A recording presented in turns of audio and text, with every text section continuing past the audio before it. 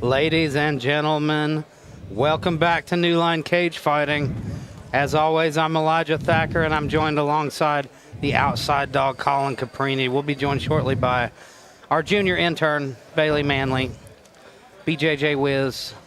Our BJJ matchmaker now. That's right. And we're going to kick things off with our BJJ Prelims. We're going to see a lot of great grapplers here. Main event, though, Eric Coon versus Joey Donahghue. That's a really interesting one. That's a very interesting match. I was impressed with Joey's previous performance this year. Joey's definitely got the experience advantage. Joey's got an interesting game. For as much training as Eric does, and they have a very good team down there at Cat 5, but I don't know that they have anybody that plays the kind of game that Joey plays. Joey's got a very good lockdown. He plays a lot of rubber guard, a lot of the Tense Planet stuff on his back. And a lot of times that can throw a monkey wrench into the work. So that's an interesting match. Joey's obviously got an experience advantage. We've got a youth, and I don't know about a speed advantage, but probably a youth and speed advantage to Eric. That's an interesting match. What do you think, Elijah? I think it's a really good one. And on paper, you know, it should be all Joey Donahghue. Joey Donahghue, I believe he's a black belt. Correct me if I'm wrong. I believe he's a brown belt, but I'm not 100% certain. Well, he's up there, and yeah. I think Coon's purple belt or blue at this point. Blue or purple. And you know, Coon is kind of really going up in competition as far as the jiu-jitsu matches. You know, last match I believe he had, Bailey, you called, and it was against Mitch. Which one? Eric Coon versus Mitch Vaughn. I didn't call that one. That was Justin Turner who called that one. Okay. It was a good match. That was a sick guillotine. See, I knew you'd seen it, though. This guy has seen it all. He's done it all. He's been everywhere. And Bailey will know the answer to our question. Is Joey still brown belt? Yes, he's a one-stripe brown belt. Yeah. But big advantage as far as rank for Joey Donahghue. Yeah. You know, Eric Coon is a guy who's not a grappler, not been a grappler for a long time. You know, he's a traditional martial artist, karate guy, and world class at that. But I think we've seen him grow tremendously since we saw him in that first MMA fight, which was also against Mitch Vaughn.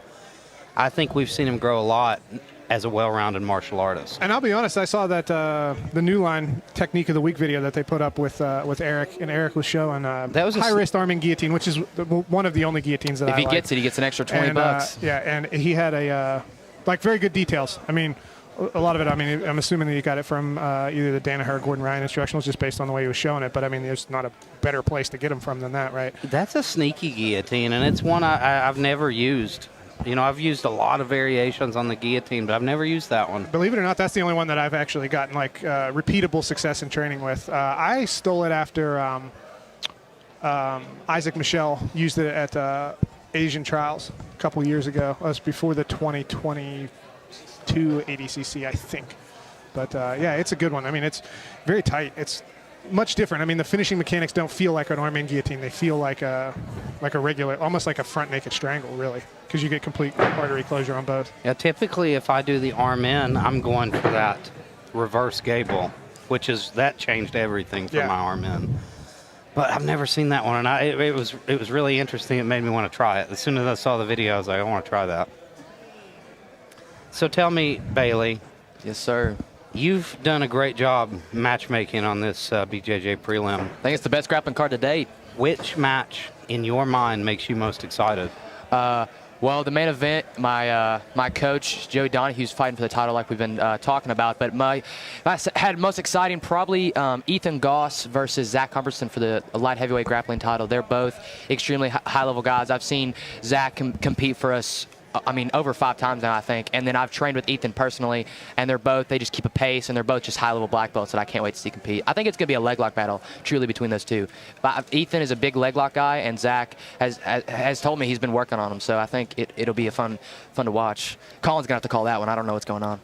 Yeah, Zach has closed up a lot. I mean, leg locks was a hole for him several years ago, and back then he did a lot of work. I mean, I actually worked with him quite a bit on that, and then he did a lot of stuff on his own after we kind of split. But Zach has made a lot of improvements there. I've never gotten to see Ethan Goss, but I'm interested in that matchup as well. We got to see Zach win this title against a guy we're going to see tonight as well, Dalton Moss. And Dalton, and that was with an outside heel hook. Dalton's a big, powerful wrestler, and I thought it was super impressive that Zach was able to catch him. Yeah, that's exactly the game plan that you should have with one of those guys, is just get up underneath their legs. Don't spend too much time underneath of somebody like that. Don't waste a lot of time wrestling with a big, strong wrestler. And we've got some people from One Academy back. We've got some youth matches tonight. The Skoonovers are taking over this grappling card. We've got 3 of them on this one, and brother and sister team, we've seen them before. I was so impressed with these 2. They're very young, just getting started, but incredibly technical. Yeah, I was very impressed with that whole team. The last time we've had them, I believe they competed at the Tartarus grappling only card, but we've also seen them here in this building earlier this year, I believe.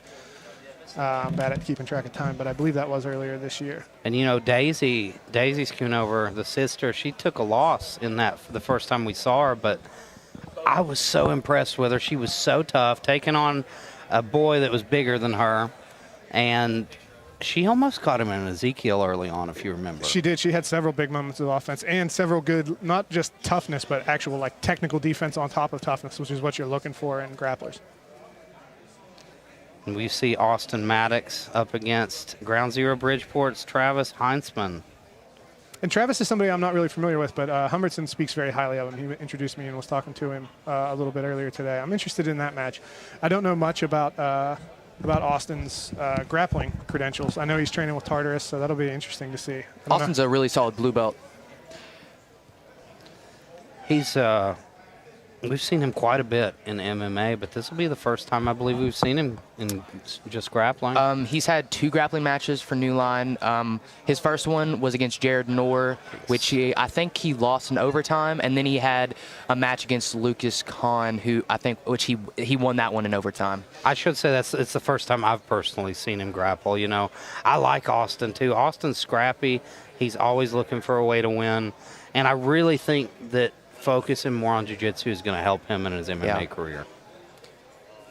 Austin's his submission defense is some of the best I've ever rolled with. It's just his offense isn't, you know, like the greatest when it comes to submissions, but it's so hard. He's such a dog. It's so hard to get him out of there. It's so hard to finish him with anything. And you know, that's a huge thing. When I think that's a baseline there. Like, I know when I was training, just getting started, I was rolling with black belts all the time, and I'm like, I'm not going to tap these guys. You know, I can try so hard, and I'll still not tap them. I'm like, let's see how long I can survive. And then that begins to get longer and longer, and you develop this toughness. And then once you can survive, then you start trying, like, all right, how can I get on top of this guy? Like, It's amazing. We've got, from top to bottom, we've got people just getting started in grappling, you know, very new to it.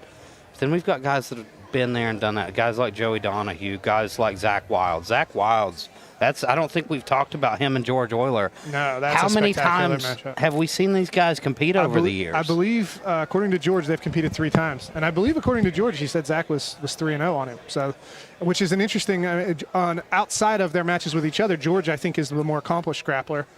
Zach is obviously very skilled in his one. I mean, Zach has beaten the current heavyweight New Line champion, Wes. I was at a Butch House tournament one time when Zach beat Wes and George Euler on the same day to win a bracket. I mean, Zach's a guy people sleep on. I think a big part of it, he's such a nice guy. He's so humble. He's never, you know, one that's like wants to be in the spotlight.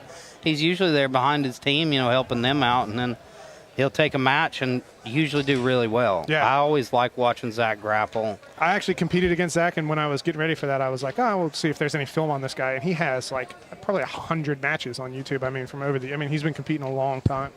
I bet Zach's been involved in combat sports for around 20 years or more. Something you know, like that. He's been around and done that. He's been around as long as I have, for sure. I'm interested in that match, and I'm interested to see John Cooper and Taylor Cahill as well. Cooper, who's our reigning, what weight class is that? 185. Our reigning 185 champ. I've been very impressed with Cooper. He's got an interesting style. He's more kind of a modern meta leg player. I'm interested to see how that matches up with Cahill. You're probably not familiar with him, but I've gotten to see him compete before. I actually was going to have a match with Cahill in the second round of a tournament one time, but I think he got injured in the gi bracket and wasn't in there. But he's a pretty high-level wrestler, either a D2 or D1 level wrestler. Taylor Cahill is. He's from actually from the same county I'm from, Somerset County, PA. What's it like, you know, being a typically just strictly jiu-jitsu guy when you first run into a high-level wrestler in competition? Well, I tell you what, for like white and blue belt levels, it's very hard because really wrestlers come in with a good enough base that they don't do stupid things. They're very difficult to get on top of. And if you don't have high-level leg locks, which most people don't have by blue belt, because that's a skill that takes a long time to develop, it's rough usually. And then once you start to get into like purple, brown, black, you start to see things equal out as the skill sets start to match up. So that's why this is an interesting match to me, because Cooper's really, I don't want to call him a leg specialist. I think that's a bit almost derogatory. Which it probably isn't to everybody, but it is to me, because everybody always called me a leg specialist. But Cooper's definitely good at leg locks. He's very good at leg locks. He's got a wicked triangle choke as well. I know, but this has been almost a year and a half ago. I got to grapple with John a little bit, and he was so new at that time. He's grown so much. And he's got victories over two of my very solid purple belts. He was able to get decision victories over Griffin, Liam Bruno, and Czar. So I don't know if John had even gotten his blue belt yet when we got to Raw. I think maybe he'd just gotten it. But I remember he was still at the point where he liked being a guard player so much. Like, he would give up a dominant position to play guard. Like, you'd see him in top half or mount sometimes, and he'd just fall to his back. The youthful and imprudence Butch of would be like, what are you doing? But you can see, like, John's a killer. And I think we knew from the jump. And a very solid team there. I mean, John Cooper's deadly serious about becoming a jiu-jitsu world champion. Like that, he doesn't care about MMA. He doesn't care about doing anything else. Jiu-jitsu is his passion. Jiu-jitsu card off.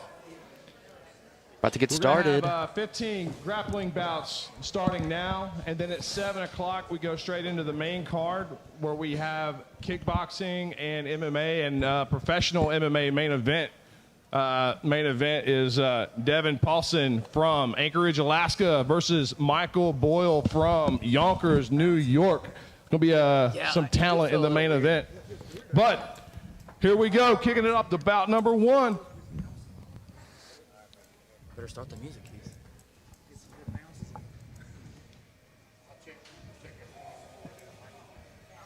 Now, Tristan Turner, we saw involved in an absolutely spectacular boxing contest at that last card that we had in Madison. I'm interested to see him grapple. I have heard nothing but good things about Tristan Turner. You know, talking to Joe Thompson, his teammate, they say he is a tank. Joe said he taps me so many times. He said, I've only caught him once. College wrestler is Tristan Turner. Wrestled in college for a little bit there. And we've got his opponent came in first, Alden Smith. No, that's Tristan Turner. That's Tristan? Yes. Oh, really? Yeah. I didn't recognize him. He's slimmed down a lot. He used to be, like, his first grapple match here, he was a little bigger, but he's slimmed down a little bit. And I see he's wearing reaction He's wearing the reaction. gear. Yeah, gear. That's another thing. He trains there now. So he's moved out to Lexington training with reaction. That's going to be a huge move for him. Yeah. Joe Thompson did tell me he's a black belt in jiu-jitsu. So. Yeah, and a black belt in jiu-jitsu, that'll carry you far in this world. It really will. So tell us, Aiden Smith out of One Academy. What's the scoop? And is that Aiden or Alden? Alden, sorry. Alden, he's a two-stripe wipeout out of One Academy. He did really good in his last 2 matches. He had 2 matches at the last grappling card we had at Davis MMA. He won his first match against a really high-level wrestler. Sounds like we're having some audio issues. Like us? Keith says we're having audio issues, but I think it's the music. I don't hear the music. It's probably them. So tell us about Alden. Yeah, but he's a two-stripe white belt, and he won his first match by, I want to say, triangle, but then he went up against the really solid blue belt in Caleb Thomas. White belt, 8 minutes. He went against a solid white belt, blue belt, Caleb Thomas, and he got toe-holded. But it was a really good performance by Alden. He's a really strong guy. He's built perfectly for jiu-jitsu. Very long legs, long arms, rangy. But as we know, Tristan Turner's a tank. Test, 1, 2, 3. Turner actually told me his goal is MMA. You know, we've seen him box, we've seen him grapple. I think he's trying to put together all the tools to make that MMA debut. And I tell you what, if knowing that he has a background as a collegiate wrestler and with that striking performance that we saw, not only the technical prowess but also the toughness. I mean, that was one of the grittiest fights. He put the other guy in a lot of adversity, but he had to overcome a little bit of adversity himself. Like, that was not an easy fight. I mean, that's exactly what you want to see from an up-and-coming prospect. So we've got Alden Smith, who's 1-1 at New Line Grappling. Tristan Turner is 1-2, I think. Yes. So this is a good one. 2 big prospects here to kick off this grappling prelim. Referee in charge of the action or discount Dana White. Eric Swan. There's a lot of Dana Whites in the building. Every bald man is a different avatar of Dana White. Ladies and gentlemen, this is a grappling bout in the NLC Super Middleweight Division. Fighting out of the blue corner with an NLC record of 1-2 from Hazard, Kentucky, Tristan Turner.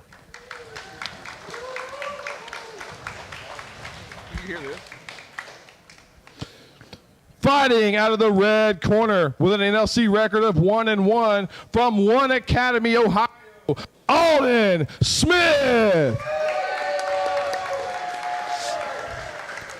And your referee in charge of the octagon, Eric Swan. Now we're going to get sued by the UFC. Already can tell that wrestling from Tristan with that strong collar tie. And on a knee tap.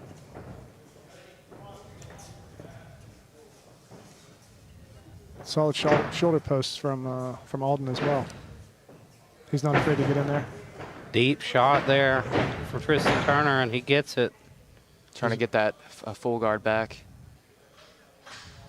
Doing a really good job keeping that shoulder pressure on Alden.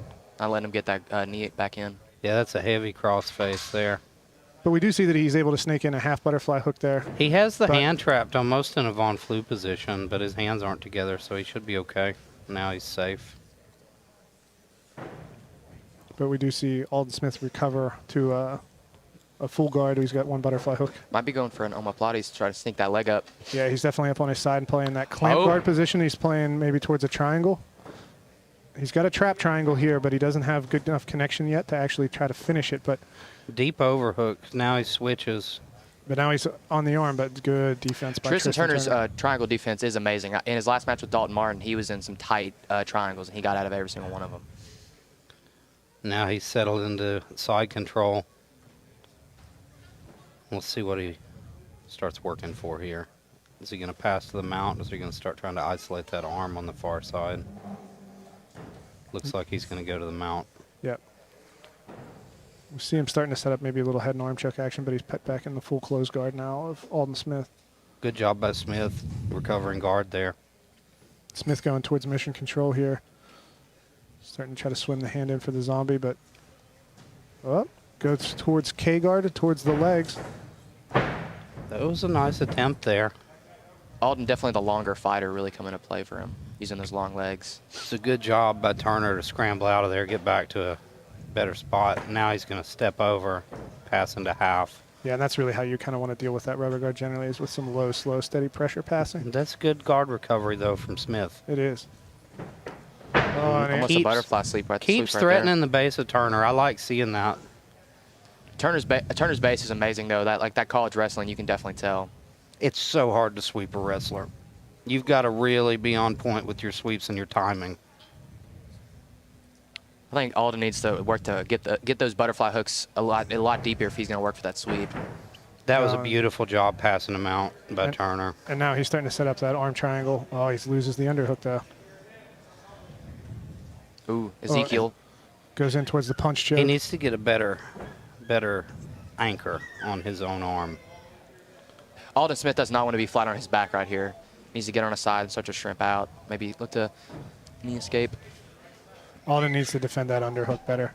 That's not a position to play an over-under as Turner walks it up. He's starting to set up that arm triangle. We've seen a lot of the reaction guys have that good, solid arm triangle. I've seen a lot of guys finish in the arm triangle from half now, which is something, you didn't typically see a lot of. But, guys, you get a guy like Mitch Vaughn on top of you, he has a wicked arm triangle from top half. I actually, in some cases, prefer to finish it from half. I definitely prefer finishing from half to finishing from side control. I'm a mount or half guard finisher. I feel like if I got arm triangled from my own half guard, I would be really upset. It's happened to me before.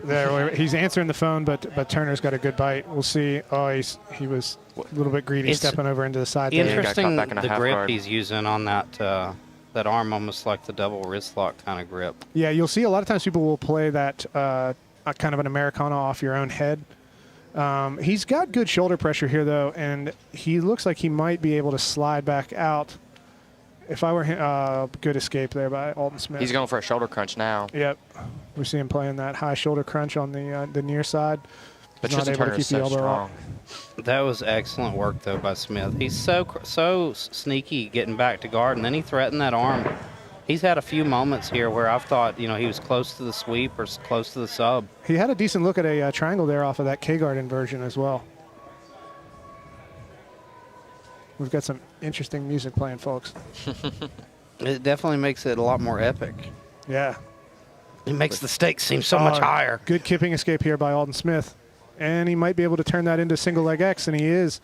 He's on single leg X. Now, this is a white belt match, so these guys will be straight footlocks only, but... Yeah, and knee bars. Yep. Isn't good elevation with that, though. Alden need to work to stand up after he gets that elevation, creates that space. Because Turner's guard passing so far has been amazing. Do you agree that heel hook shouldn't be legal at white belt?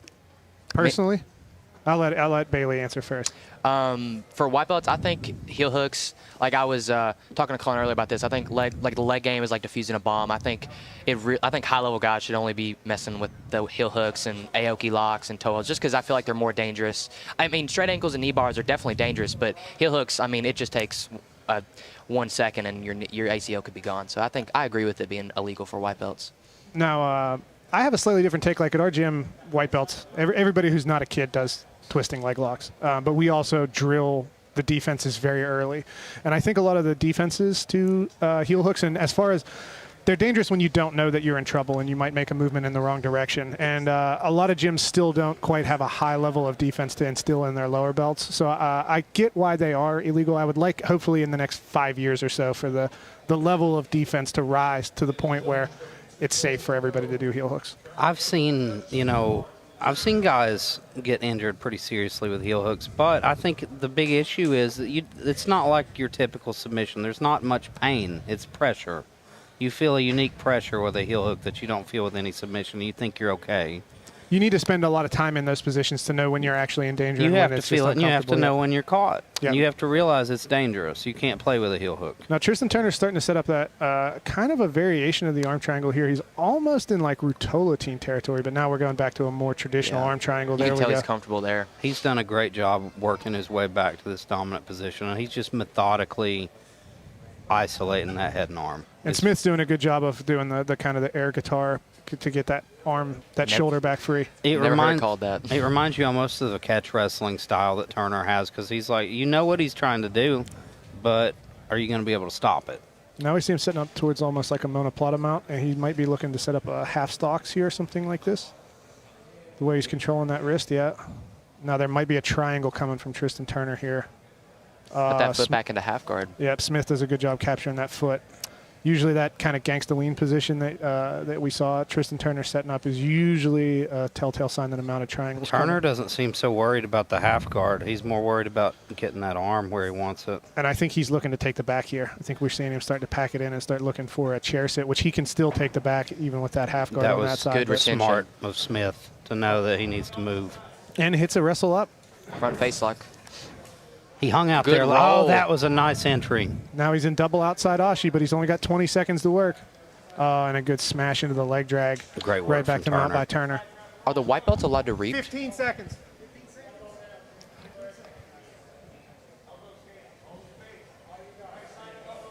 Really good top pressure by Tristan Turner. Now, typically, when you're entering the Ezekiel there, I always am here first. I think that's why he's having trouble reaching it. Yeah. Yeah, and a lot of times you'll see guys call that a punch choke when we're attacking there, and then Ezekiel is on the bicep. But if you watch like a way Alexei Olenek does it, he's very, very high up with his elbow on the Ezekiel. I think he changed the game when it came to the Ezekiel. The way people land it. We have a winner by Blue corner, Tristan Turner. Really good, strong win for Tristan Turner. This is Alton's match, first match of the night. He has a match later on against Cole Fringe, so hopefully we'll see him do a little better in his next match. That's the beautiful thing about grappling, being able to compete twice in one night, be able to get more experience, and that's exactly what Smith needs. But yeah, I've only recently started to experiment with the punch choke, and I have a little bit of success with it from time to time. But yeah, Olenek really did change the game on that. I mean, Olenek has finished. I don't know if you're familiar with Bailey Manley's going to learn some lore. Goodness gracious, ladies and gentlemen. Just shit my pants live on paper. I want to watch that so bad. Were you going to say if I knew anything about Alexei Olenek? I know that he's hit Ezekiel's in UFC. I think he's the only one well, I think Alexander Volkov hit one.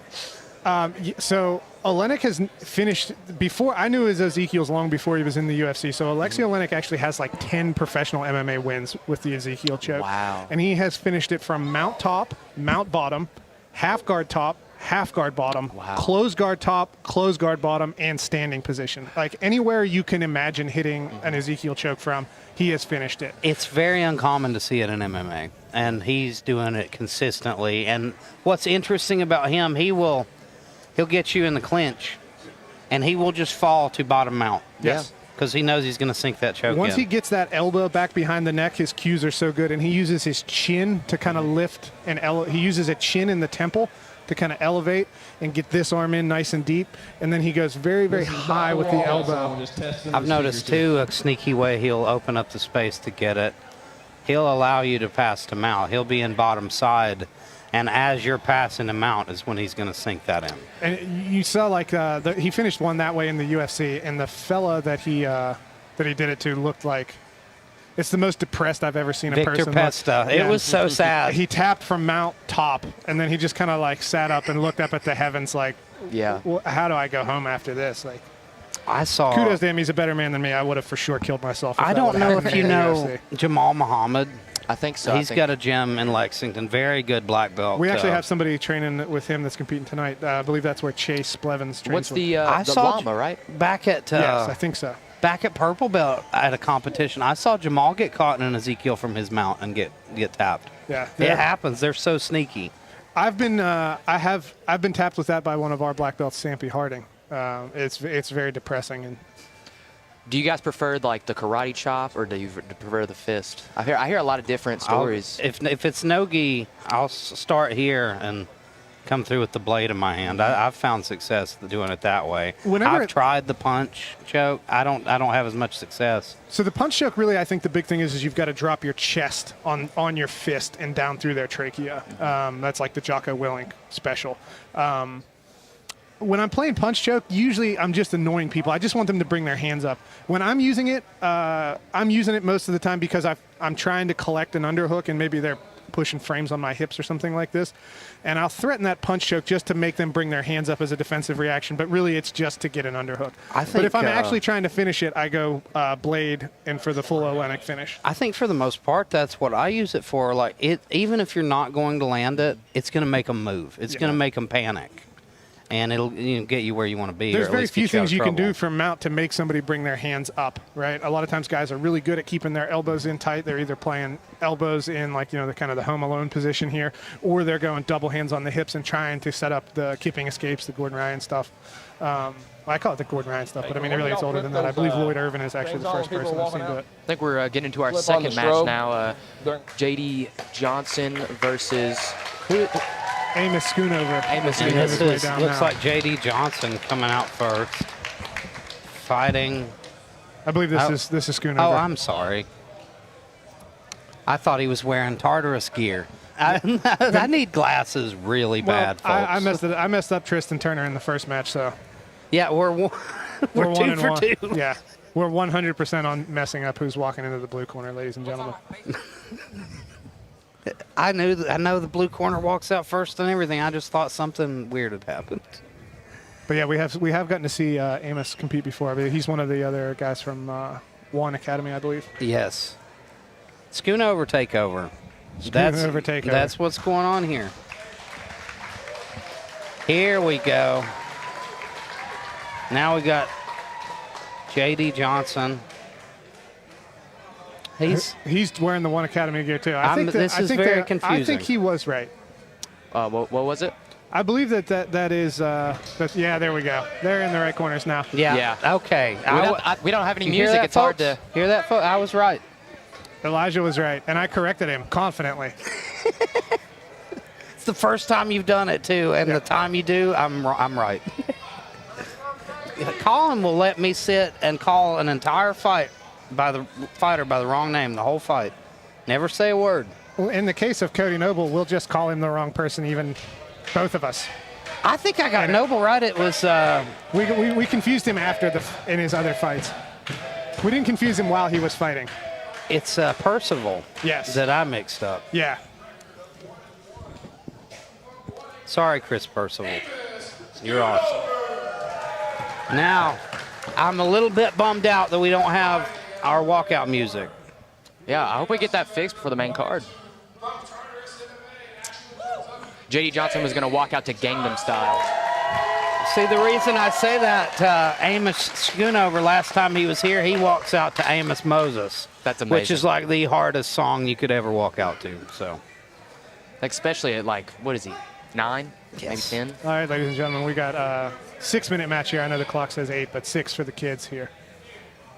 I'm always so excited to watch these youngsters compete. JD looking to set up a shot here. A lot of good footwork from these two. I've rode with JD. He for only being as young as he is amazing. He's been training almost about as long as me. He's been training over 2.5 years, JD has. See him working those down blocks? I heard, Bailey, that you like to go to the kids' class and just tool everybody. Yeah, that's the plan. It's the only submissions I ever get. Now, we've got a pretty decent guillotine grip here by JD. It's tight. He needs to push on that elbow. He needs to push on that elbow. Man, JD's tough. JD is an amazing. He's a tough kid. Every match he's had, if he's That's ever been a deep tight. guillotine. Beautiful job by Amazing job by JD. JD. He goes right into a knee cut pass. Some people would have panicked and tapped. That shows his experience. He hung tough and he found a way out of there. Skoonover doing a good job playing close guard. He started to set up kind of a hip bump triangle dilemma there. JD goes for the knee cut pass, and this time he's able to secure it. But a good re-guard by Skoonover. Right back on that knee cut, relentless on the knee cut, but good guard retention by Amos Skoonover. It absolutely blows my mind how skilled these kids are at their age. And Johnson was doing a good job of securing the underhook with that knee cut too. So Johnson definitely got the size and strength advantage, I think, here. But Skoonover's very slick. We've seen that before. Very good job keeping that guard. Now Johnson's trying to get past again. But Skoonover did a good job, though. He opened his guard and started to go towards a K. Yeah, I've been to Tartarus, and JD is right in there with the adults competing every day. Right back to guard again for Skoonover. Basic, and fundamental jiu-jitsu. Skoonover playing with a behind-the-head grip and an underhook, and which he might be able to transition towards. We've seen they like that Ezekiel. And we hear the corner calling for it. I believe I saw him trying to set it up earlier, and now he's looking for it. He's just got to get a little deeper. Yeah. I have a feeling that JD's wise to it, though. And now he's going to step over. Right back to that knee cut. But now we're into a single leg X almost type position. Now he decides to go back to a closed guard. That's great work by Skoonover. It's a very, very crafty guard. Hard to deal with. And it's demoralizing when you pass and then he gets back, and you pass and he gets back. It's a lot of hard work.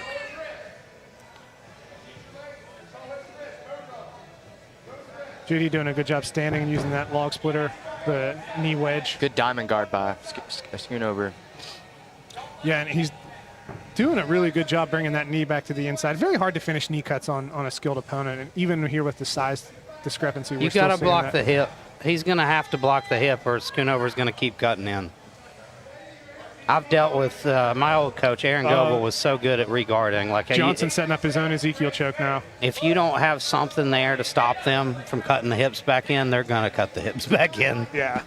Maybe a look to a dummy sweep for Skoonover. Skoonover looks like he might be trying to set up a triangle now, but he's a little bit balled up. Now he's got a no arm in triangle look. Now for people let's pretend you've never seen jiu-jitsu in your life. How would you explain it? What's going on here? I mean, Cahill, J.D. Johnson's trying to pass the legs of Skoonover. Skoonover's doing a good job. Now he's got a lockdown. He's playing it with the legs triangled a little bit more, but Skoonover's doing a good job of keeping his legs between him. Oh, he almost hits a stand-up there, but Johnson's able to return him back to a supine position. He keeps going for these knee cuts, and they're working for him. He's passed the guard a couple times. It's just Skoonover's retention is amazing. This is a very high-paced match, ladies and gentlemen. And very high level for these guys' ages. Skoonover's setting up a triangle here, but the forearm is still in from Johnson. Needs to get those hips up. Oh, but now the forearm's not in. He has a triangle here if he can get that angle. I can't tell. He's got to reach up, grab that shin, try to change the angle a little bit. Yeah, he's got a decent look at this triangle.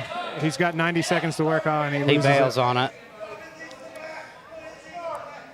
One thing that my coach always used to say, when he explained jiu-jitsu to new people, when you're playing guard. Oh, and he finally finishes one of those knee cuts. When you're playing guard, you're constructing, you're building defenses. When you're on top, you're demolition.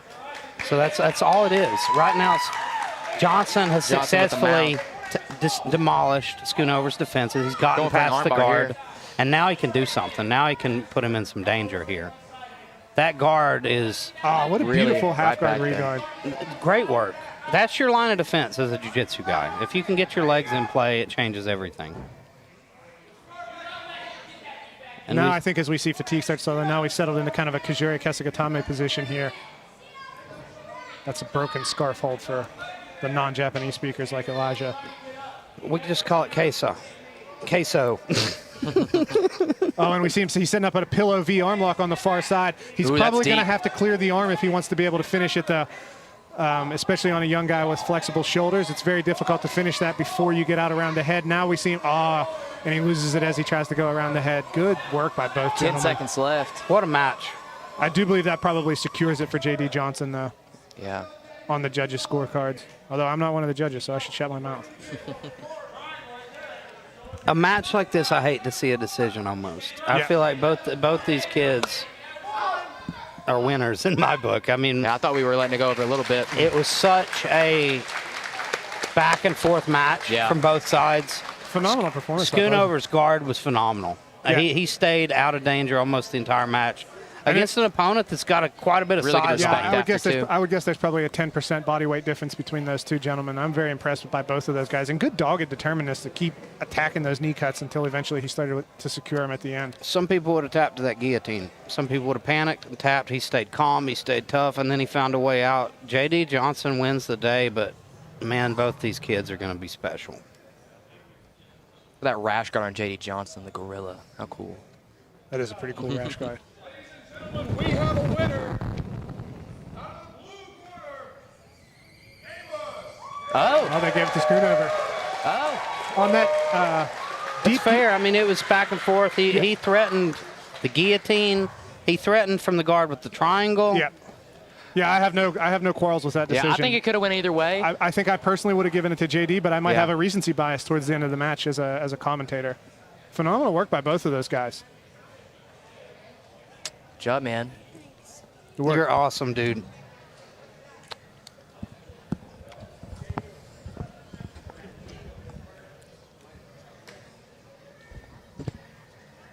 All right, next we're going to have Caleb Rice and Mason Little.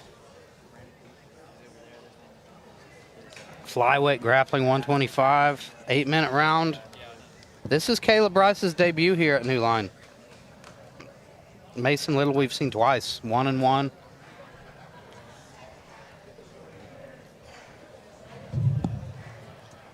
Looks like Mason weighed in at 132.6, Caleb weighed in at 130. Ooh. All right, I guess that's not the match we're on. What is it? Okay, I see now. We've got Alec Vance and Travis Heinsman next, actually. Yes, if you guys were talking about the Luke Kahn match, Luke Kahn had a dropout day of. He had some family things he had to take care of. Yeah, I think I actually jumped the gun. It's the very next match on the card after this one. You're just doing awful today. You were wrong, too. Not worse than me. Everybody keeps asking me questions. You know whose fault it is? It's Bailey. Yes. We got this new kid here. He's really throwing us off. Hey, everybody keeps asking me questions like I know everything. I blame Bailey for taking away the sheet of paper and making me look at the picture I took on my phone. The judges made me.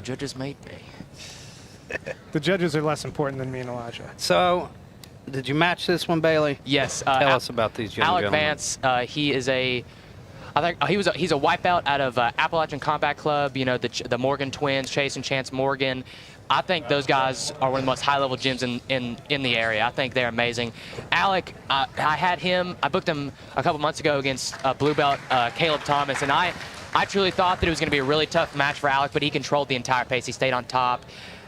All those Appalachian Combat guys are just are unbelievable. Their wrestling is unbelievable, everything. And then his opponent, Travis Heinsman, he's under Zach Hbertson, and I've heard that Travis he's a white belt, but he's really close to getting his blue belt. So this is two guys that probably in the next 6 months probably going to get their blue belts. So yeah, and we are doing colored belt rules for this. So what's the deal with the Appalachian Combat Club? They're all blonde-haired and blue-eyed. Pretty much. There's another Logan Seabolt. He's later on against Dalton Moss, and he's 1-0 from Appalachian Combat Club, Alec Vance. Fighting out of the red corner, making his NLC grappling debut from Ground Zero, Bridgeport, Travis Heinsman. About. Once again, your referee, Eric Swan. Yeah, and Zach speaks very highly of Travis. I'm interested to see this match. This is Travis's first match of the night. Later on in the night, he's facing Austin Maddox. So that should be a good match. We'll see how he does in this first one. Already can tell the wrestling from Alec Vance. You know, training with guys like Chase and Chance, those are two high-level, collegiate-level wrestlers. And ladies and gentlemen, I was incorrect, actually. It's his other match later on that we're using blue belt rules for. This one is going to be white belt rules. Because Austin Maddox is a blue belt. Yeah. You're fired. No,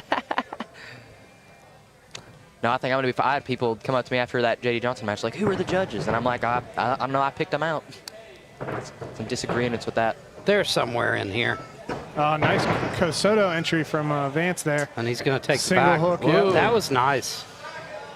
That was nice. And we see him, he's already hunting a choke. He's got both hooks in now. And he's going to... Oh, that is deep. That is deep. Under the neck. That is deep. It's a bad one. It's kind of, yeah, that's... The angle was off, but I wouldn't want that guy cranking my neck at all. It was, it definitely popped his neck a little bit. Vance did a very good job using that Cosoto hook to set up he wasn't able to get the trip, but he was able to get his hands on the mat, and then he went right to almost a broomstick type takedown where he was able to get a single leg in. Yeah. You see Shinya Aoki and Damian Maya use those kind of entrances. It was very crafty. A rear naked choke, Alec Vance. Very impressive stuff by Alec Vance. $25 bonus for Alec Vance, first submission of the night. Oh. Made quick work of Travis Heinsman. What do you guys think of the Morgan twins fighting on the main card tonight? Chase Morgan with a kickboxing match and Chance Morgan with a MMA match. I'm excited to watch that. I think you want to talk about blue chip prospects in the state of West Virginia, you got to talk about the Morgans.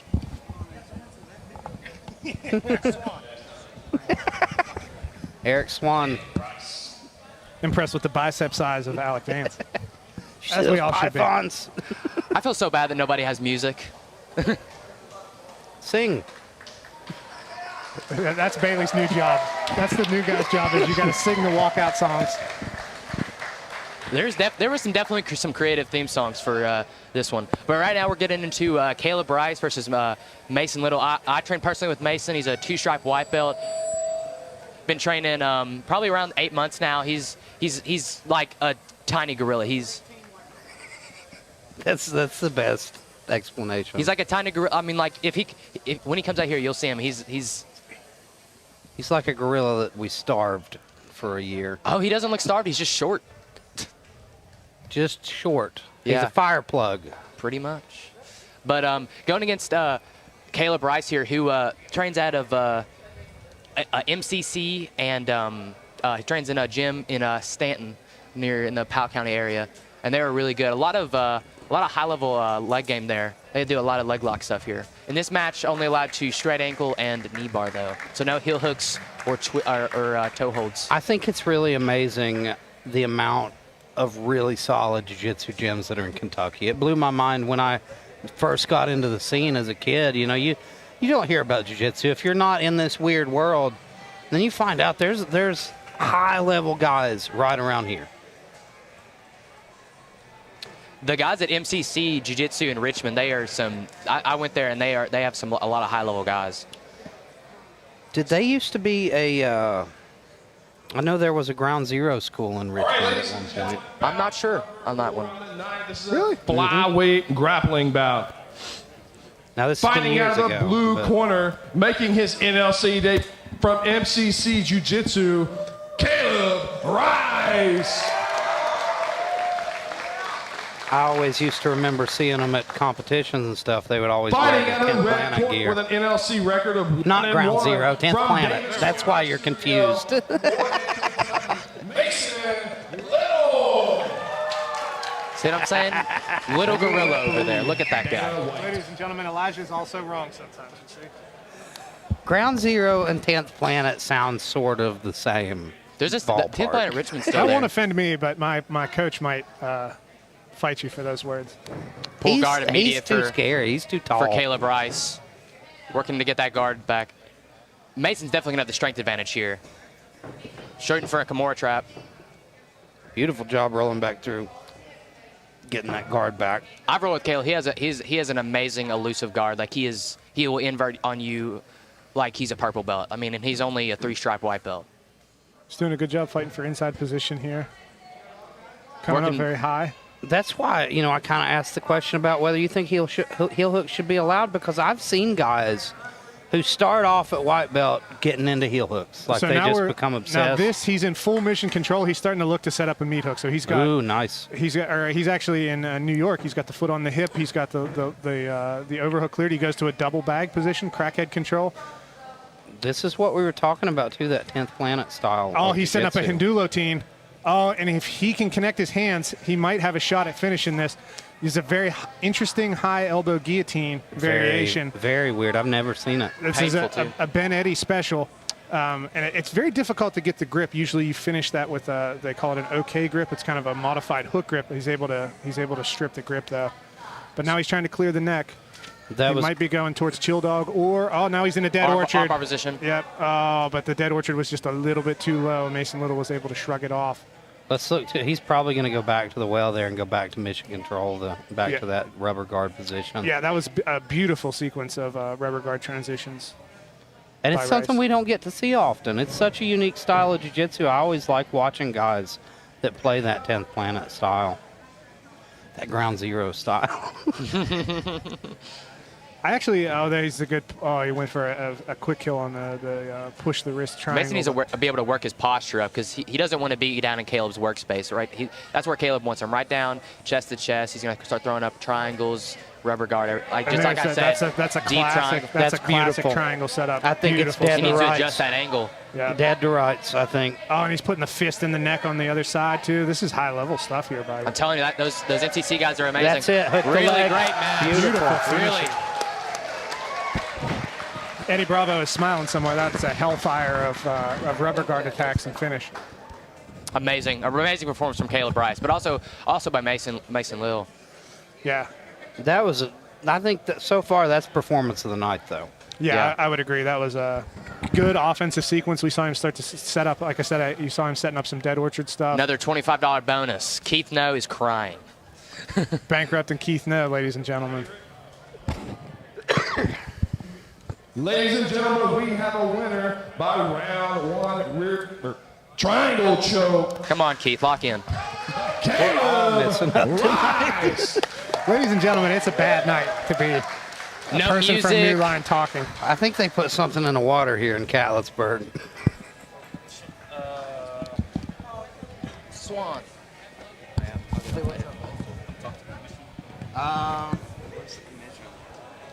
It's a guy in a blue shirt around here somewhere. They might. Oh, that guy right there. Oh, right there. There's one right there. There's one right there in the gray polo right there. Yeah, that works. Yeah, either one. All right, ladies and gentlemen. That was a beautiful. I don't get to use my rubber guard knowledge very often, but I got to pull it out there. We nearly saw a Hindulotine. Now, Hindulotine's very difficult to finish. You'll see some people try to finish it with that sort of reverse grip that you were talking about, Elijah.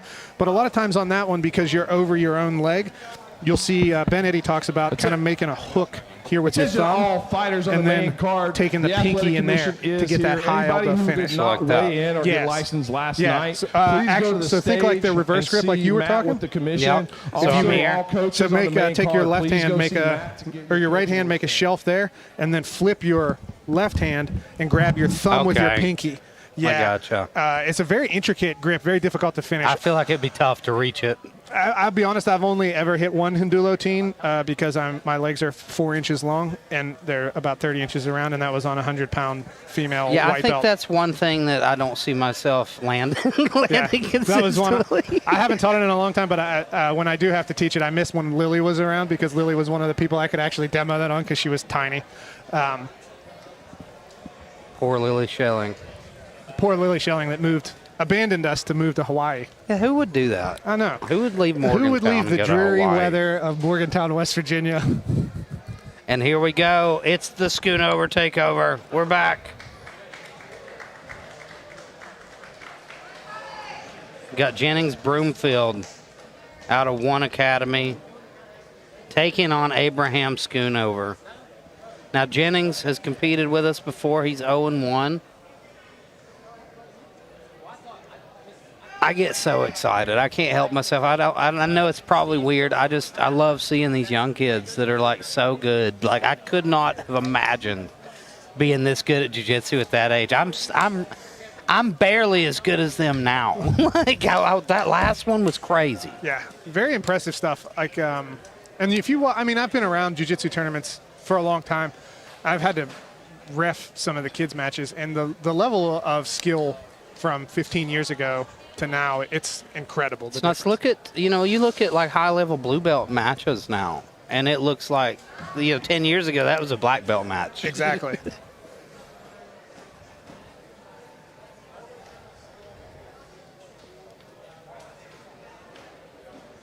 Hopefully we get these technical difficulties with Keith's mic and the music resolved eventually, that you guys don't have to listen to us through the whole time. So this will be another 6-minute round. 6 minutes of chaos. 6 minutes of weaponized children. The pace was so high in that last one, I'll be honest, I kind of wanted to see it go 8 or 10. I would love to see it because I think they're good enough. These kids, they could do it, and they're good enough. It's very difficult in a short match to usually, if a sub happens in less than 5 minutes, it's usually because one guy is a lot better than the other, or there's some, particular defensive vulnerability that the other guy hasn't shored up. Now we see the older brother of Amos Skoonover, Abraham, stepping into the cage, ready to go. Now, this is a youth grappling bout. Fighting out of the blue corner for the second time from One Academy in Ohio, Jennings Brumfield. we got two kids from the Fighting same out of gym. the red corner with an up against NLC each other. record of 2-0 from One Academy, Abraham Skoonover.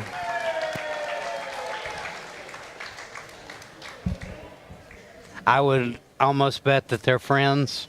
I would say they bet both wanted a chance to compete in the cage.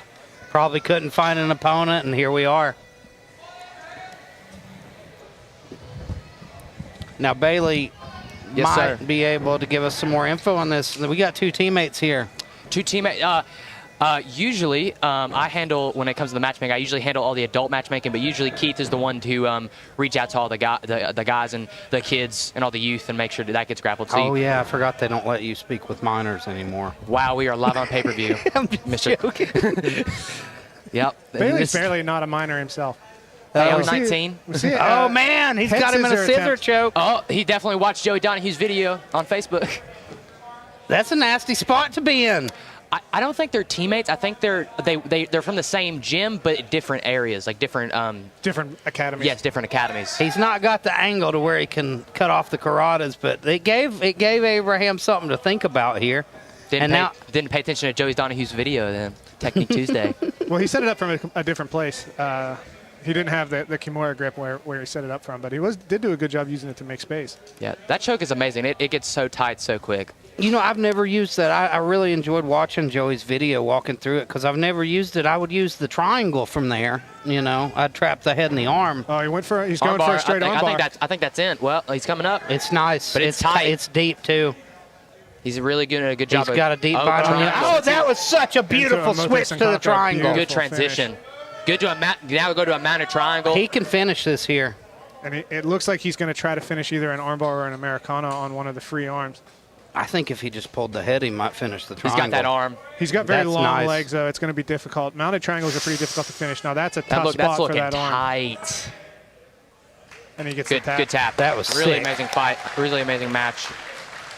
That almost was looked like brothers. absolutely slick. That was an beautiful armbar to triangle setup. I love that. The transition to the triangle was so fast and seamless.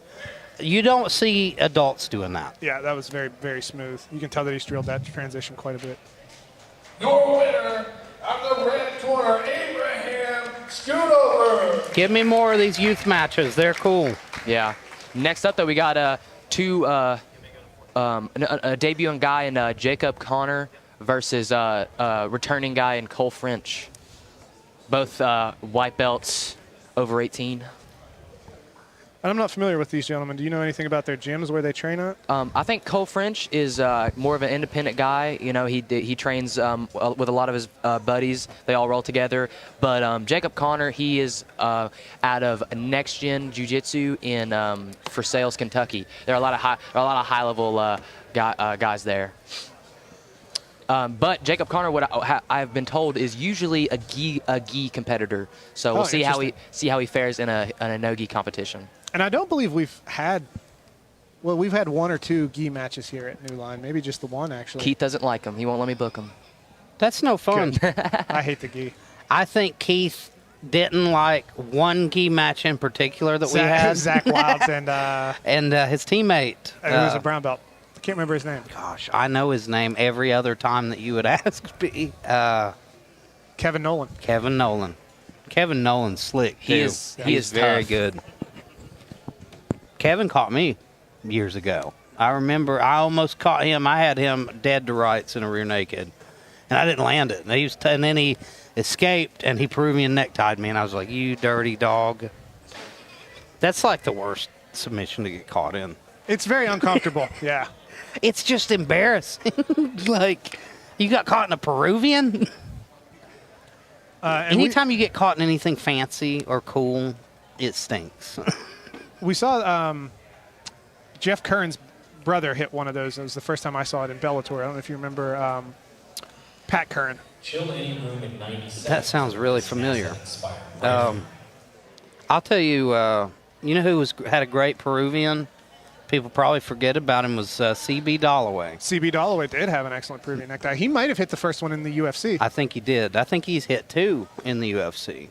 I'm trying to remember who he hit that on because I remember that fight. Was he a middleweight or a light heavyweight? Both, CB I believe. Yes. I think he's done both. I believe he started at light heavyweight and then dropped down to middleweight because eventually he fought Michael Bisping, I believe, at 185. It's strange how you'll have a guy who they've got that one move that they're just better than everybody else at. Like CB was like that. And CB was a wrestler who had a good front headlock. And I personally, I'm not the biggest fan of a lot of the front headlock strangles, as you're well aware, Elijah. But the Peruvian is one that transitions very well for wrestlers because you don't really have to give up control. You don't really go to guard to finish. You throw the leg over the head and you get to finish from a seated position. I think that's one of the reasons why you see wrestlers prefer it sometimes over. Now, not so much. Now that Darces and Anacondas are really in fashion, you see a lot of wrestlers playing with those. But I think back in the day, you would see a lot of wrestlers prefer the Peruvian over the classic guillotine chokes. I like, as far as like heavyweight catch wrestling style grapplers who do a lot of stuff like that, I love watching Neil Melanson. Yeah. I learned a lot watching his tutorials, and I like his style of the Peruvian. I don't know if you've ever seen it, but he does it very differently. And he looks like it would be horrible to It do is. Peruvian necktie It's fighting. nasty. I mean, he's a big, strong dude who's got very good technique. His Japanese necktie is similar. Yeah. That's something that I used to use all the time. And he uses a lot of that, the modified gable grips, where he goes kind of 3 fingers. Here, yeah. It's interesting. It's easier for your elbows to pass. Exactly, and that's like it's a classic gable is very strong from here to here, but whenever you go into that 2-finger, you're stronger in that closer I do range this of motion. grip on a darce now. Yeah. Because of that. I can imagine that. It helps a lot. It's strange how these little details can change your entire jiu-jitsu game. It's like the inverted gable that changed my game. And that grip changed my game because for darces, for any of those chokes, it's way better. Eli uses that grip for a lot of things. He's kind of a similar build to Mullen. Yes, ladies and gentlemen, we were having a lot of technical difficulties. No music, no nothing. And Neil Mullen, the most gangster jiu-jitsu story maybe ever. He kept dislocating his pinky toe.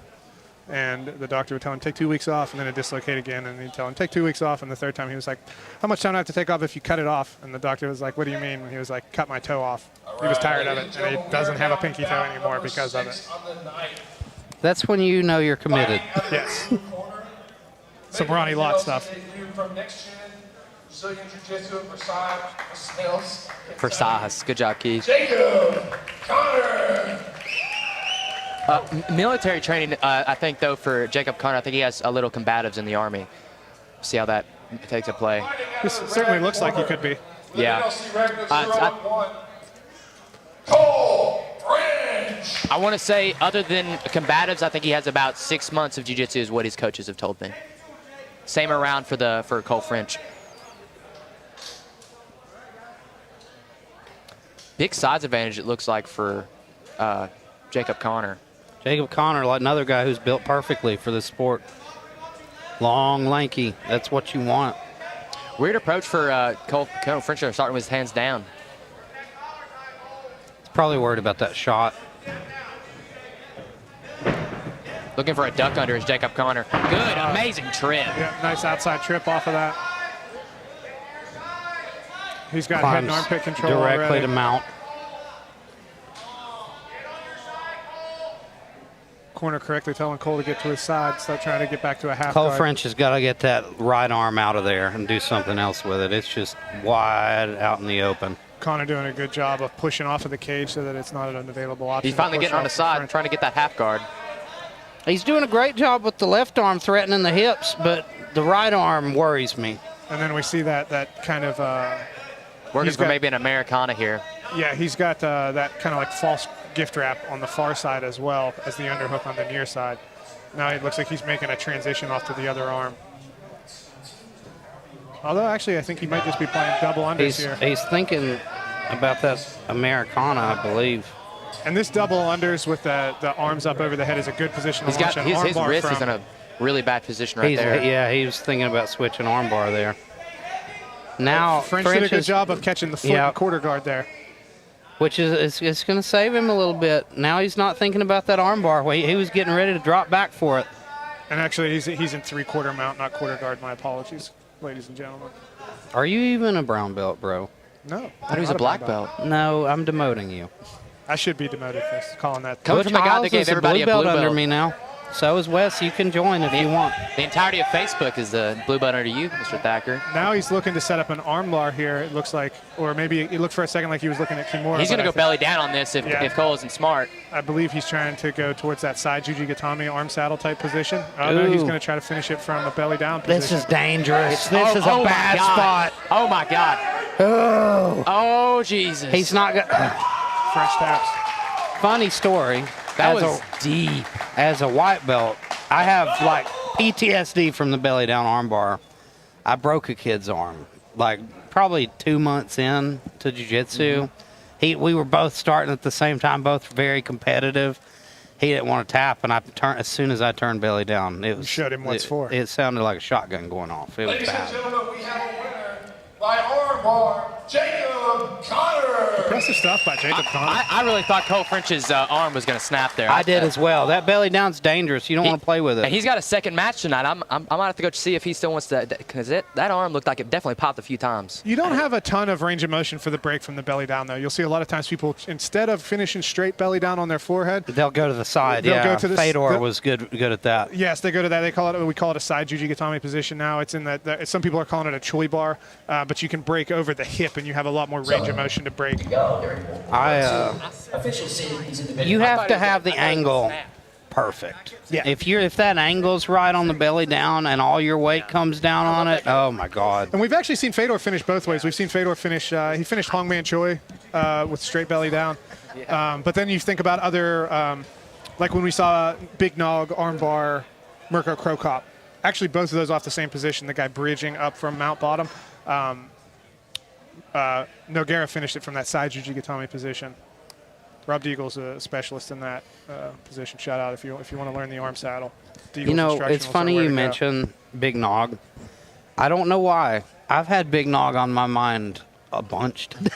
I've been thinking about dreaming about him. I've had Big Nog on my mind for about the last 3 weeks because I went back and rewatched his fight with Randy Couture, and he hits a sweep on Randy Couture twice from full guard that I have never seen anyone else even attempt. And he sweeps Randy Couture cleanly with it twice.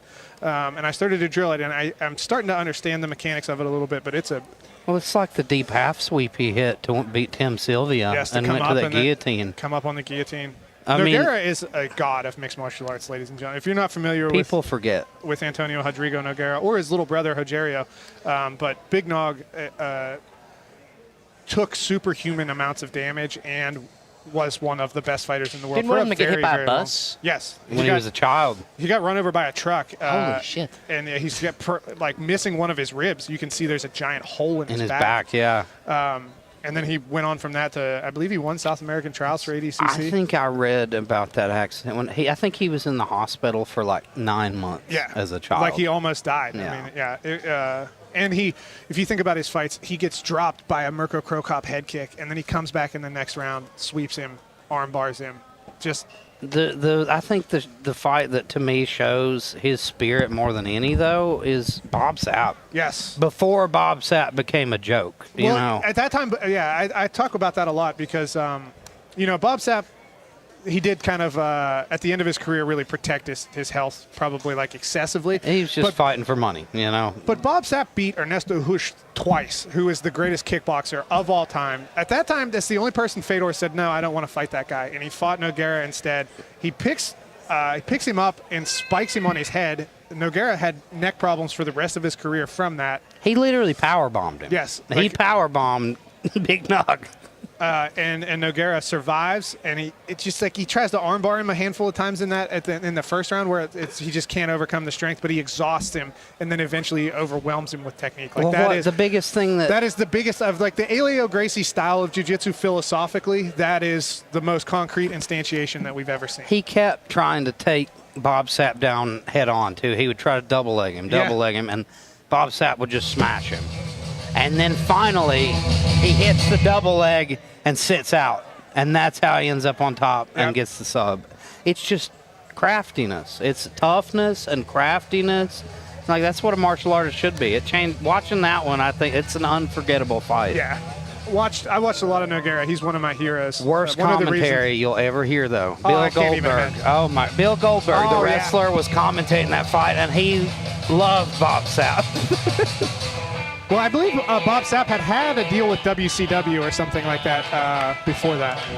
We've got music now. Music is fixed, ladies Funny and gentlemen. thing, I think I heard Josh Barnett talking about training Bob Sapp. Yes. And he said he would never train. He hated it. You had to drag him in there. But he said Bob was an incredible learner. Like when he did show him stuff, Bob drilled it for a couple days. But Bob Sapp's an interesting character. I don't have as much disdain for him as some people do. I think he has mental health problems. Well, after that interview with Ariel Helwani, I don't know if you've seen it. I actually haven't seen that one. I've heard a lot of other ones with him. I generally avoid Ariel stuff. The Little Mermaid annoys me. But Bob Sapp was a smart guy. I mean, he made a lot of money in Japan. He was a huge superstar. I think he's still massive over there. Still has, big power in his name. Michaela Stapleton versus They call her Mac at Tartarus. Mac. She is Mac. I've worked with her. She's legit. She's only been training maybe not even 6 months, but she is. I mean, everybody at Tartarus is really good. I mean, they're all. And you got Daisy Skoonover. We've seen her before. Like we said, she took a loss in that last one, but man, I was impressed. I was very impressed with her grit, her toughness, and her craftiness. And this should be a great match. And now we see her with a female grappler her size too. So. Yeah, I think she's definitely got a more even matchup here. Ladies and gentlemen, we have a team grappling match. Fighting out of the blue corner, making her NLC debut from Tartarus MMA in Ashland, Kentucky, Michaela Stapleton. Big pop from the crowd for Michaela. And fighting out of the red corner with an NLC record of 1-1 from One Academy, Daisy Skoonover. I believe that's an I. A what? I believe it's an I. I think her name's McKay. The Dana White version. Oh. That's why they call her Mac, because nobody can really pronounce her name. And I apologize. I can't read. It's Micaiah. It's all right. Neither Keith messed it up too. Yeah. That's why everybody at Tartarus calls her Mac. Yeah, he can't fire me if he did it too. And now they clinch up. You see Daisy get the double inside collar ties there. She's got that plum almost. Looking for a sweep from there as well. Finally seeing some cage work from these two women. I think the double collar tie is an underrated position for grappling. I agree. There's a lot of good snaps from there. You've got good looks at those foot sweeps as well. You don't see it as much because it really does require a lot of the offense from there requires more upright posture like you see in fighting, but she's making it work here. Pulls guard. Interesting. And we saw a very active guard from her last time. Beautiful dummy sweep. Coming up, and she might get caught in a leg lock position. She's going to turn out of it now.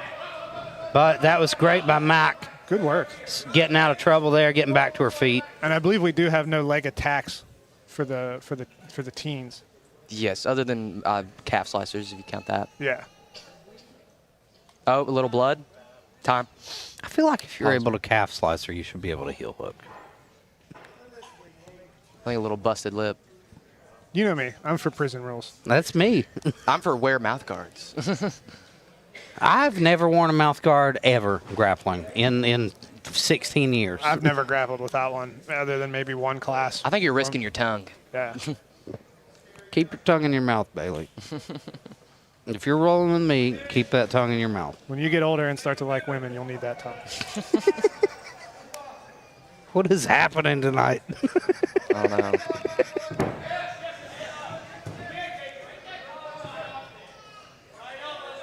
Very difficult to strip double collar ties. Mac doing a good job. She gets to a Russian tie briefly, but now she uses that to set up a guillotine. She's got it.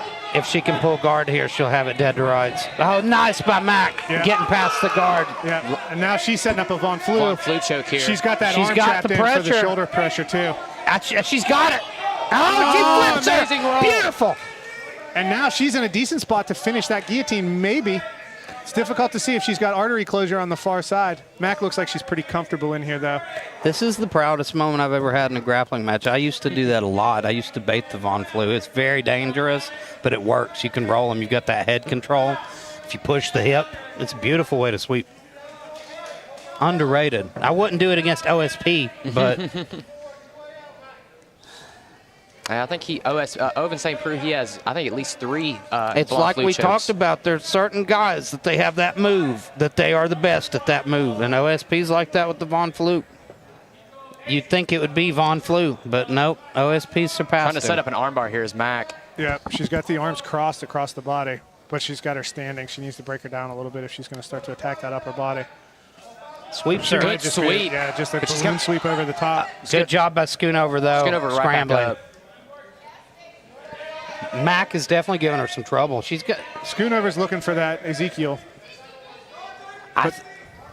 So was Mac, though. She had that same grip, almost like a frame. It was good work.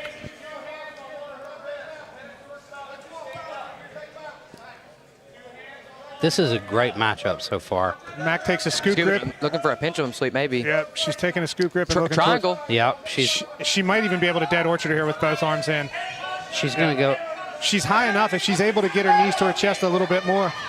It's good stack by Skoonover.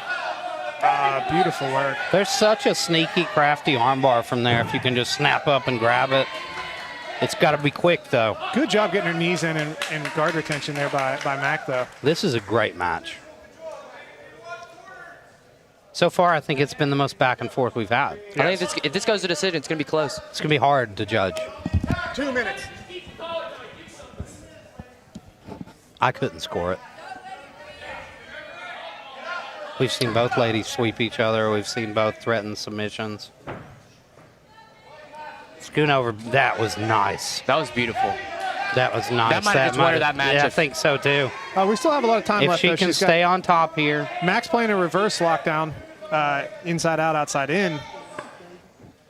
Maybe looking to set up an electric chair or something like that. Skoonover needs to kick that foot to the ceiling. Stop her Skoonover from being able to get again that setting up pressure. that Ezekiel choke. And she's tight with it. We saw her go for it in that last match. I think she was telling the ref she was okay. Okay. I thought we were seeing a Brazilian tap for a second. That Ezekiel might. You got the weight sheet for the wrestling? Keith wants to. No, but Mac has got to get that far side underhook. Yeah. Got to start making an angle, maybe trying to get out the back door, do something. Because right now, the clock's ticking down, and I think Skoonover's got the advantage. Well, and I think if she threw that lockdown in, the classically correct way, outside in, inside out, and then took a scoop grip, she'd have a look here.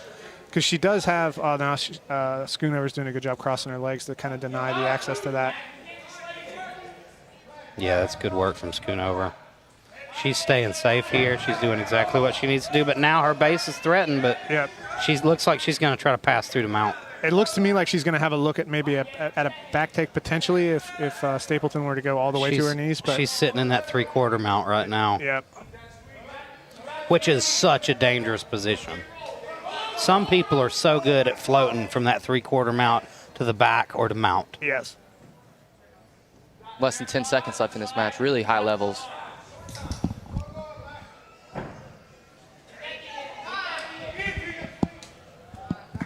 I thought you were stemming.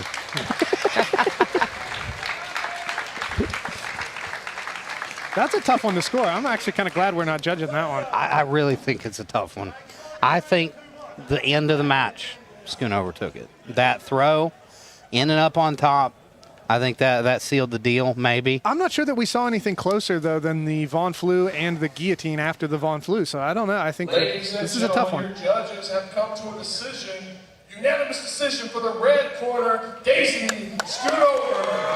I think that's how I would have scored it, but man, Mac did such a good job. Yeah, I think that's probably how I would have scored it, like, gun to my head, but I think that was a phenomenal match. I don't know. It's not my show. It's not my thing. I like a draw in jiu-jitsu if it's a match like that. I like seeing some matches.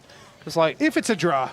That's as close to a draw. Yeah. I could see calling that one a draw. I think I don't like that it auto goes to a draw if it goes to the decision. I don't like those ones, but I do think a draw should be an available option for the judges. I think I like the if there's no submission that it's a draw because nobody takes a loss and nobody really did take a loss. Nobody got tapped. Do you guys miss when we used to do EBI overtime? But I don't like point jiu-jitsu. Yeah, that's a good point. I like EBI. I don't mind EBI. I used to like EBI a lot. It was actually my suggestion that we did EBI in the beginning. I think EBI is a great way to. What I like about EBI is the reason that Eddie Bravo came up with that is we have to have some way to decide matches that go to the end of the time limit. And the idea is whoever's better at jiu-jitsu should win at EBI overtime, right? Yeah. Whoever's better at attacking and escaping the back should win. But the problem is that we saw some people get really, really good at overtime and stall to get there. So, I think I feel like there's kinks in any jiu-jitsu rule system. We've never figured out. There's no great one. How do we make it the most exciting? How do we make it, appealing to people who aren't jiu-jitsu nerds like us, and it's tough. That's the balancing act, right? Because the things that you want to do to make it the purest expression of jiu-jitsu is not what you want to do to make it watchable. And we've got a room full of spectators here, right? So we got Travis Heinsman made his way in to the blue corner for his second match of the day. Coming out to White House Road. That's gotta be good juju. That's Austin Maddox, I believe. Yes. Oh it is. yeah, man. What's wrong with you tonight? Huh? I said it right. Travis is already in the blue corner. Okay. All right. I'll let you Those were off two the separate. hook. Those were two sentences. There was definitely a period. It just shows I'm not listening to you. Oh my gosh. I'm going to pretend that the other times I was wrong, you just weren't listening to me too, like that one. We are now at bout number 8 on the night. This is a grappling bout in the NLC middleweight division.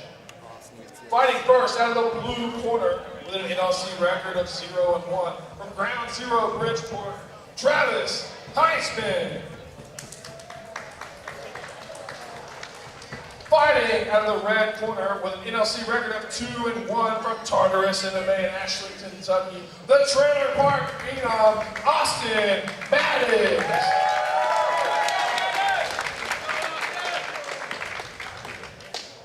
I like Austin Maddox. You know, the guy has made me a fan of him lately. He's got a good attitude. I don't think I knew quite how to read Austin. When he was matched up against Eric Mon, he was so confident and he was so cocky. He talks a lot of trash, but like looking for getting to know him after, Casey getting to Gatami. know him in his wins subsequently, I think Austin's a very solid guy and he really cares about getting better and better. We saw Austin dog him down. He was looking towards a victor's role. Maybe Heinsman was, but I believe I'm saying that right. Heinsman? Heinsman. Hiens? Heisenberg. Yeah. We're just going to call him Travis so I don't fuck his name up anymore. Sorry. Austin Maddox, we trained together for years, and he has amazing top pressure. It is really hard to get Maddox off you. Travis started to look for a Kimura there. Maddox giving up a lot of space. Yeah. There, See, though. see if Travis can work from this like Z guard position right here. Good attempt at a knee cut from Austin Maddox. And he does a good job passing, though, to a really good spot here in north-south. But see, there's the space. Yeah, it's very difficult when you do those walking passes to north-south to actually retain control. Good for scoring points, IBJJF. But right back to the Z guard by Travis, which is a position that a lot of the Ground Zero Bridgeport guys play. They like that position. They like to attack that Kimura on the far side. Austin's doing a good job controlling that top wrist, though, which kind of mitigates that Kimura threat. Now he uses that hand to go to the hip, and he's back into that Kimura threat. And now he's got an octopus guard entrance. Yep. Heinsman, great job there. He's got Climbing to the back. Trying to Now, take the back here. he's got to be smart here. Oh, he was so close. He was so close to the back. That was a good octopus guard entrance from Z guard. Very Craig Jones. What do you think about the octopus guard, Colin? I like it. It's something that I didn't play with a lot until the last couple years, but I think there's some really good back takes. There's some really good sweep options. I actually hit an electric chair off of octopus guard quite a bit now, and I get obviously a lot of butterfly sweeps and back entries. I like starfish guard and lobster guard, and also what else? What else are some sea creatures? We got what's the Japanese name for Seahorse octopus? guard. Sperm whale guard. Yeah, seahorse guard's the best. I'm not flexible enough to do it, though. So we see Travis is playing with that that foot right up the middle. There's a good forward off balance you can get from there, but the cage is kind of in the way. And that's the thing. I wondered if Heinsman has ever grappled in the cage before. It's definitely a unique thing. This is being his first trapped time. up against it. Yeah, I think it probably is Heinsman. Heinsman. This is his first time in a cage grappling match. Now, one thing I will say, Bridgeport has a padded wall, and they play with the wall. Good. live. Kimura. Ooh, that was a very That good was that Kimura Z-guard. sweep. Amazing sweep. But now he's slam got, maybe, but is there no there's no arm in there? What's the rule on slams here? Just Out of subs. no spiking. Yeah, out of subs, he's allowed to slam him here. Spike him. You can't spike him. No, he can slam whatever he wants to do spike him. here. I mean, it's a bad spot. I'd almost let go of it. We saw Rose Namajunas get knocked out like this. Yeah, in the UFC. That wasn't much different. That was much more high amplitude. That was standing. He's also got a hold of the neck as well. That kind of saves him. I don't think the neck is that deep. I don't think that triangle is very deep. No, though. but it's at least keeping him from throwing him. Yeah. It's keeping He's him attached to him. It's like trying to pick up a chair you're sitting in, you know? That's why we hook the leg on the triangle as well. It prevents those slams, and slams are devastating. You can't play with them. You can't just sit there and let yourself get slammed. I actually dropped Bailey on his head a little bit while I was demoing slamming out of a triangle in the rules meeting. Yeah, he did. Sorry about that, Tombstone pile drivered me. He's our youth intern. You can't hurt him. Just because I'm young doesn't mean I can survive getting dropped in my head. Yeah, they already did that to him when he was a baby. I knew you were gonna say. I was gonna make that joke. Travis starting to come up. He's maybe a Austin's guillotine looking for a here guillotine.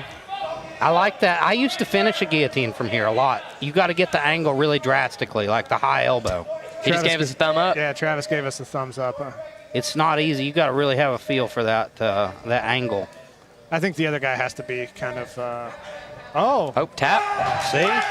See, Colin? Did he have the guillotine grip when he finished it? Is that what the finish was? Elijah Thacker special right there. Yeah. That's right. Mate, 2 losses tonight for Travis, but he did really great in, I think, both of his matches. He went against really high-level guys. I think you're right, though, Colin. I think there were things he could have done.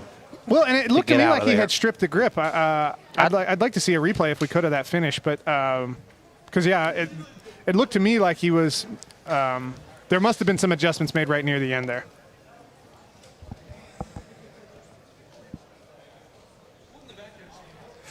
Big match next, guys. Zach Hbertson versus Chase Blevens. This is a great match.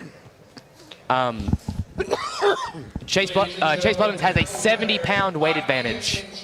Also, that big wrestling background as well. Chase Blevens, he came in second in state. He wrestled, I think he wrestled for Johnson Citral in Kentucky, and he got second in state in wrestling. He's been training on and off since 2017. And those are some pretty interesting, impressive statistics. But Hbertson wrestled as well. I mean, I don't know that he wrestled at that high of a level, but Hbertson's been training since before I started in 2015. Hbertson is a black belt under Jeb Tonkin for there in Bridgeport. So I can't even begin to guess how many. I mean, hundreds of jiu-jitsu matches Zach Hbertson has had over the years. He loves the game. Like, Zach loves jiu-jitsu. I've seen Zach Hbertson beat George Euler, who we've got later on the card tonight. I mean, Zach's a tough match for anybody. And Zach is like a gritty.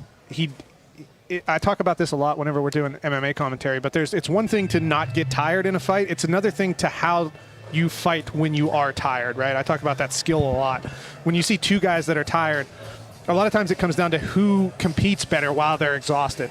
Hbertson competes very well while he's exhausted. And that's probably like usually his number one path to victory is just pace, pressure, exhaust people. Dalton Mossy had a slightly different game plan because obviously that's a different ball of fish. So he was kind of trying to get up underneath different ball of fish. Yeah, kettle of fish and ball of wax. I couldn't pick one, so I said a ball of fish. What did him with? I couldn't tell. Guillotine? You know that old common expression. I mean, ball of fish. Oh, I was like, Austin, we can't call the ambulance right now, please. What's up, buddy? It's so good to see you. Ladies and gentlemen, in the corner of Mr. Blevens is an old friend of mine, Mike Lawson, brown belt, very crafty. He was originally under Helio Seneca. Okay. Then moved to our gym, and man, I love Mike. Mike was one of the first guys who I was like, man, he's a true jiu-jitsu artist. We see Zach making his way down the steps. I'm interested to see this match.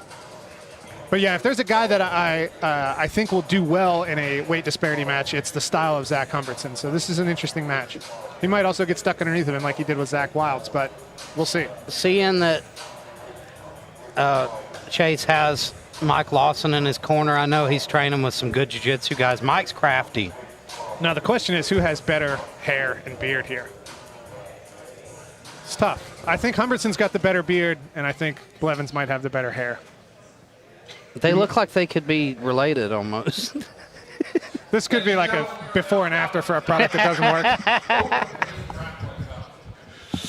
I was going to say that, but I didn't. 274 pounds, fighting out of Mama in Lexington, Kentucky. Blevens. Yep. Fighting out of the red corner with an NLC record of 3-1, weighing in at 205 pounds out of Bridgeport, West Virginia. He's your former NLC Cruiserweight champion and your current NLC Light Heavyweight champion. Defending his belt later tonight, Zach Hbertson. I love the fit for Zach Hbertson today. Is that a Metallica jersey? Yeah. The jersey and cheetah. Is it tiger? What is that?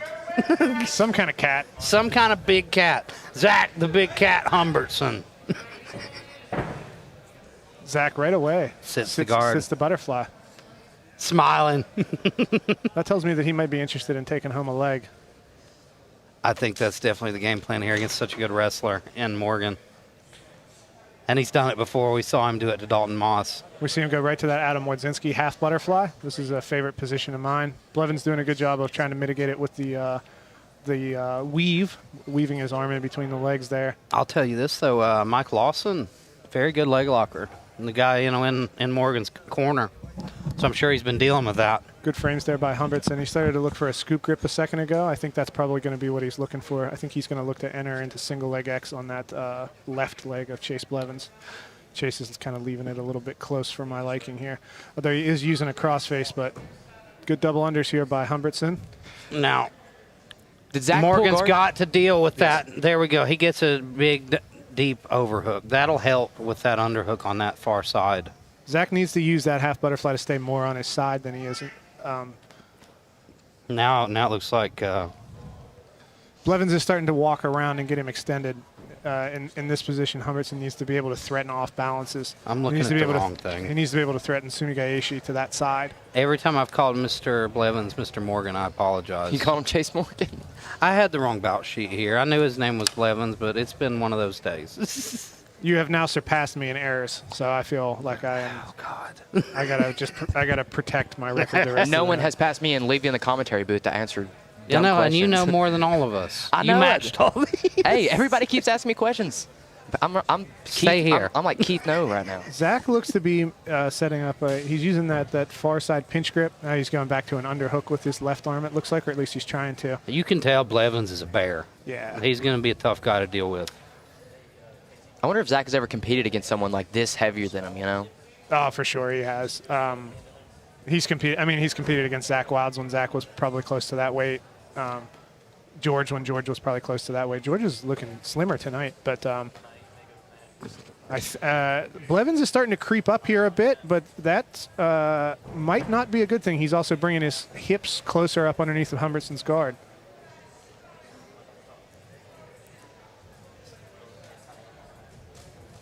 So far, Chase Blevins on top, but Zach Hbertson has a really active guard. But I think if this were to go the full way, I think the judges would appreciate more of an active guard than just a top control. Yeah, we haven't seen Chase really. Blevins is giving Hbertson trouble, though. He's not been able to elevate him at all, which is that's what he's been looking for, trying to get to one of those legs. But Blevins has shut that down.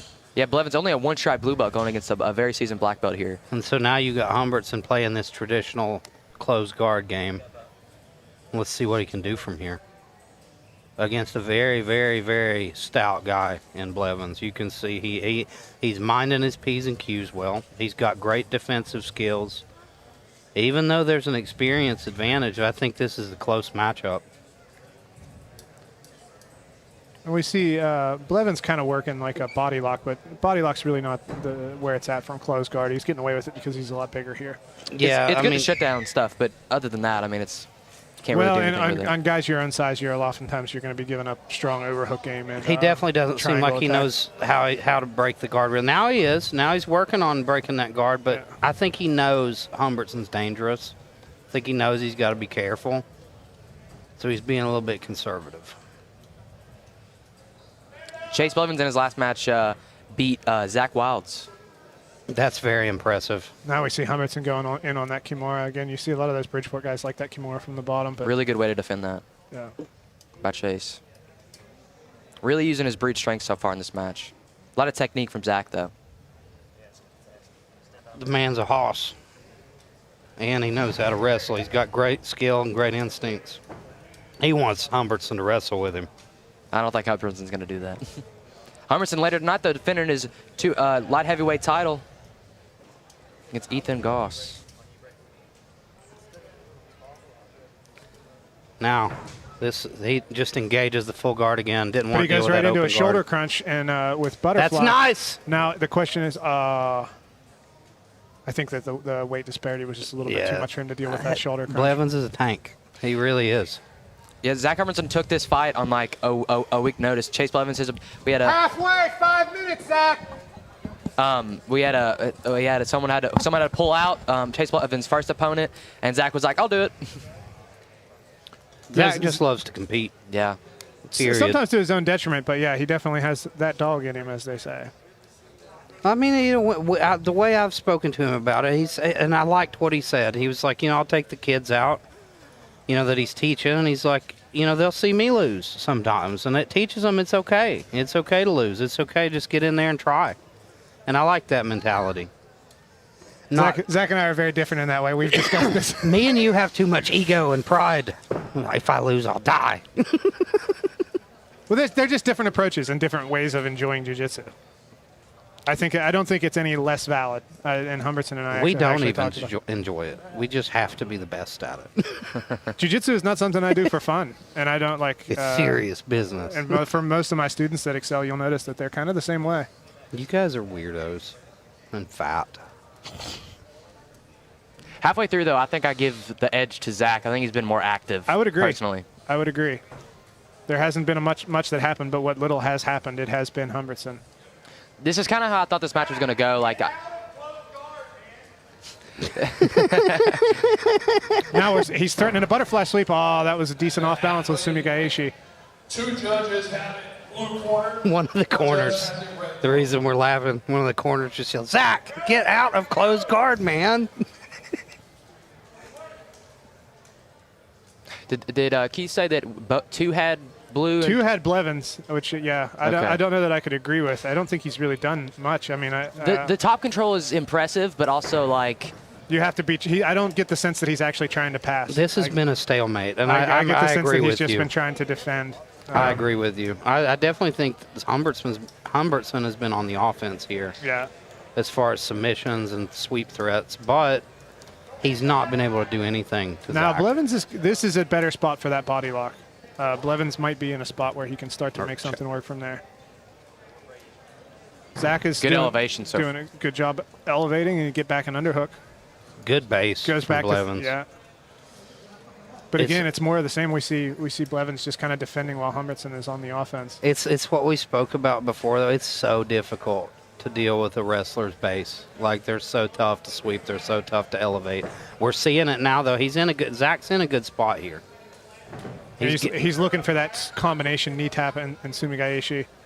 And again, I think it's not just the wrestler base. We're seeing the size disparity come into play here. I mean, we're talking 70-pound weight difference. Is a lot.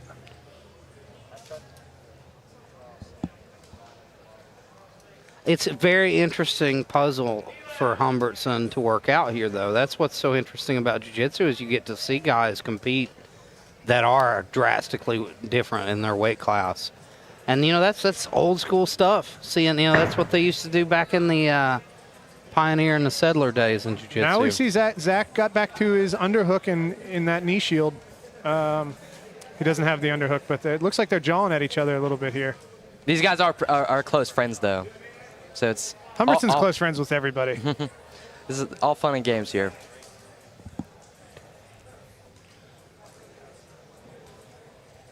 That's one of the disagreements Zach and I have had is his Barney style of jiu-jitsu where everybody's his friend. I'm a little more hateful. Not everybody. I don't like everybody. Dick. I like some of you guys. I love everybody. I feel like I got to do that as a matchmaker. I got to love everybody. See, this is why I couldn't be a matchmaker. I hate a Zach lot of people. Hbertson is a nicer man than Colin Caprini. And we can say that for absolute certain. He's getting Colin close. Caprini will just come up and start screaming at you at jiu-jitsu matches. That's the kind of guy he is. He makes a scene. If the mood strikes me, He's unprofessional. security might have to walk me out. a minute left in this match, and it seems that Chase is going to win this off a decision. I don't know if I particularly agree with that, but the later half of this thing has been pretty good. Zach, scoop grip and attack his leg. Nothing's happened. Just make something happen. You'll win. Yeah, you're fired. You know how many times Keith has told us not to do that? It's okay. It's the jiu-jitsu matches. Shut up. Here I am trying to watch my language. I didn't swear. I did swear earlier tonight, but You did. We're gonna get fined by the FCC for that one. I don't even know what the hell that is. these kids in the era of the internet don't remember when you couldn't swear on the TV. You couldn't swear on TV back in the day? Do you know what an antenna is, Bailey? Yes. Nice. Now we see Hbertson start 5 to look. seconds. Wait. Time, yeah. Sorry. I thought I was way more. I thought I was off. Really good match there. Kind of how I thought it was going to go. I thought, Chase is going to use his weight advantage. He was going to try to smash him down. We'll see how the judges score it. I liked that matchup. It was, some people might think it was a little boring, but it was just That's one I want to see go 30 minutes, 40 minutes, however long it takes. takes for somebody to get tired. Yeah. I want as much time as it takes for jiu-jitsu to All happen. right, ladies and gentlemen, your judges have come to a decision. Judge 1 has it, blue corner. Judge 2, red corner. Judge 3, for your winner by split decision, blue corner, Chase Blevens.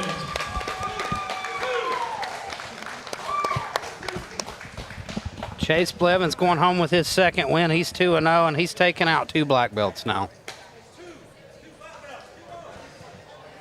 He's very happy. That's exactly what he just said. 2 black belts. From the 606, just like me. Down.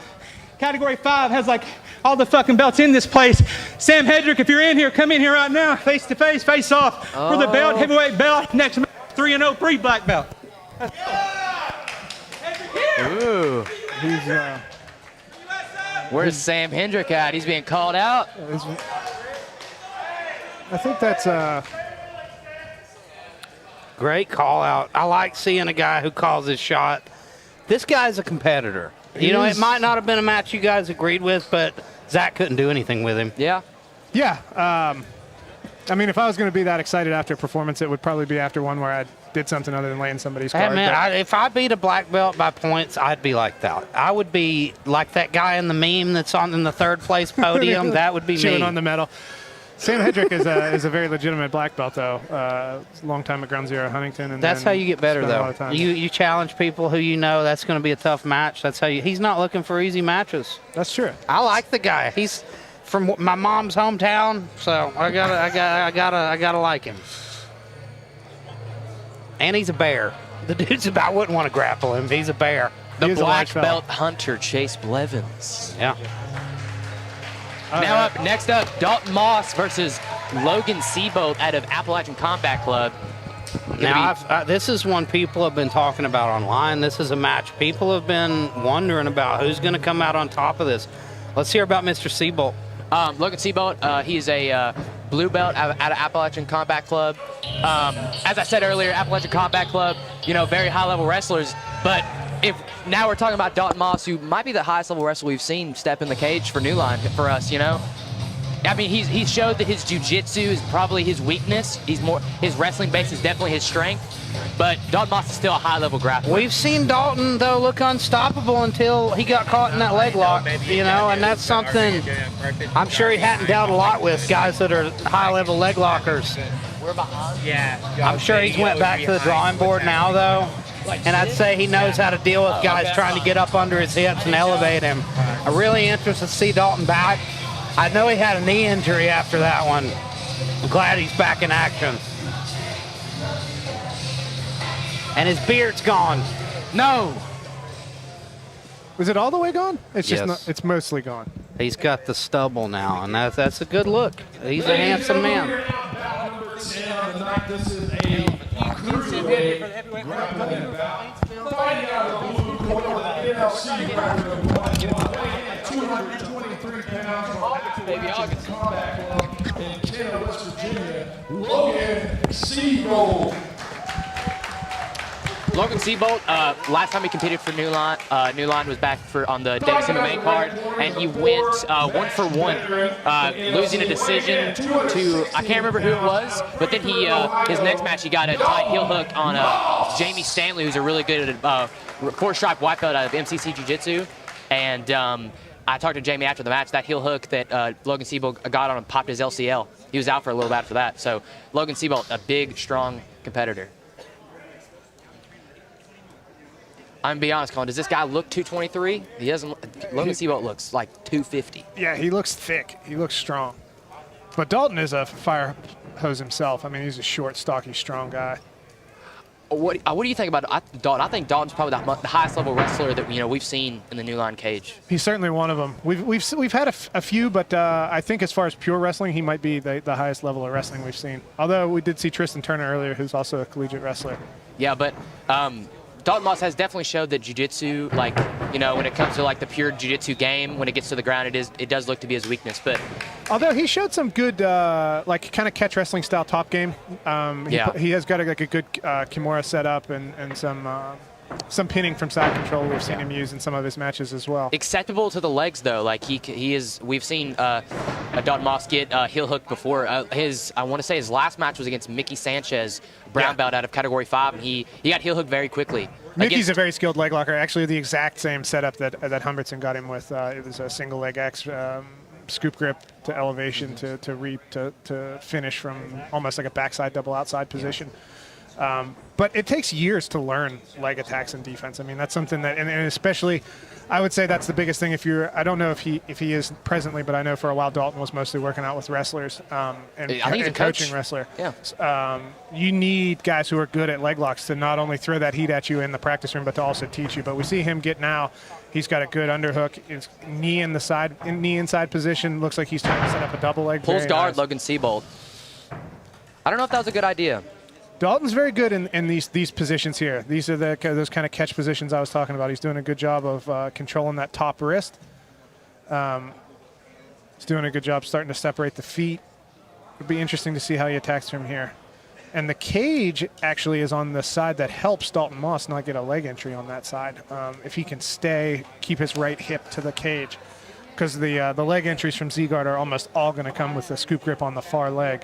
And the way he was configured, that's very difficult to get to. Now that we're starting to square up with his back to the cage, it opens that up a little bit more, but he's doing a good job controlling that wrist. That's what he needs to keep control of so that hand can't sneak underneath for that scoop grip. He's trying to force half guard, trying to force a pin chest-to-chest half guard. Is this 8 minutes or 10 minutes? I know they're... This is a 10-minute match. Okay, I was going to say that. I know they're... Dalton Moss never been belted in jiu-jitsu, but I mean, with his high-level wrestling experience, you'd have to say that Seabolt's in on a knee bar look here. He's kind of. I'm not sure I love exactly what I would that call grip that position. that Moss has is going to save him though. That where he's reaching around under the shoulder. The claw grip that he has, I think, if he's long, that's beautiful stuff. That was nice. You can tell he's made adjustments since that last one. Yep. Because that was kind of the position he got caught in before, and now he's working to pass. Now he's got that underhook and he's working head control there. I like this low, slow, steady pressure passing from Dalton Moss. This is exactly it's so hard to deal with a guy like that.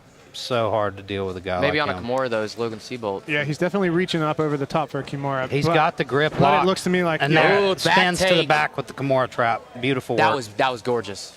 It was beautiful. He needs to get that other hook in. I can't tell what kind of connection he has, though. He's very, very high on the back. I believe Dalton... Dalton needs to start tripoding, trying to shake him, but that Kimura grip's got him worried. He's got a good hold of that arm. He's not got the Kimura grip anymore, though. Yeah, he doesn't have the Kimura grip, nor does he have either there, hook. So, we see Dalton shakes him off out the back door. And now he slides up to mount. This is a bad spot for Seabolt. And Moss goes right away, gets that underhook, and gets the elbow elevated. It looks like, I'm not sure what he's trying to set up, if he's trying to set up Katagatame. I think he's thinking about that arm triangle. Yeah. Which is underneath English. the leg is that's Logan what Seabolt. We would say in English in America. Katagatame. Oh, he was trying to set up an Americana. I really like the way Dalton is right away getting his underhooks from mount. You do know that we won World War II, right, Colin? Do you know how that happened? Oh. Maybe Another leg That attack that here. was well done by Seabolt. He's doing a great job. He's being in a- Oh, man, on that's a- in deep. He's in a toe hold position now. But Donahghue's doing a really good well of defending it. He's got a nasty toe hold. Dalton Moss has got his feet in the Yeah, really. Oh man, Moss Logan Seabolt frustrated is a there. legit leg locker. That's two straight wins for him with vicious leg locks. That was a nice one too. I knew that angle was nasty. And Dalton did a good job for a second defending it by covering it with the other leg and kind of triangling and kicking his feet. But yeah, I thought the grip was going to slip for a moment. I did too. I thought Dalton was going to be able to get his heel and push the grip off of his foot, but good finishing mechanics by Seabolt. You know, I've never been a big heel hooker, but I always like toe holds. I don't know what it is about them. I like them. You like toes, Elijah? I like feet in my face. I'm the Quentin Tarantino of jiu-jitsu. What the fuck? If Selma Hayek, I would teach her toe holds before heel hooks, but she's the only person on earth. You gotta. I feel like I have a huge deficit in my game when it comes to heel hooks. I'm not very good at heel hooks. I've never been very good at them. I want to learn. Will you teach me? I know somebody who'll teach you. Yeah. I see it like. When it's somebody weird. says I like toe holds more than heel hooks, there's a part of my spirit that dies. I'm just not good at them. Yeah, I'm not good at heel why. hooks. We can fix that. I came from a gym though that there were not any leg lockers. It was during that old school mentality when they're like, if you leg lock people, then you suck. There are 2 leg lock drills I can teach you and Bailey tonight, and then when I see you again in 2 months, you guys will both be heel hookers, offensive and defense. 2 months? What are we talking? We got cards in August. That's true. We do have cards in August. Yeah, we got 3 cards. Logan, West Virginia. We got a grappling series at Tartarus MMA. And then we have Lexington. What?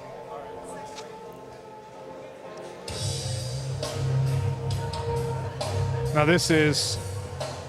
We're having another 2 guys that have already competed so far. Cole French and Alden Smith. Both took losses tonight, but so we'll see who can get their first win of the night. And you know, that's got to make both guys more hungry. They both know they need a win right now. 8 minutes. Both kind of probably pissed off that they didn't get the win earlier. Stakes are high. I wonder how Cole's arm's feeling after that deep armbar. Yeah, we don't see any kind of tape or a bandage or anything on it, so. Well, that's all. Oh, that's right. Yeah.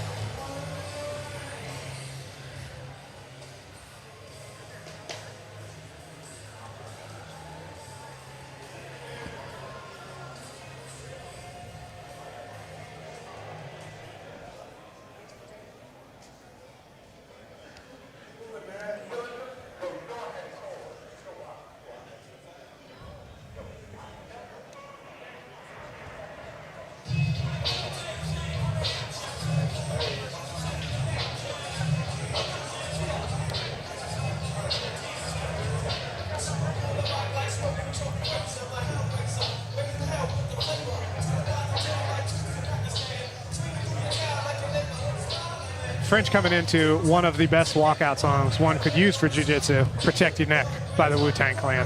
Yeah. I think you got that one, and then you got Stranglehold by Ted Nugent. That's a great one. I had an opponent come out to Stranglehold one time, and I arm strangled him 90 seconds in. Hell yeah.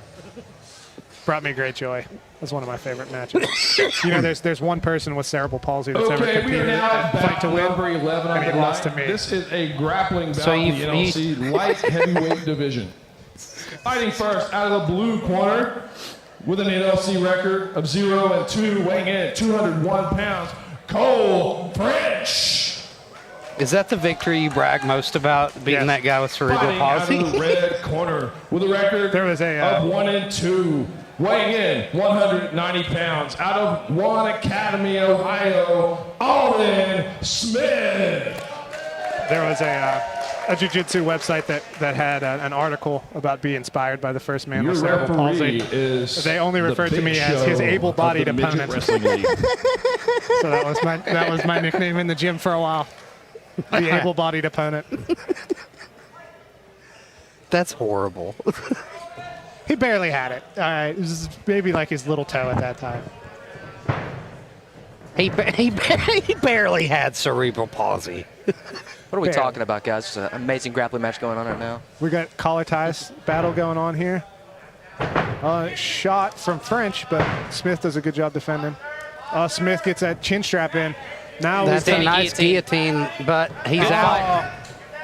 Frenetic pace. That was to a open this good one. defense by French, but Smith capitalized on the defense to knock him backwards. Now, I'd like to see Smith just settle in a little bit. Take his time. He's in gonna such take a his good back. spot. Yeah, that was a good chair set to the back, and we might be He's looking got at it. That's it. Yeah, That was slick. absolutely beautiful stuff there Quick. by Alden Smith. Quick rear naked choke. Impressive performance by both of those guys. That was under a minute. Alden Smith had a tough matchup earlier Yeah. against Tristan Turner, but he's got a lot of potential. That was such a fast rear naked. Great back take as well. I think Cole has a lot of potential too. Like, you know, he's now 0-3, but hey, I started off my NLC grappling career 0-3, and it's just all about making improvements. Ladies and gentlemen, we have a Matches winner. don't really matter when you're Your a white winner belt. by rear naked choke. He just needs to find a legit gym to Alden train. Smith. 2-2 for Alden, though. It's really tough to make it at a competitive level when you're just training with your buddies. You know, you've not got a gym to work with. That's what I would do if I were French. Make it happen. I know it's tough to find a gym, be able to train consistently, but you got to make it happen. If you really want to do this, that's how you're going to start seeing significant improvement. And I think I had the same advice for a lot of these guys in boxing and MMA who they'll take a fight. And they're not training with a gym. I tell you what, we see less and less of that every year, though. At the start of New Line, it seemed like about half the card were those kind of people. Now we get them here and there. Black belt match next. George Euler versus Zach Wilds. What a classic matchup this is. George Euler has a lot of experience. George was one of the preeminent black belts in the state of West Virginia when I started training. He's been around forever. He's got very well respected. Professional MMA victory over Big West Sims. Yeah, I mean, Look at the shape he's in, too. Yeah. George Wes Sims, UFC veteran, very high caliber fighter, and George armbarred him. And George is looking in much better shape than he was the last time we saw him here in the New Line cage. I think he wasn't happy with that performance against Wes Thompson. He knew he was physically dealing with a lot of stuff. I've heard him say, now I'm feeling a lot better. I feel like my old self again. I'm ready to go. I think for a while after that West one, he thought I might need to hang it up. Yeah. Here he is back, though, against his old rival, Zach Wilds, coming out to Wooly Bully. Now, these gentlemen have competed several times in the past, and Wilds has actually gotten the better of the previous exchanges, so this will be an interesting match to see. Zach Wilds, like I say, is just one of the nicest guys you'll meet in this sport. He's always happy to take the back seat, put his teammates in the front, help them first. And I think that's been the big thing. That's why I think he stepped away from the head coaching job and kind of let Ladies Eric and Swan gentlemen, kind of this took upcoming over. bout is 'Cause- two black belt legends around this area, and these guys have been around the jiu-jitsu scene for a long time. So we're at bout number 12. This is a heavyweight bout. Competing at NLC for the second time, weighing in 245 pounds from Beckley, West Virginia, George Euler. George looks focused. Fighting out of the red corner, making his 7th appearance at NLC from Tartarus MMA in Ashland, Kentucky, Zach Wooly Bully Wild. But what I was saying, though, The Wooly Bully nickname even got a chuckle out of George. Zach, I think he stepped back from the head coaching because he wanted to focus more on himself. He's like, I got some time left. It's hard to focus on coaching and train for your own fights as well. I think we're going to see a lot of stand-up here. I think it's going to be really hard for either of these guys to get each other down. Zach's good at these collar tie battles. We see George kind of pushing him around, making him carry his weight up against the cage, trying to get up underneath the jaw a little bit. It looks like he's trying to pop the elbow, but Zach has a good collar tie there. Both these guys are top guys. They like being on top, like working from the top. So we're not going to see either one of them, I think, secede that guard. Now we see Zach is kind of setting up almost like a cow catcher here. He's got, George did a good job stripping the chin strap, excuse me. There's the guillotine from Zach, Guillotine. and he's got him against the fence. This is a bad spot for George. Good job by George Euler to get to his back and get out of that choke. Now, Zach needs to secure top position. He needs to try to get the hips and shoulders of George to the mat so that he can actually sustain here. We see George starting to try to wrestle up on that single leg. Now, I'm curious, most of their matches in the past, have they been gi or no gi? Do you guys know? I think a bit of both. Mixture of both, yeah. Zach Wilds has always had his number. Good job by George to get back up to his feet. He's working that grip break, trying to hip heist here. Zach walks him to the fence. George working on that grip, though, trying to get out of there. Zach starts trying to look for some foot sweeps, a little Ashiwaza action from there.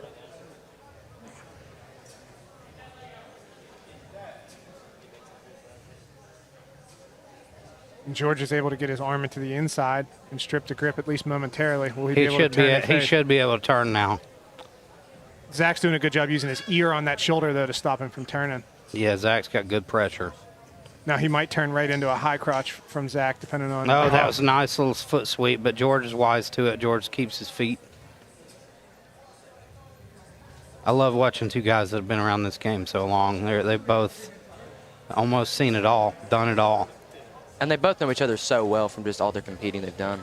And Zach's doing a good job using those little threats of foot sweeps. Oh, and he pulls him back into the hole. That's such a beautiful, that lean lift and pull sequence. I was expecting him to maybe go for that. Now I can't see how deep he is, but he had an RNC kind of grip there with his right arm. Yeah, George did a good job defending, and George doing a good job not succeeding that bottom position like you were talking about. We see him going right back to turtle. But Zach's been wearing on him. These guys are both so experienced. I think they know if I end up on my back, I'm probably going to stay there. And neither one of these guys wants to be there. I'm in that boat as well. I'd much rather be on top, working from the top. It's turned into a good little wrestling match here between George and Zach. It is, and I think he surprised George with that guillotine threat. I think he's going to earn a little bit more of George's respect in these pummeling exchanges.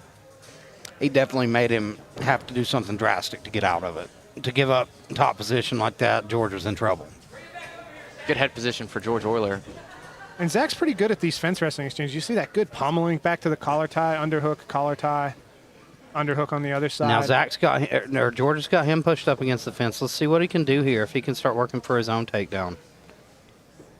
Zach's very tough to take down. George did a good job swimming that underhook there, but a lot of good high-level pummeling here by both of these gentlemen. George goes over to Zach's corner. These guys are having fun. I love it. 10-minute match here. We're 4 minutes in, and we've yet to see the guys really hit the mat for long. Now, the longer we stay in these positions, I think that it probably favors Zach better. Although I think George appears to be in really good shape, but Zach is a big, heavy guy, and he's very good at wearing on you. At wearing on you, yeah. And we've seen him spend 10 minutes in these standing exchanges and not tire. That's the whole reason that Keith hates gi jiu-jitsu matches, because it was a great wrestling match with him and Nolan. You know, neither guy could get each other down, and both guys knew I need to be on top. I figured George Euler would have the strength advantage here just by the look of these two, but it looks to seem that Zach is having the strength advantage here. I think the stand-up. Yeah, I think strength-wise they're probably roughly equivalent, but Zach's doing a good job with his pummeling. And that was a beautiful trip. Beautiful Dayashi Barai. Foot sweep there in English. Dayashi. I don't know any of the Japanese. You don't need to. Yes, you Colin's just showing off. No, that is what that technique is called. That technique's called the old foot sweep. Colin, do you not give your students blue belts until they can name at least 5 of the Japanese moves? Oh, you need to know all of them. You need to know all of them? I won't even get a stripe. But he would demote me immediately if I went to ground zero. Oh, Zach started to look for a Kimura there. But George is in on a single. Over halfway through, I give the edge to Zach Wilds for the judges at least. Yeah, definitely. He's been controlling the match so far. He's threatened George, but George is very scrappy and very tough, and he's doing a great job defending. I have a feeling we'll probably see this go the distance. George has been real slick. Now we're in a spot here where Zach can probably finish that knee cut, but George is going to come all the way to turtle in the process. Yep. Beautiful knee cut by Zach Wilds. Now Zach's on that front headlock. We'll see what he does with it. Yeah, it looks like he's sucking in maybe to look towards an anaconda. Yeah. I can't tell what he's doing on that far side. See how it's going to be tough to get that grip deep enough on a guy as big as George. I think he's trying to. It looked to me like he's trying to disrupt the elbow and get that, tilt him onto his side, but he lets. Oh, George elects to go towards his legs. Now George did tell me before the match that he's been working on leg attacks and leg entries more, and that is something that I'm not sure how much time Zach spends on the legs. That's I was lucky enough to get him there, but it'll be interesting to see if George can get there. I didn't know that you'd competed against Zach. Yep, in Butch's tournaments. Zach's the first black belt I beat. I was terrified to be stuck underneath of him. I was definitely wanted to do leg locks because he is a lot bigger than me. And it's such a good, solid top position grappler. Like, I play a lot of knee shield and half butterfly, and I don't want to hang out here with that guy. Good work here by Zach.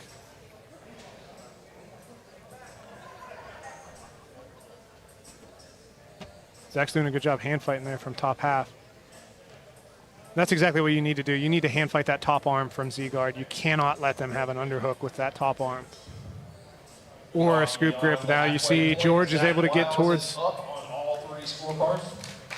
Now, George is able to get to deep half. Zach's kind of countering it with a little bit of cradle action. And I think the weight difference is going to play a big part here in him being able to defend that single leg, and he sprawls out towards good work from towards Zach. Dope Mount. But Zach is able to, or excuse me, but George is able to get all the way back Nelson to. George is able to Wilds. get back to his knees, but we saw Zach attack a half Nelson and then George a is spiral going to right work there his for a way to second. his feet here, I think. Oh, Zach pulls him back. Just drags him back to bottom side, and now George's going to get back to guard. That's good Does work. Zach have a wrestling pedigree, a wrestling background?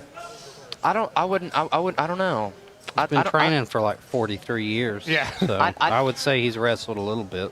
I know some guys at Tartarus have a wrestling background. I know Eric Swan wrestled in high school, but I don't know if Zach wrestled in high school or anything like Just that. based on his tilts and his offense there from the top turtle, I would say even if he didn't wrestle in high school, he certainly could fool me to say he has.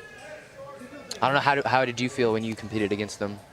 Or did you pull guard? I pulled immediately. I thought so. I pulled immediately, and Zach actually, to his credit, he tried to leg lock me. I think he was like, they say this little shit is good at leg locks. I'm going to leg lock him, but luckily I won that shootout that Were day. you a black belt as well? Or were you still like a brown? Or I was still brown at that time. I think it was not long after I got my brown. If it were up to me, you'd still be around. Thacker's like too many Japanese words to get You're a black not belt. ready. Until you make up American words. You have to invent your own system like Eddie Bravo. What planet? 11th. Thacker, when'd you get your purple belt? 7 years ago, probably. 6 or 7. Yeah, speak to me with respect, purple belt. I've been a purple belt for so long that I'm practically a black belt now. I think I should get grandfathered in eventually. Grandfathered in. That's right. I don't want one of them honorary degrees. That's right. Keith I will want to get be me. like Paul Walker. I want it delivered to my casket Aaron Rodgers has a by black belt. Colin Caprini. When I die, you're giving me my black belt. I will put my black belt in your casket. That's a promise, live on the air. That's a verbal contract. I gotta outlive you though, and I don't know. You have to demote yourself to brown belt though when you do it. Yeah, I'll put my brown belt back on. I'll take it off of Eli. He'll probably be a black belt by then. Eli's got my my brown belt. Yeah, I need that back, Eli. Elijah's dead. You can't die like next week. Now we see George back down on close to the deep half, but we've only got 8 seconds left to work here. Did he say 30 seconds? He did. I think he misread the clock.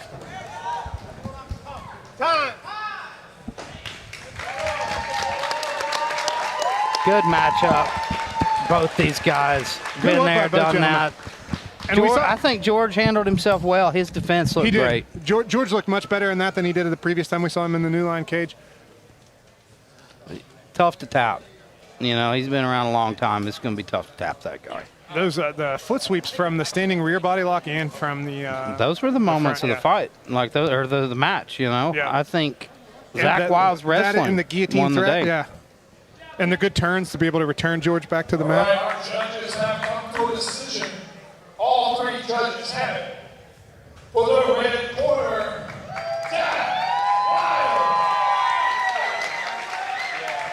And I'll be honest, that's the most impressive performance I've seen from Zach Wilds, I think, in quite a while. I'm trying to get in the background of their picture. Yeah, Zach looks good. I think Zach, he knew he had more left in the tank. Honestly, Zach looks to me like he's lost some weight, too. He looks like he's in better shape than the last time we saw him, too. So I'd like to see Zach back in MMA. I really would. You know, we saw him in kickboxing in this building last year. Against Tristan Davis? Yeah. And he looked good.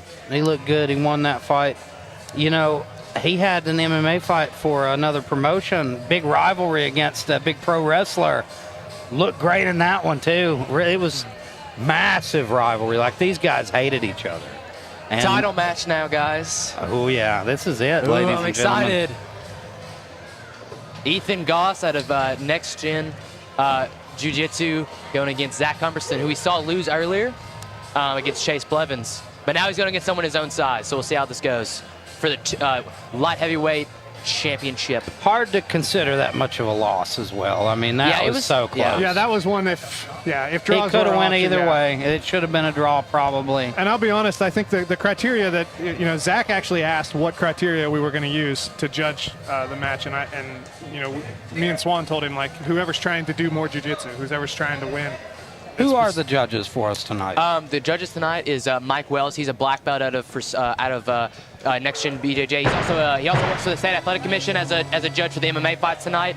And right across from us is Brandon Willoughby. He's a purple belt under MCC Jiu-Jitsu. Purple Belt Club.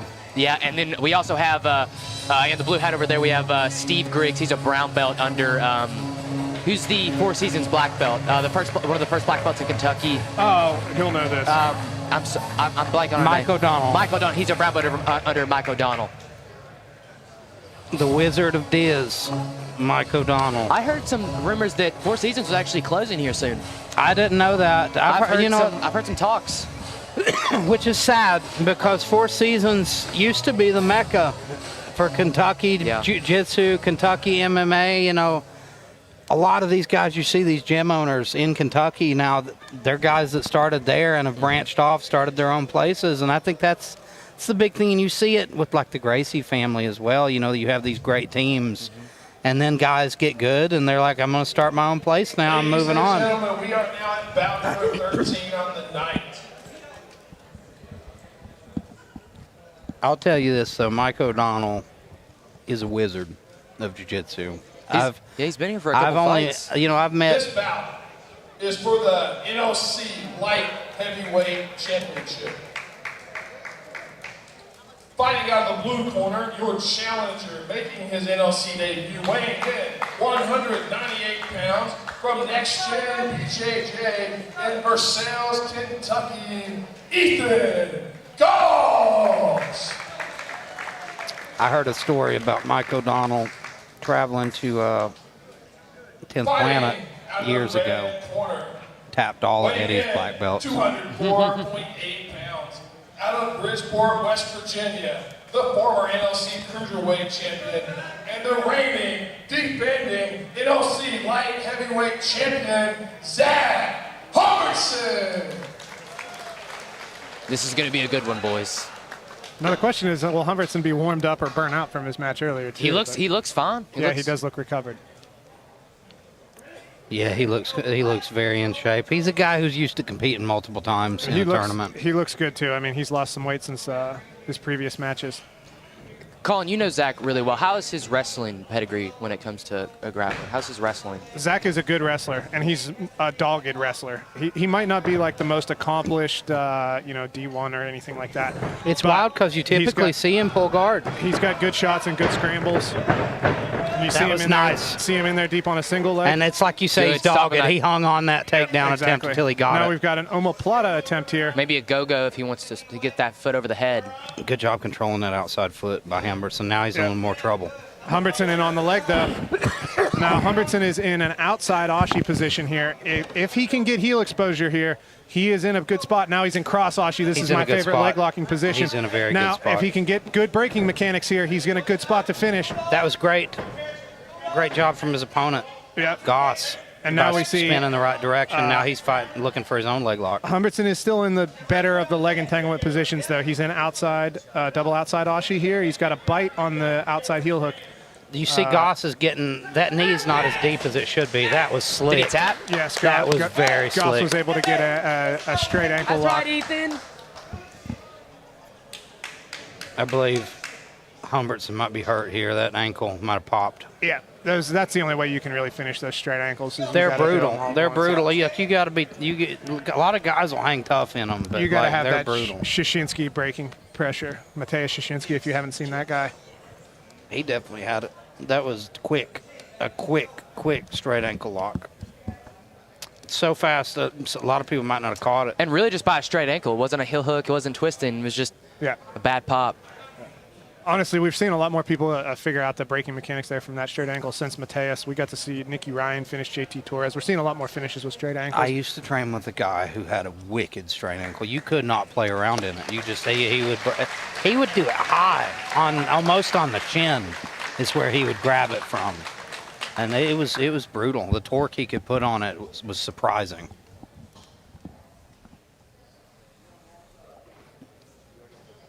Ethan Goss, though, with an amazing performance. Yeah. Hate to see Hbertson injured. Yeah, that is unfortunate. Hopefully it's heals up and he's back to training soon. Goss has such a zen calm right now. He's kind of scaring me.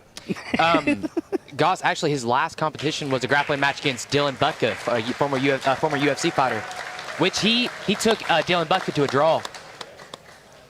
And you know it's a bad one when there's a verbal tap. Yeah. You knew. Well, on leg locks, I encourage people to verbal absolutely. tap because that's the only way to get the, It happens so quick. not have that Paul Harris moment. And new light heavyweight grappling champion from the Ione block, Ethan Goss.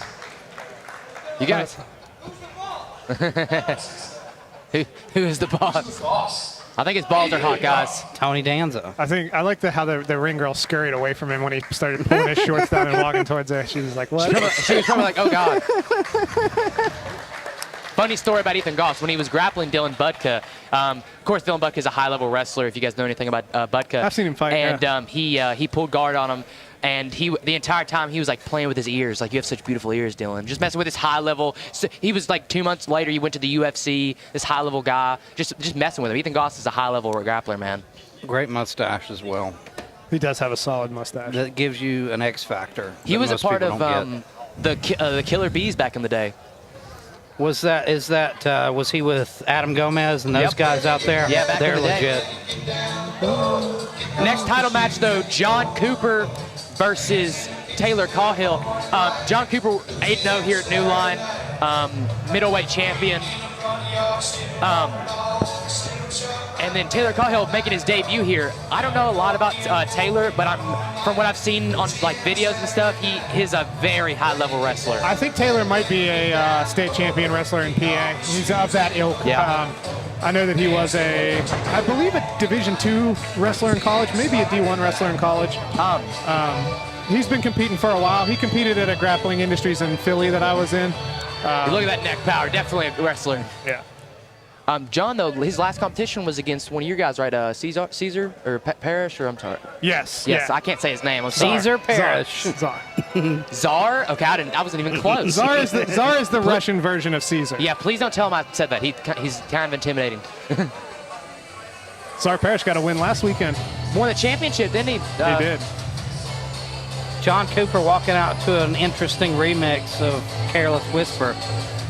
And he's got the surfer guy look going on. He switched away from the purple hair, which I think gave him a lot of power. Now he looks like he's just got cast in the movie Point Break. I was going to say, I think he looks like he's in his Adam Mortinski era. I think John Cooper, I love watching the guy. I've loved meeting him, loved getting to roll with him, because he's got such a passion for this. And you see it, his record reflects it. This is an interesting stylistic matchup. We've got a skilled wrestler against somebody who fancies himself a leg locker and guard player, so this will be an interesting matchup. NLC middleweight championship. First fighting out of the blue corner, making his NLC debut. Weighing in 184 pounds. He trains at the Shop 814 in Somerset, PA. presenting Taylor Cahill. Cahill, not Cahill. My bad. Yeah.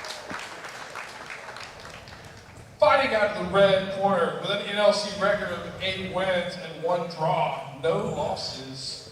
Weighing in 183.4 pounds, fighting out of Butch Hiles Brazilian Jiu-Jitsu in Charleston, West Virginia, presenting the defending, the reigning middleweight grappling champion, John Cooper. Your referee once again, Eric Swan. Dana White. Such an interesting matchup here. And we see Instant guard John pull. immediately sits to guard. John loves working off of his back. Very comfortable there. Cartwheel pass, maybe. Yeah, this is if I was Cooper, that's what my goal would be, right? Just put him in a blender of jiu-jitsu. Make as much jiu-jitsu happen as possible. Don't waste time in wrestling exchanges. I don't know if Taylor is belted in jiu-jitsu as all. I believe he's at least a blue belt, if I'm not mistaken. I'm not sure who he's belted under. I know he's bounced around some of the gyms in PA that I'm familiar with. I'll give him a blue belt if he needs one. I have never heard of, that must be a newer one that he's training at there in Somerset. Another match that Keith No booked, so not very sure on the belt. I know John Cooper, though, is a very solid purple belt, though. Yeah. John's a very, very solid purple He's belt. progressed so quickly as well. John, like I say, when I met him, he was still making like beginner mistakes, like giving up positions, but like it's crazy how fast he's gotten really good. Well, and we've seen him competing a lot here at New Line.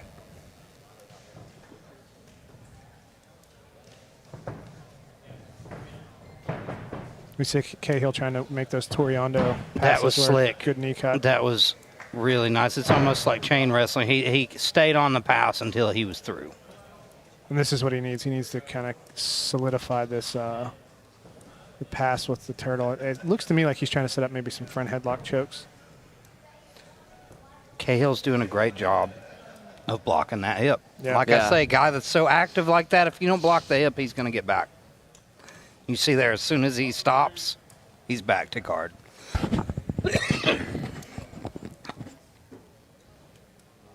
Cooper playing from a seated double butterfly here. John Cooper out of Butch Hiles, a lot of high-level guys out of the gym. Actually, the Ethan Goss, who just won our light heavyweight championship, for sales, the next gen, they recently just affiliated with Butch Hiles. So we might have John Cooper win this match. It'll be 2 Butch Hiles guys being champions on this card. Butch is a phenomenal coach and a phenomenal guy. Always happy to see Butch's guys compete. I'd say we'd see him here tonight, but he's down in Miami living it up. That guy's always doing something cooler than what I'm doing. Now we see Cooper.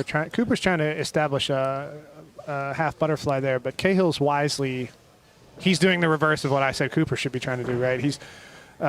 Cahill's making as little of those jiu-jitsu exchanges happen. Right now, this match, I think, is favoring Cooper. This is exactly where Cooper wants to be. It's exactly like it.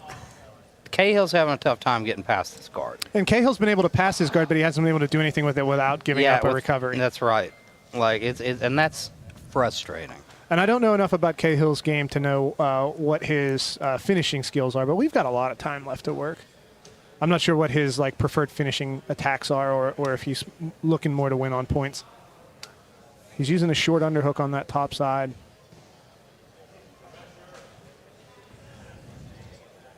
But now he is hanging out in that half butterfly for a little bit longer. He's getting a little bit more comfortable playing in Cooper's half butterfly, and I don't know that that's a good thing for him, but we'll find out. I love that half butterfly position, by the way. That is an Adam Wardzinski special, the guy with that hair. If you're not familiar with Adam Wardzinski, you should be. Go home and watch Adam Wardzinski. Maybe I'll give you a black belt if you watch enough Adam Wardzinski. Maybe you'll give me one. Even though I'm your senior, I should already be grandfathered in. We see Cahill reset.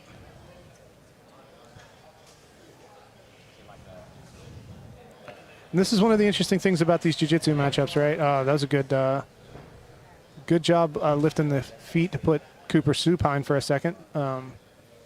Now we see Cahill in a little bit of a better position, so he's actually beat that half butterfly hook now. Well, kind of, sort of, he's beat it. And he's got a hand on the back, but Cooper's able to get back up to his side and get that half butterfly hook in. Now he's got an overhook. Cooper doesn't seem terribly interested in attacking the sweeps from Butterfly. He seems to be more interested in the leg entries. See him looking for underhooks instead of overhooks from that half butterfly position. I feel like we see this a lot in New Line, just like a really high-level jiu-jitsu guy versus a really high-level wrestler, and they tend to cancel him out for a majority of the match. We saw it earlier with Hbertson and Blevens. That's why I'm glad we've got 15 minutes here, because I think that's going to be enough time to actually figure out who's better at jiu-jitsu here. Oh, and Cooper does a good job with kicking him back and sitting up, making a threat on the wrestle up. Now he's playing a more conventional sort of butterfly. Some people would call this a half butterfly, but he's got one butterfly hook and one non. Maybe looking to throw up some triangles. He was definitely looking at wrist control there for a second. I think interesting to see Cooper so early switch to a different offensive attack strategy. He might not have liked the reads that he was getting in that half butterfly. I think he definitely knew that he's dealing with a guy that's very athletic, very fast, you know. We already saw Goss almost get past.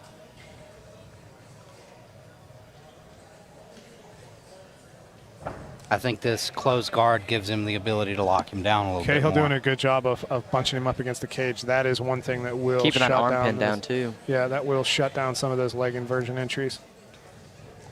It's tough. When you're in full guard, it's tough to work with your head pressed up against the cage like this. Yeah, this is in MMA.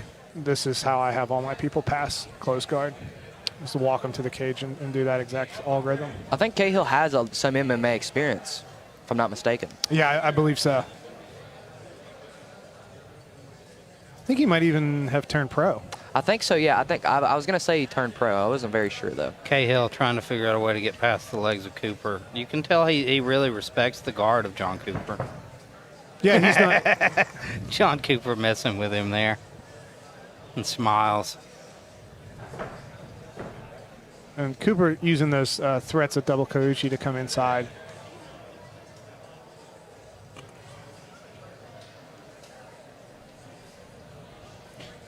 It'll be interesting to see who the judges favor halfway through this match. I would say John Cooper, but in the Chase Blevens match, this is kind of Chase Blevens versus Zach Hbertson match. We saw a lot of this too, and they gave it to Chase. So I agree. I'm interested to see the judges. See, it's weird though. I see these two. I see them as different. I feel like Cooper's been a lot more active. I think Cooper's been a lot more active, but Cahill's also been more active.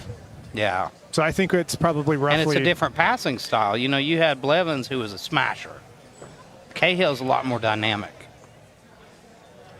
Yeah, Cahill appears to be trying to maybe set up some leg weave passing here. Hitting that hand with the shin is, I'm unconvinced of its effectiveness, but he's doing a good job with it here, at least controlling that wrist.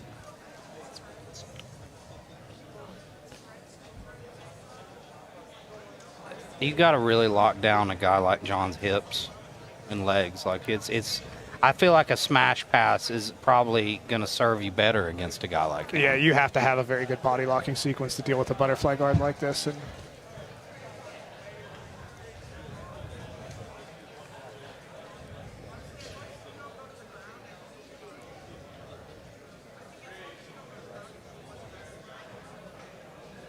And I think he's definitely got Cahill frustrated. You can see it on Cahill's face, like he's having a tough time dealing with it. Now that was beautiful.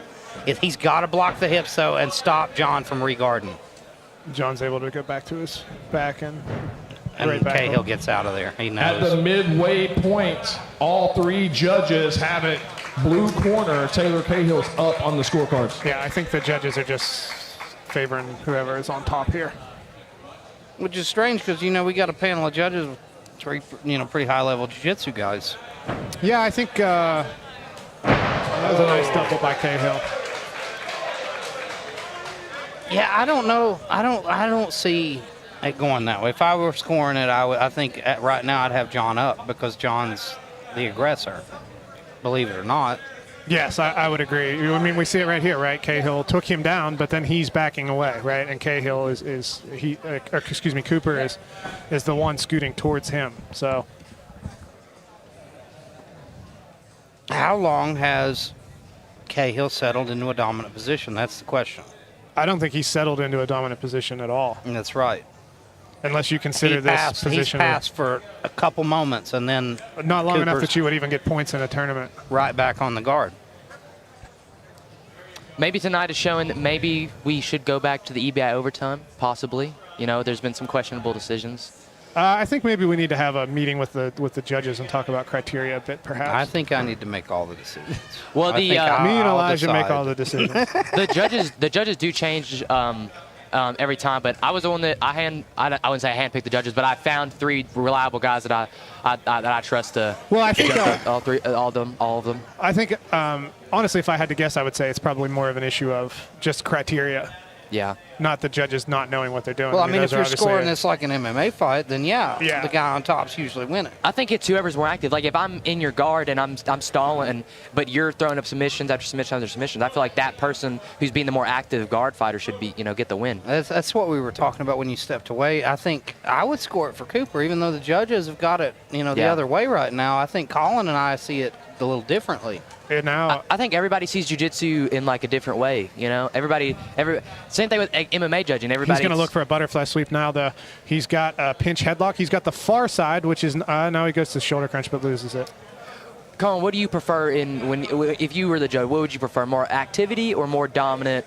Like staying on top, more top control. I don't care whether you're on top or bottom. Whoever is trying to pass the guard, right? I mean, it's not just sitting in half butterfly. Who's trying to sweep? Who's trying to submit? Who's trying to pass? Whoever's trying to win at jiu-jitsu.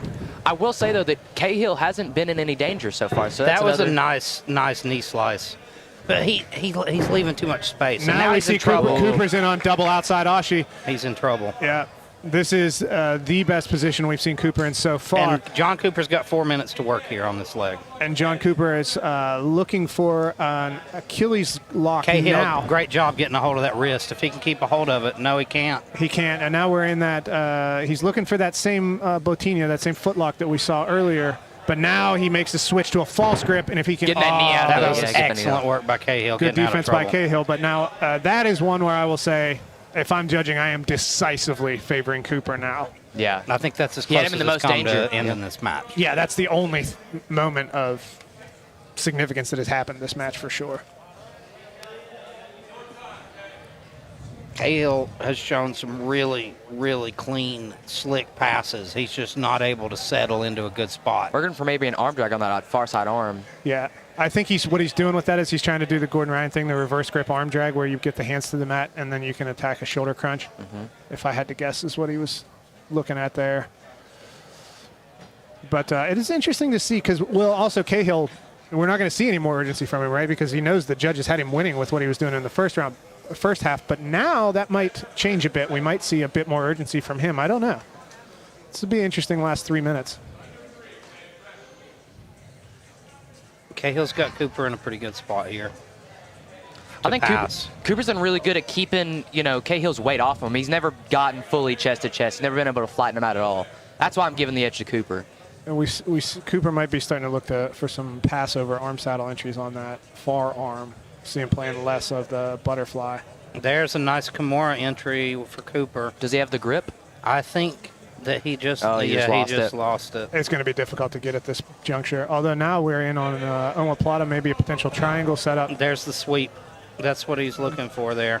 He tried to use it to go to the legs, though, and wasn't able to secure top position. Cahill did a great job. Like, he scrambled back to the top, too. He's so dynamic. The guy moves well. He should put moves well on his resume. It's in his Tinder bio. Cooper pushing up that head so he can't smash pass. Cooper doing a good job getting back to half. But again, we saw moment of offense there, and the moments that we're seeing from Cahill, even when he's impressive, they are defending. That's frustrating when you got the guy on top controlling your wrists like Cahill's doing. Yeah. Do you think a match like this might warrant a draw?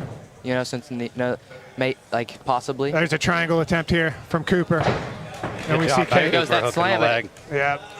That was nice by Cahill escaping from that.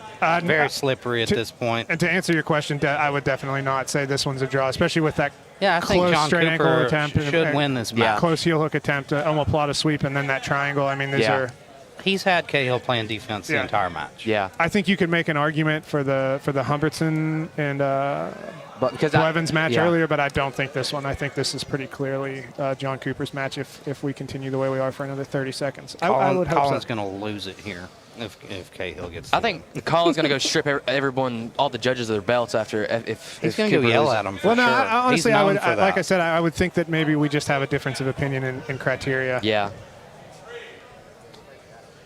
Go yell at him. I know you want to. I know how you are. Hey, yell at me. I was the one that found him. I already accidentally swore once on the broadcast. I got to stay professional. Yeah, it was like 3 times. Your mother's listening. It was only once, one real one. I would almost guarantee Glenda Caprini was shocked when you said that. We're still PG-13.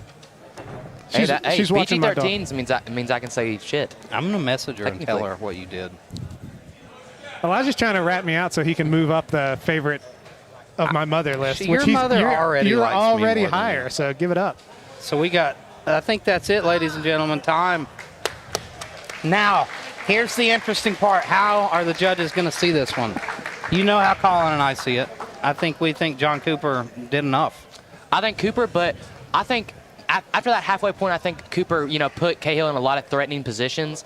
And I think that maybe Cooper gets the win, but also it was definitely closer at the half mark than it was by the Yeah. end. I think that we saw the moments of offense and submission attempts, and the only real kind of sweep that happened was from John Cooper. So I guess we'll see from Dana White himself, Keith No, see who gets the win here.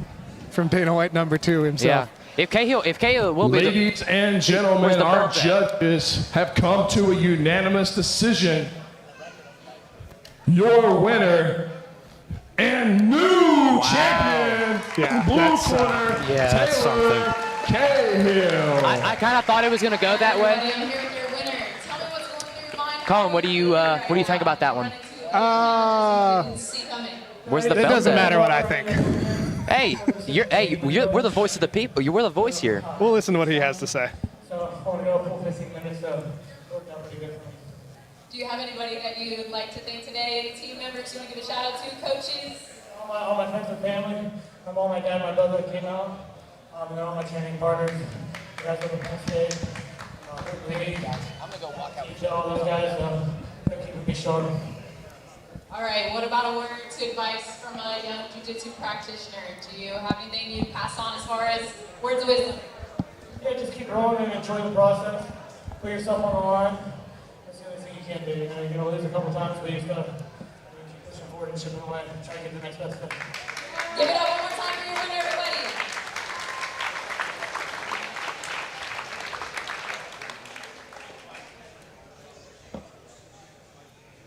Impressive performance by Taylor Cahill. Right? I might have some grievances with the judge's decision there, but nothing against his grappling, right? I mean, he looked great. He had such dynamic passes. And his escapes from those bad positions that he was put in were brilliant. I mean, he did exactly what he's supposed to do. So I was real impressed with the leg lock escape, getting his leg out of danger there. I was very impressed with how he was able to stay up on top in that omoplata exchange as well. So yeah, good stuff from Taylor Cahill.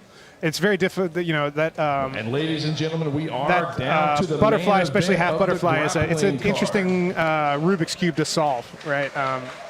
And I think what you really need in those scenarios is you need a good body locking sequence. You need that Nicky Rod level body locking sequences to deal with a butterfly guard like that. If you're trying to knee cut Toriando a butterfly guard like that, it's going to be a long night. But he did what he needed to. So It's like we talked about before. I think smash passing, you've got to really lock a guy up like that. You've got to stay kill their hips. Glued to him. Yeah, passing butterfly and passing regular open and closed guard are completely so we've got to each other. Our main event of the night, Joey Donahghue up against Eric Coon. This is one I've been really interested in.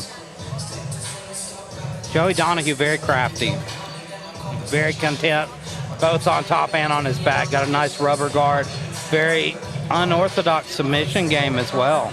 Now this is an interesting, we're going to be 15 minutes here as well. So we've got, does the 15 minutes favor the more experienced grappler or does it favor the younger grappler? I think it favors the more experienced guy because he's got more opportunities to set up traps, more opportunities. Like the athleticism plays a factor early, I think. But the longer a match goes, the more the guy who's able to play the chess match set something up, that's when they're going to find their opportunity. I think you're right. I could see it, depending on how the match unfolds, I could see it going the other way, but we'll see. Now, if you got 3 minutes to work, how much time do you have to actually set up a submission or set a trap? 15 minutes, you got a ton of time. 15 minutes, we're going to know who's better at jiu-jitsu. Yeah. And I like that. I like the 15-minute rounds for these big matches.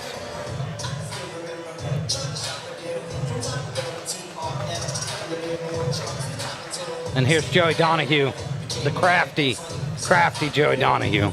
Shirtless for the grappling match. If I had abs like that, I would be too. I mistakenly said he was a black belt, but he is a brown belt.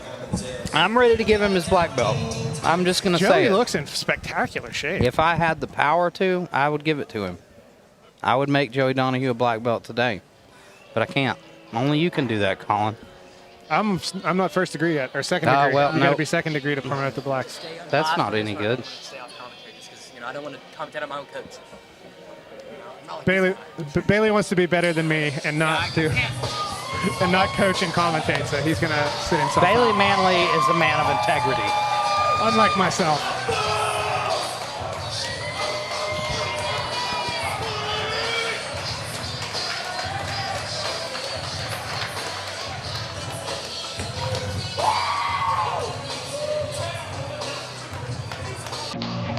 I feel nauseous, believe me.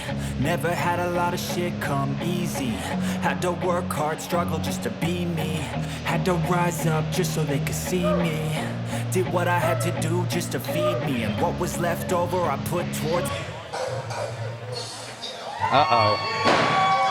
Eric Coon getting a massive response from the crowd. Category 5 is in the house, ladies and gentlemen. Category 5 always shows up here in Catlettsburg. Eric Coon's a guy with supreme confidence. Ladies and gentlemen, this is the main event of the grappling card. So this bout is for the bantamweight NLC Grappling Championship. Fighting first out of the blue corner with an NLC record of 1-1, weighing in 133.4 pounds, Joey Donahghue.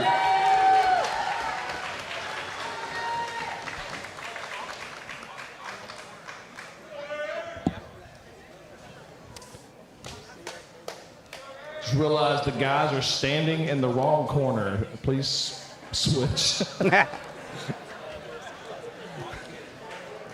Blue corner down here. All right, fighting out of the red corner with an NLC record of 1-0 from Category 5 Jiu-Jitsu in Hurricane, West Virginia, Eric the Coon. How did that happen? I think Joey just walked over to the red corner.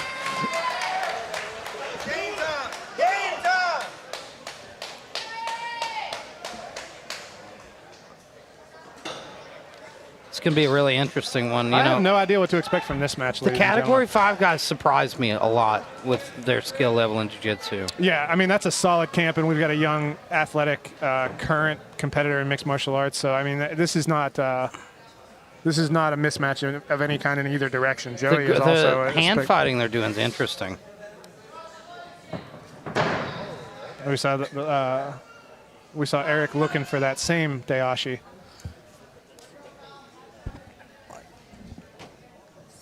You don't see that very often. Yeah, you're seeing a little bit of the Wagner Hocha mercy hands kind of hand fighting going on here.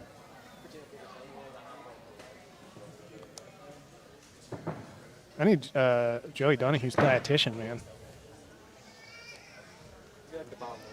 He and Ryan Carroll are on the same weight loss journey, or the same, I don't know, whatever you call it, diet. They're both jacked. They've got the same nutritionist. Now we see Eric Coon doing a good job using the underhook, and he was using the knee in the center, which is a very good technique, but we saw Donahghue use a butterfly hook to reverse it. So good exchanges of techniques against the cage by both of those It's been really interesting so far. You can tell this is going to be a chess match. Great job by Eric seizing that underhook. Now he's got a deep Grip on the hip. Let's see what he can do with it. It'll be interesting. He's using it to drive him up against the fence, and again, you're playing that knee inside the hole position. And that can set up inside trips, and it can also set up twist takedowns. I've never seen anybody fight the hands like Joey Donahghue does. You know, usually you're fighting the wrist, fighting things like that. He goes right for the hand. And I find that really interesting. Good job by Joey breaking that double unders. Eric had a double unders for a brief second. Joey was able to pummel an underhook in. Honestly, I thought we might see a guard pull from Joey. And I thought we might even see a strength advantage for Eric being the younger, more recently, fighting guy. But I don't think we're seeing that. If anything, I think Joey looks to be the stronger of the two gentlemen. Joey's good Uchimata. Oh, that was nice. Eric Coon with a beautiful Uchimata. The timing of it was perfect. Yeah. And good finishing mechanics, good hopping mechanics to finish that Uchimata. And now we see Joey in guard here. Eric trying to knee slice through. Now we're seeing Joey get back to half guard here. I'm expecting to see frames and a lockdown attempt here, but the cage might inhibit his ability to play lockdown a bit in this particular configuration. So we might see him use that. We see him, he's actually doing a bit of the stomp, which is another 10th planet technique. Joey working on that far side arm, I believe. Eric, you mean? Yes. Eric's trying to set up a Darce, but there's a little bit... It's hard to set something up unless you get past the legs. Yeah. I mean, especially with a guy who's going to have such good counter pressure with his guard. Eric's going to be better served trying to get past before he does anything. And we see Joey doing a good job, almost taking him to single leg X. He's still playing this kind of a knee shield position. Joey seems very comfortable here. Yeah. Now he's inverting. He's inverting and starting to go towards that far leg. And he pops out the back door and he's got the leg. Now he's in a good reaping Ashi. Now we're in a 50-50 position. He passes the foot Here's back the out heel to an hook. outside heel hook. Now the question is, what are his breaking mechanics like? Good heel slip by Eric Coon. We saw a little too much bicep on that from Joey Donahghue, but now he makes the adjustment to a straight ankle. And he had pretty decent bite on it for a second. Really, you want the foot folded and the toes kind of smashed into each other, which he's got now. He's in such a good position to adjust that. Yep. Like I say, Eric does a good job defending. I had an old friend that would do it. He would catch it at the shin, and then he would adjust as he's finishing. Now we're in a 50-50 position. Eric is looking. Oh, there's a nasty exposure there. Eric's looking for his own heel hook from 50-50, but Joey uses that to get on top. Good work by Joey Donahghue. And we see Eric tried to scramble and get back to his feet there, and Joey denied him. I think the cage is a detriment for both of them right now. I agree. Joey looking to kind of slowly control here. Good leg attacks by both gentlemen. We saw a little bit of heel exposure by both of them. Eric needs to really be careful with his feet right now. I wouldn't be surprised to see Joey turn down and try to go for a toe hold or something like that. Yeah, we might. But it looks to me like Joey's doing a good job of riding him and exhausting him. Eric's got the butterfly hooks. He's trying to elevate now and go for a leg lock of his own. Yeah, now he's going into a single leg X of his own. Joey does a good job, though. And now we see... Joey is doing a good job controlling the head. Eric's in now a double outside Ashi now. Joey's out. Yeah. And Joey maintains top position again, but that was another good attack from Eric. Very good matchup so far. And you see the experience of Joey, but you see Eric's a solid grappler. He's turned into a very solid grappler.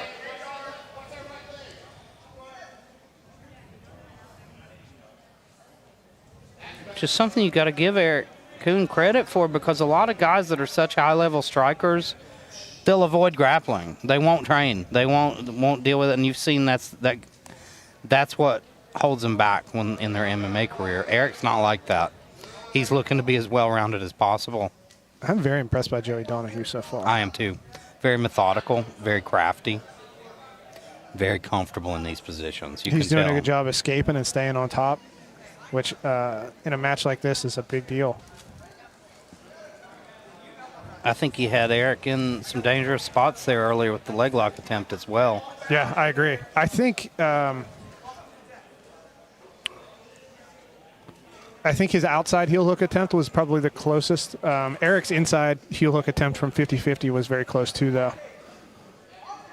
But Donahghue definitely racking up top control time here. And that seems to count a lot in the eyes of the judges tonight. Exactly. Nice hip bump attempt by Eric Coon, but there's that guillotine attempt from Eric, and it looks like he's tight with that arm in. I don't think his hands are together, though. No, I don't think he's even got a. I'm not sure that he even has the head. I think he's over the arm. Yeah. Yeah. Bad angle to see it from.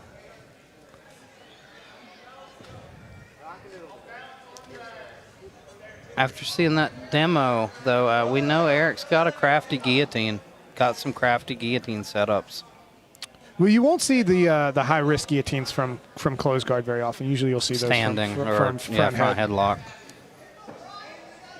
Because you need that cranial shift, as Donahghue calls it. You need to be able to shift your head from one side to the other. And now we see Eric starting to line up a triangle, Joey's but Donahue's using here. it to pass with an over-under.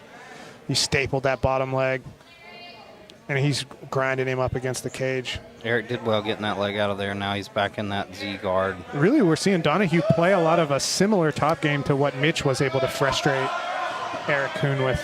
And you know Joey's probably seen that fight. I think he was definitely here when it happened. Also, looks like an anatomy chart. I mean, I'm guessing he's like 6% body fat right now.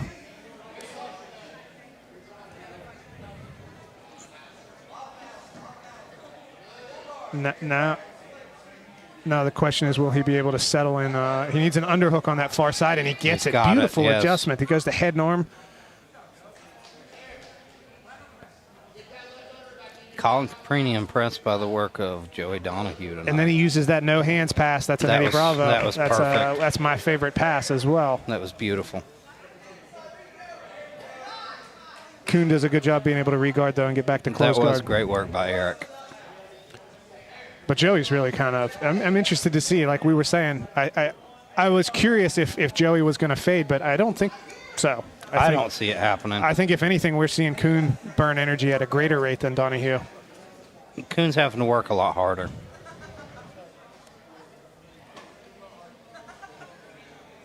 I like how methodical Joey is. That's why he's not burning too much energy. He's got an old school technical jiu-jitsu style, and I love seeing it. He's doing a good job. Eric's trying to hunt for kimuras and hip bumps whenever he postures up, and Joey's burying his shoulder down into his chest. We are beyond the halfway point. All three judges have Joey Donahghue up on the scorecards.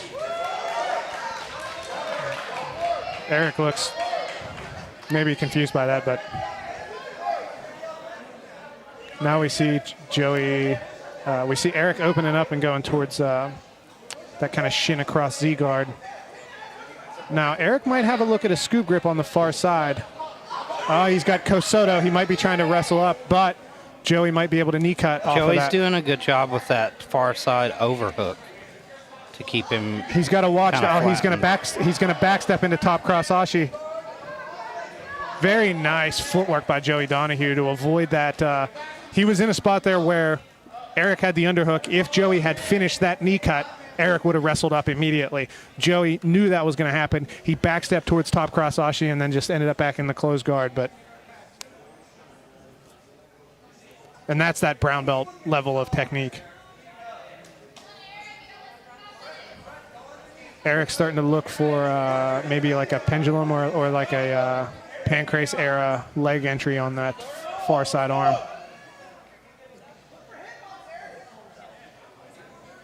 And there he's looking for the guillotine again, and that I love that series, that Kimura to guillotine to hip bump, just chaining those together it's very strong. My dear friend Clint Heinrich, that's his one of his bread and butters. It was always one of mine as well, because you got three things you keep going back one to the other until something sticks. And now we see this is the closest to being passed we've seen Joey. You got to give it up to Eric Coon for having such good guard retention. Yes. Yeah. Joey's doing a good job, too, of not falling. You could see for a second almost looked like he might attack a toe hold, but he's doing a good job just staying on top, controlling this dominant position. He's got a deep whizzer. You wonder, I believe, on the far side. It looks like he might be trying to set up a Darce of his own. That's exactly what I was thinking. And I believe he's got it locked up maybe. I can't see. No, I don't think he's deep enough yet. It's at such a bad angle. We do see some urgency from Eric, but no, he didn't have it.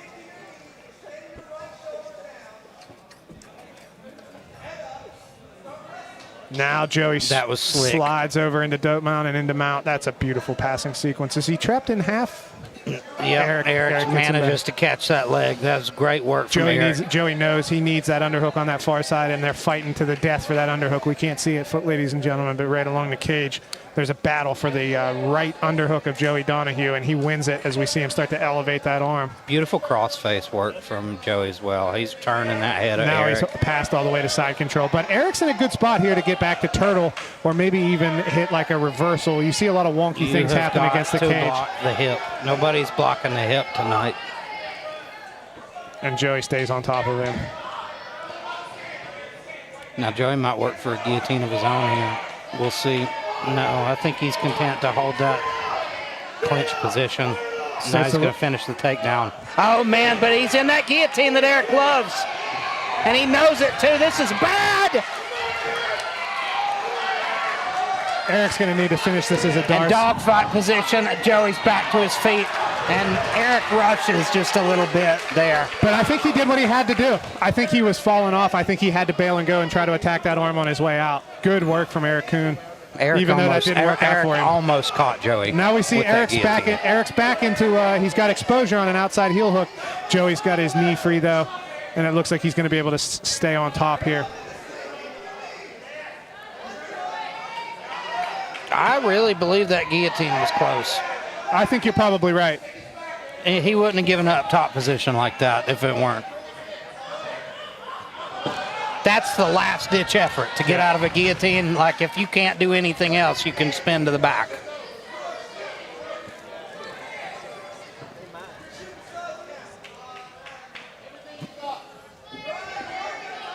Now we see a trap triangle here by Eric Coon. Eric Coon's making some things happen to make this an interesting match. The urgency from Eric here. He knows he's down. This is great work.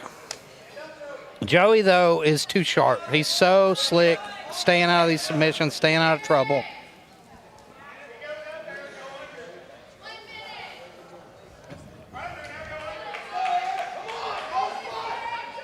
Joey's out of trouble now and looking to pass one more time.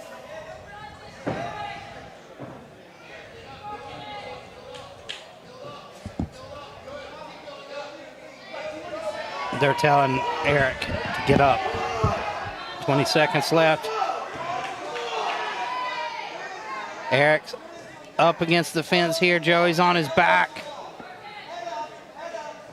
Joey switches, keeps him pressed up against the cage till the last second, and that's time, ladies and gentlemen. What a match. Great main event match. I think Joey Donahghue controlled the match, but Eric had moments where he threatened him. Joey had some good moments of threats, too. But it was a great matchup. Now, here's the question. Surely what's going to happen here? I have no clue. I have no clue. Now, I will be perhaps grumpy if Eric wins. Not because I don't think Eric might have done enough to win, but that is inconsistent with the judging that we've seen from earlier. Because Joey had moments of offense with subs himself, and Joey was also able to control the top position and pass in a way that some of our former matches weren't. So I think we're going to be looking at Joey Donahghue. Very impressive performance by both gentlemen. Ladies and gentlemen, you just have came to a decision.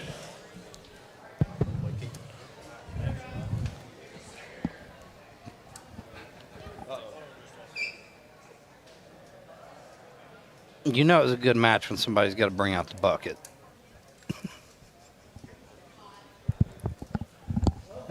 And we answered our question about whether the long time limit, the old lion is not needing the bucket.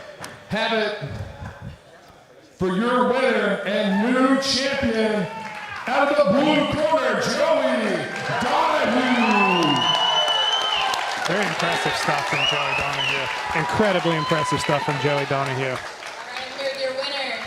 Tell me, how do you feel about your performance? So you're good. That's awesome. I respect it. How do you feel about your performance today? How do you feel like you did? To be honest, I'm not really happy with my performance. What is it? Oh, yeah. It works. My style. I don't like putting stuff in judges' hands and stuff. But I also came in here and I wanted to prove that I had a little bit of a top game. Because I know a lot of the past matches I've competed against big guys get stuck on the bottom. But man, Eric's really active off the bottom.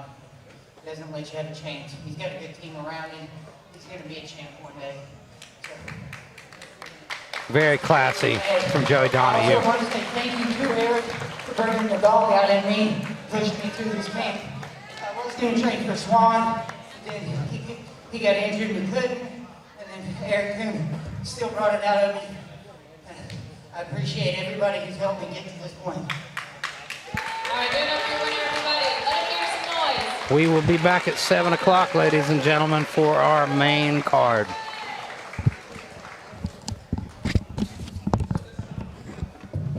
Time we will take a brief intermission.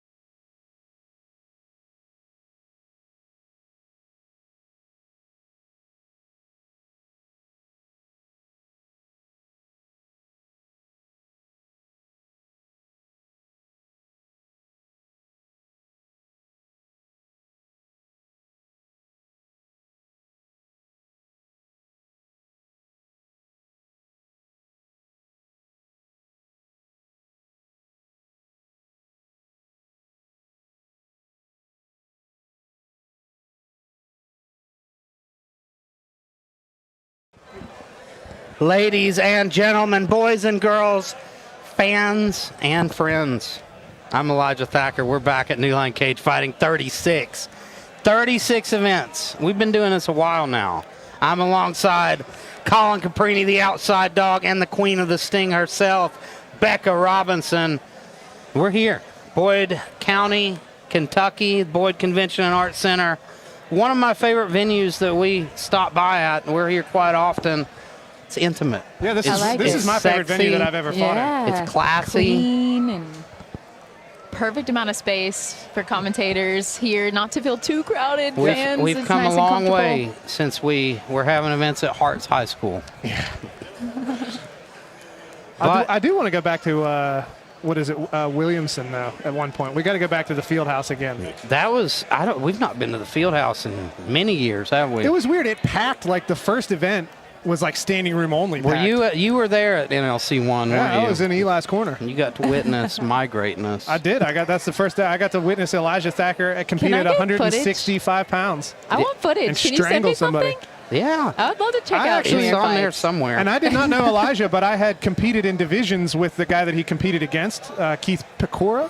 He was one of, I think he was one of George's guys, right? George Oilers. Yeah, he was one of George Oilers' guys. He was a solid blue or purple belt, and I was like, oh, that guy's probably going to do well. I've seen him do well at jiu-jitsu tournaments. So I just strangled him. I was like, who that guy is? Who is this? He was so mean. Like before that fight, this kid, I heard him, he was talking to the commission. He's like, I'm going to head kick him. I'm going to knock him out with a head kick. I was like, what are you? I'm right here, man.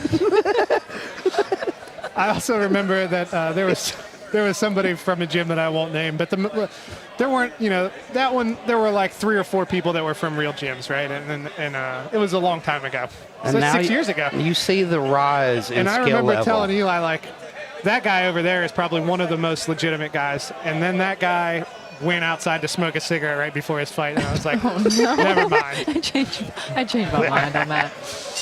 I mean, Joe Schilling smokes in between rounds of the Grand Prix. So, I mean, Sakuraba smoked like a freight train. I will start smoking if it makes me more like Sakuraba. You should. Your mother would be disappointed. My mother's disappointed that I use the nicotine pouches. Even. I got Colin caught on one of these events. I mentioned him. I was over there cornering somebody, and he called it on the commentary that I was using nicotine. And I had to tell my mother messaged him immediately. Ouch. It's what's rough is when your mom watches. You got to be careful, Colin. This is why she likes him more than she likes me.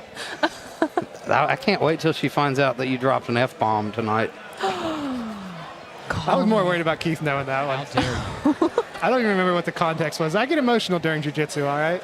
Your heart is in the right place, maybe? It's somewhere. I don't know if it's the right place. It's someplace. Now let's talk about this card. Main event of the night. We've got a huge professional middleweight bout. Michael Boyle, who's 1-0 against Devin Pollson, who's 5-9. Devin Pollson, can we talk about the first time we saw Devin Pollson? I mean, that was... How could we not? I believe that was before Becca's time with New Line. But Devin, first of all, I met him at weigh-ins the night before. He ran to weigh-ins. Wow. And I thought, like, oh, this is like an amateur guy in his first fight. And he was like, no, this is my 9th or 10th professional fight. I was like, what? The closest hotel to the event was a good 20 miles away. It's a long ways away. And he ran. He ran to weigh-ins. 2 weigh-ins and ran back.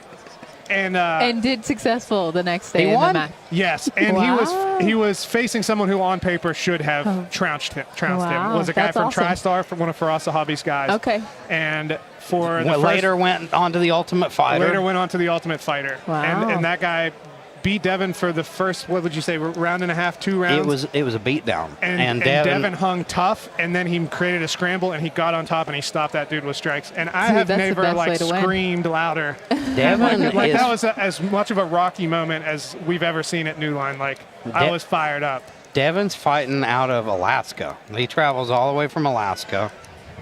He's had a bunch of boxing matches. He takes like pro boxing matches at like local events there in Alaska because it's a pretty small community. Yeah. And He'll it's just fight like every week. Whoever shows up, they fight. And like I love that. That's where you find real growth. Yeah. Just now you see experience. The skill level that you see the guys he's fighting against. It almost would remind you of like street beefs or something. What he's doing out there, but I've seen him knock guys out that are like heavyweights. I've seen him put a guy out cold with beautiful combination, actually. Devin's got potential. And he's come to Kentucky to fight from Alaska. I mean, that kid is, I have a tremendous amount of respect for him. And I don't know much about his opponent, but his opponent's a Renzo Gracie New York guy, right?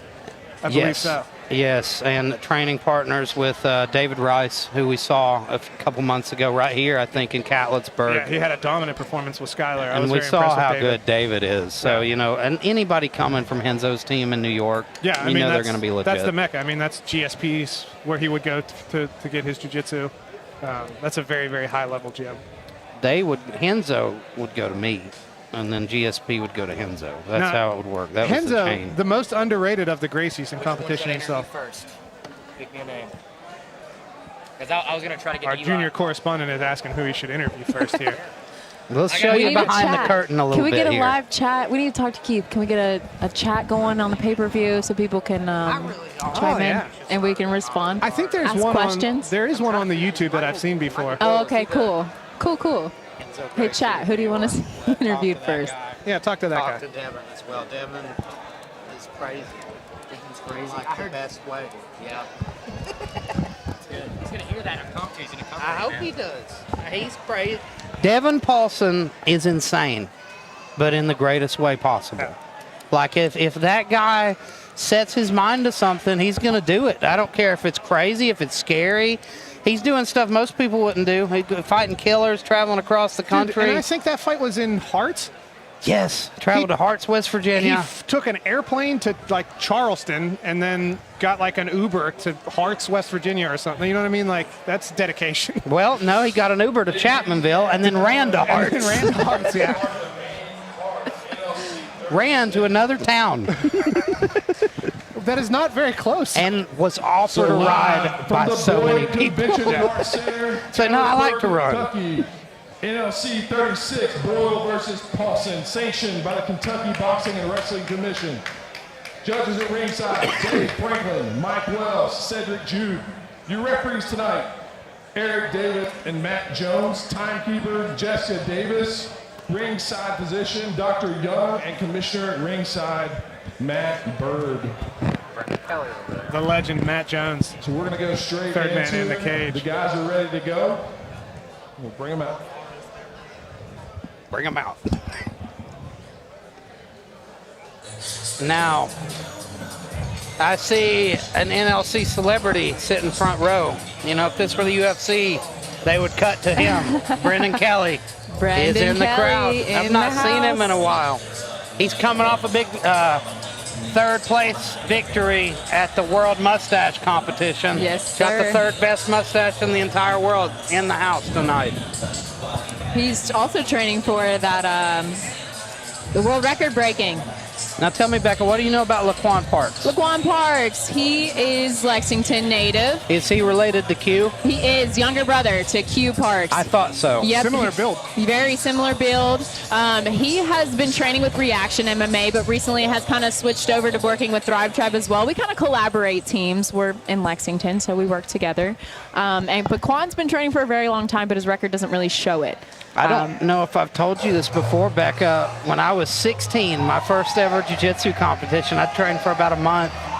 Q was in my bracket. No way. I was second place and Q got first. Wow. I was so scared of him. Oh, I know. He had me looks like beat a before monster. I won. I was like, this guy's like 6'5". He looks like John Jones. Yep. I'll tell you what, I think Q is in the corner of his brother, actually. We got BJ Robinson, coach from Thrive Tribe Boxing. We got Q Parks and another teammate over there in the corner of Laquan Parks. Q was a guy who had so much hype around him. Like, he's a guy who's got a ton of potential still. I was very impressed even in his losing performance in that last fight that we saw him in Lexington. Yeah, I mean, he's had his UFC calls. Yeah. I believe Q also handed my friend Ken Beverly his first loss in MMA, which is a big deal. Ken's very good.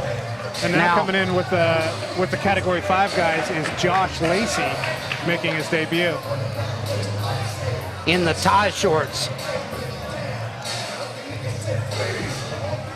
Now,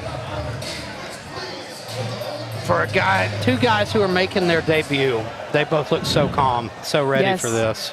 And I feel like you see that a lot. They have so much more experience in the gym than they do on record. They're ready. Mm-hmm. Well, we are at bout number 16 on the night. Fight his free round in the NLC flyweight kickboxing division.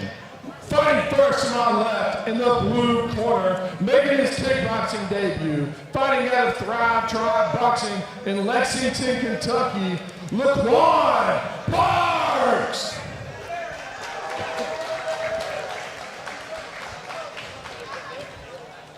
And next to my right, fighting out of the red corner, making his kickboxing debut as well, out of Cahill, Jiu-Jitsu, Hurricane, West Virginia, Josh Lacey. You can tell who the favorite is. Category 5 brings a lot of people here. Jones. This should be fireworks.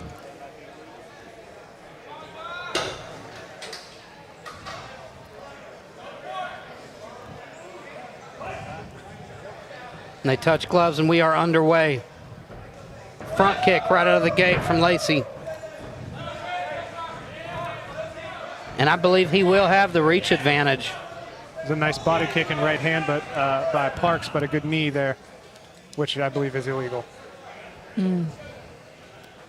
So not so good of a knee, but it was good as a knee. Nice body kick, but he lost balance there.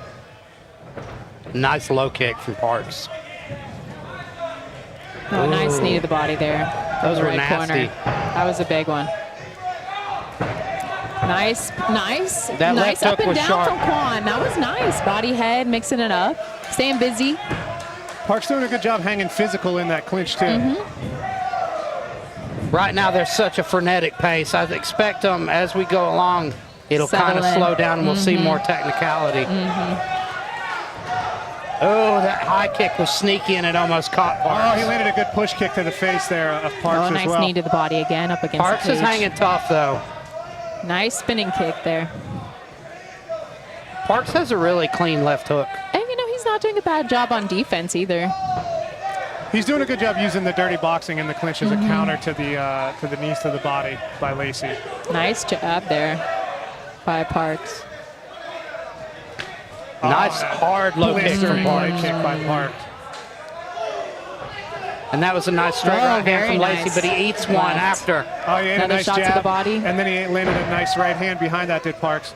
He's But blocking Lacey those knees now. Lacey doing a good job with the off balances in the clinch. That was a nice job by Lacey to trip him there and just throw him to the mat.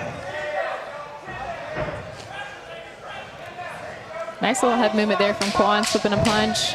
Ooh, nice uppercut, rear uppercut he landed, snuck it in.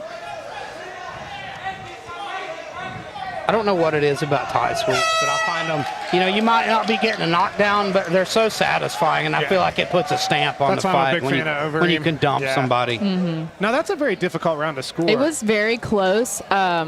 Man. I might lean towards Lacey. The knees to the body were very effective. Very but I think effective. Parks Lacey- definitely landed the cleaner punches, I would say. Maybe They looked bo- a little more aggressive too. Yeah. They both had their moments, but I do think that Lacey was the aggressor. Lacey was coming after him that whole round, and he landed some really nice shots. That front kick, very close on the high kick. Those knees to the body were beautiful. Yeah. Very nice. And those are going to pay dividends later. Because they wear on you.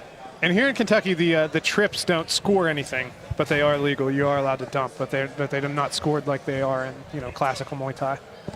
I'm excited to see what happens in the coming rounds. A lot of times with the debuts, they don't know how to monitor their energy output. Sometimes they do too much in the beginning, so I'm interested to see how they kind of adjust and slow down a little bit. Take a moment and imagine 16-year-old me and seeing that guy and how Cute scared I Parks, look at was. him. He's so tall. He's only 2 feet taller than you, Elijah.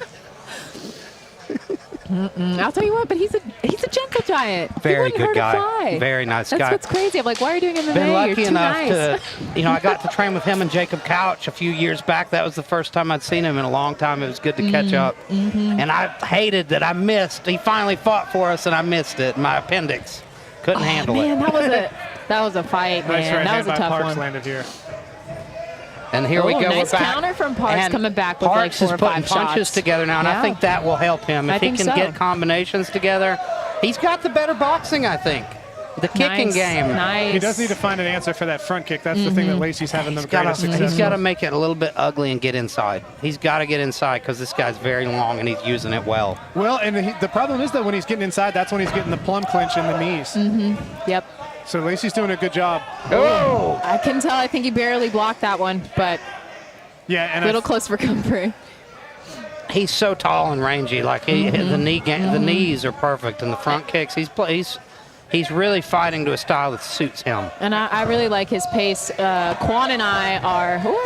That step in knee to the was body low. from Lacey was nasty. Parks with an inside leg kick that rode up a little bit high. Quan and I spar together for fights, so I've gotten to be on the outside. I really like his pace. I like his IQ. He doesn't rush, but he does a good job at staying active. He looks almost a little bit frustrated now. Sometimes it's hard when you have that lull, that stop in momentum. Yeah. You know, that's well, he might have frustrating felt too. like he was finally, finding his range, Yeah, getting in yeah. the rhythm, and now, that break in the action. And definitely nothing intentional there. That happens a Yeah, lot it's a whenever good show both of guys respect. are throwing kicks. It kind of creates that funnel where there's really only one place things can go. And we see, I think Lacey's almost ready to continue. He's got up to 5 minutes here, though, if he needs it, which is great, Make sure a guy doesn't get back in there compromised. Oh, he's doing a good job staying on top of the action is Matt Jones. Always. Matt Jones is a fantastic Legend. referee. I'm always happy when I see him reffing. And not just as a commentator, but when I have guys fighting, and I see Matt's there, I'm like, thank God. That's something we don't talk about much. Matt was at that first New Line event as well, and he has grown a ton as a referee. He's constantly training, constantly looking to improve himself. He takes it very seriously, and that's what you need in an official. Love touch by the gentleman. And we have the back ref underway. cam tonight, which is awesome. Yeah, this will be a good fight for a ref cam. Nice kicks there. Nice little right hand. onslaught from Parks. Yeah, Parks doing a good big job. knee, though, to return from that. It's hard. It's almost like volume versus significant strikes. Which one do you go towards? Because Quan, Parks here, I'm thinking he's got the volume down, but the significant strikes really do go to the red corner, in my opinion, so far. Just the really big ones. Lacey, Parks that is was nice from Nice Parks. double right hand. Parks is getting good snap back of the head on his punches, too. The Lacey- headgear makes all that a little more exaggerated, as is the long hair that Parks has. Lacey finally came up short with that knee, and Parks made him pay for it well there. I wonder if that slows him down using those knees, but he seems to like them, so maybe not. Nice left hook by Parks. Good jab and cross. Oh, the punches are coming. Nice body work. This is where Parks is shining right now. Yeah. In boxing range, putting punches together. That's his key I to think he might victory. have got that round. I believe Parks won that round. I do as 1-1. well. I think it's 1-1. Yeah. That was fantastic. And I'll tell you what, I'm impressed from both debut. We've had a lot of really good the debut level of fighters at New debutantes Line. has been impressive. It's amazing.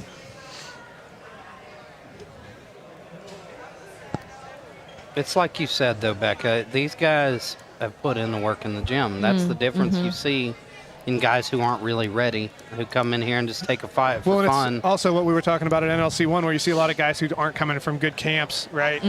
These guys are all... Nobody should be taking their first fight from a camp unless they've put in the rounds, right? Right. Oh, 100%. How long did you train, Colin, before you took your first fight? 2 years. Not long enough. I trained for 9.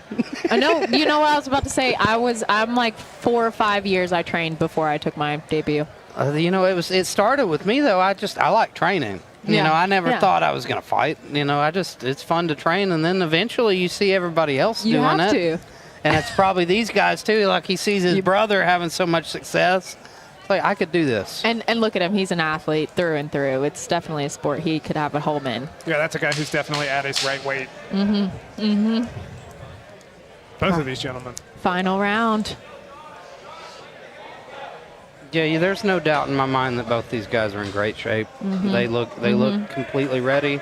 And they've been patient. Both sides have been patient. The first round was more frenetic, but Yes. it's slowly getting to the point where it looks like two veterans in there. They're getting used to it. They're getting calm. Oh, that was a hard body kick from Lacey.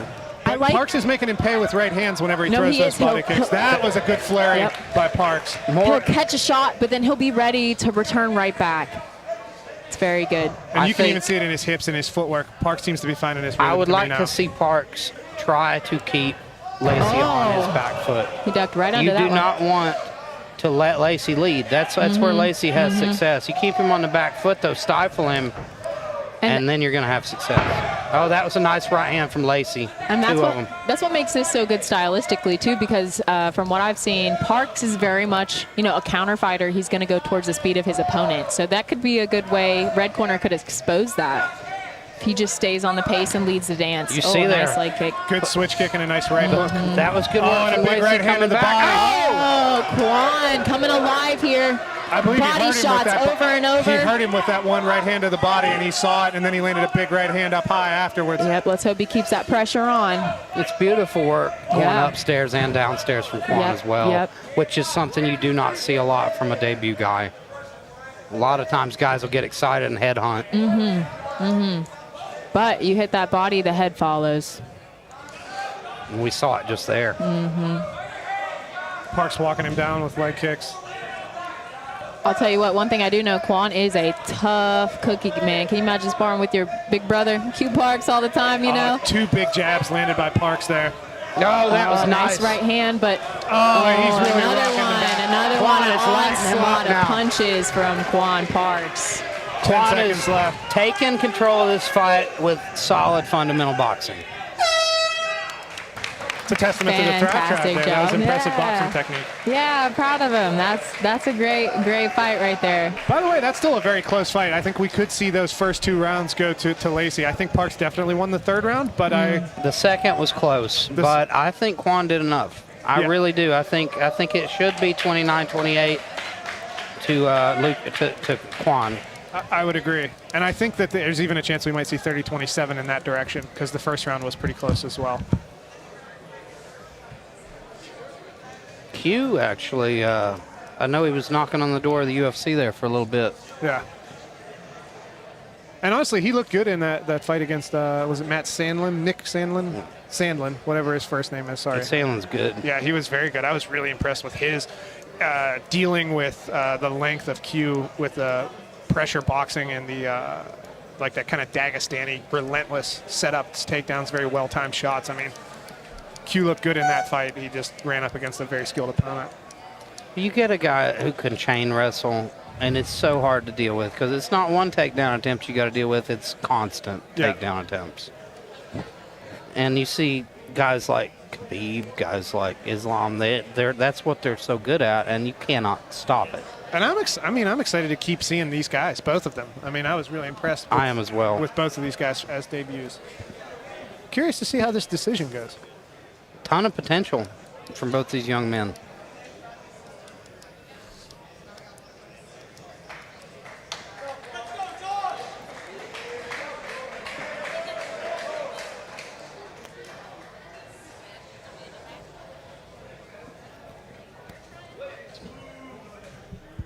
Ladies and gentlemen, judges have come to a decision. All 3 judges have it. Unanimous decision. 30-27, 29-28, 29-28. All for your winner, fighting blue corner,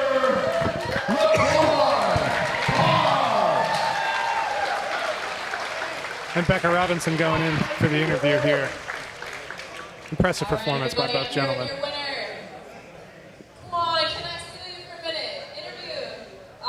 Quan, congratulations. That was a fantastic performance. How are you feeling? Debut? Shit, hungry. I guess who's next? We're gonna keep training. Hopefully back around this too. Is there anything that he surprised you with in there? Was there any adversity that you feel like you faced while you were in the fight? So for about 3 years, before I actually came here, they told me all my opponents were going to be shorter than me. My first opponent is 6 feet tall. I kind of threw me for a loop. But you did a fantastic job adjusting. Is there anybody that you want to thank? Take a moment, just Just, I didn't know you could lose a 2-1 decision. That was close. I thought that would have been unanimous for Josh. That's fucking robbery. Those good debuts. How long has Josh been training? Dude, you look impressive. Whatever you guys are doing, I like your footwork. Yeah, he literally less than 6 months. Like, all right, everybody, give it up for our winner. All five.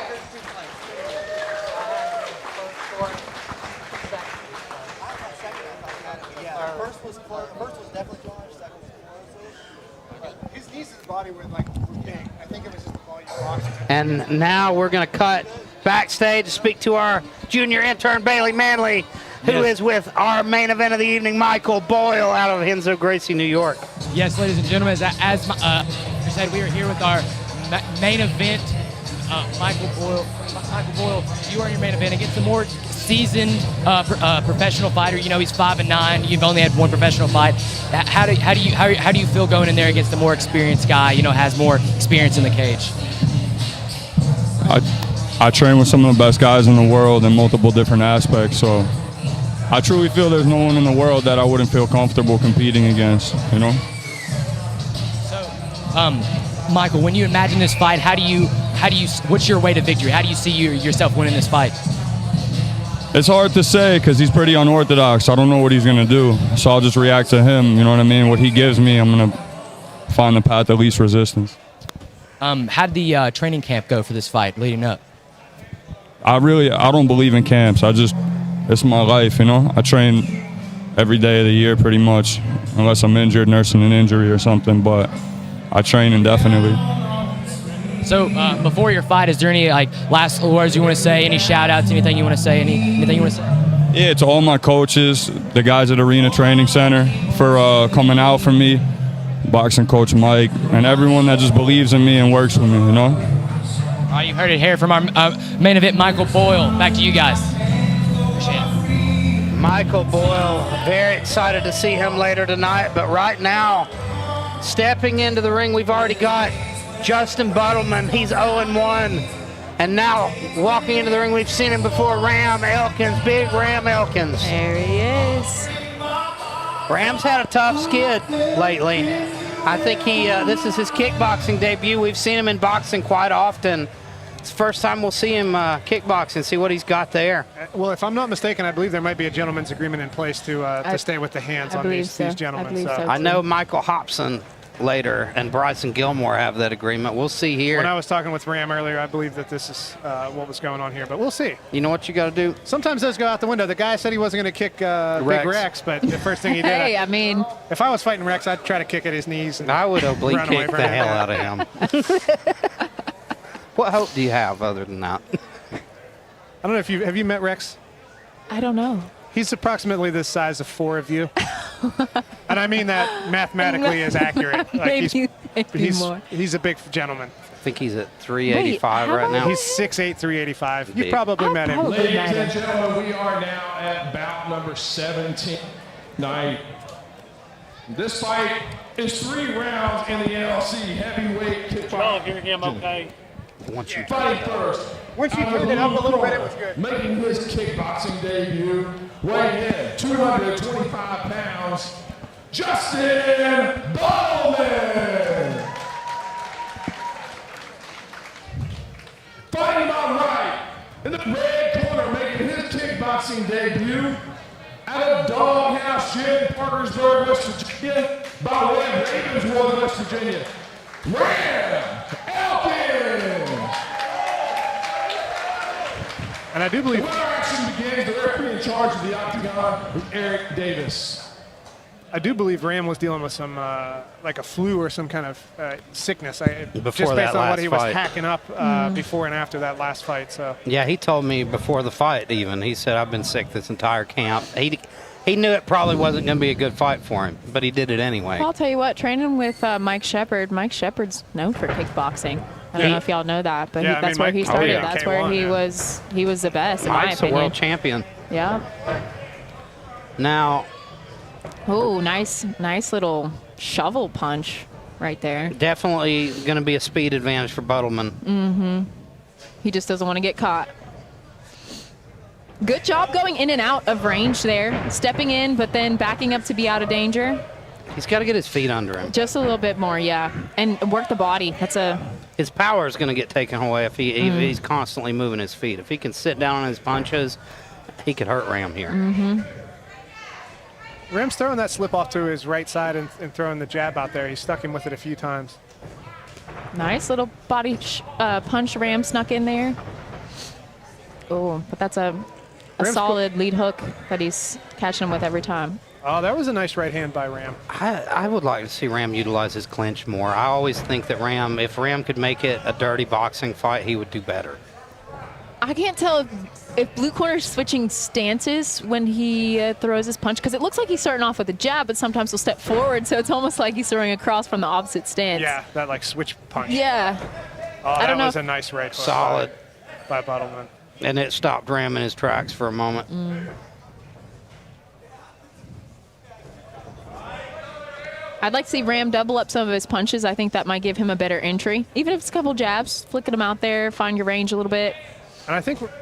Oh, nice body shot by Ram.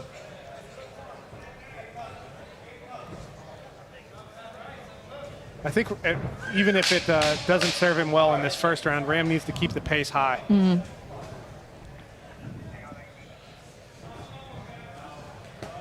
Oh, there was a nice right hand by Ram at the bell.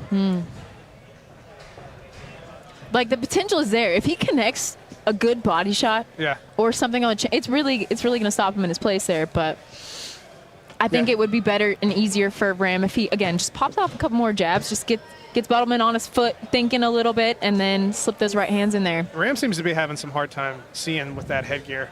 I can't stand the headgear myself. I hate it. We've talked about it before. It's such an obstruction. Especially going from not fighting with it and then all of a sudden, hey, you got to wear headgear? That's tough. Yeah. Ram looks like a gentleman who's got a head that's hard to find headgear for as well. Yes.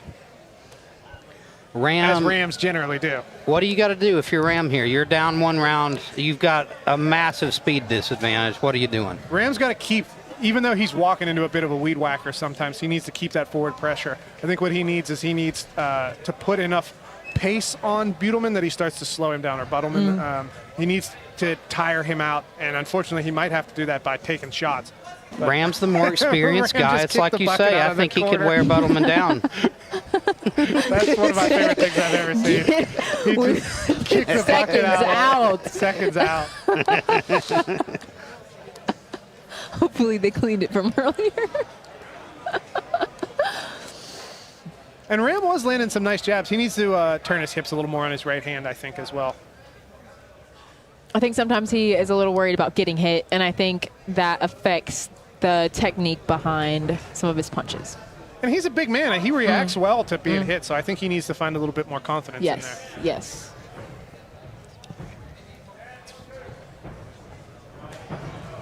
There's that short check right hook again by Bottleman. Yeah, nice little jab there. He's doing just enough to keep him at bay right now. I wish he'd go down to the body maybe a little bit. Oh, nice little that was a nice pop in there. Right hand right to the jaw by Butelman. Ram's reaching now. He can't be doing that.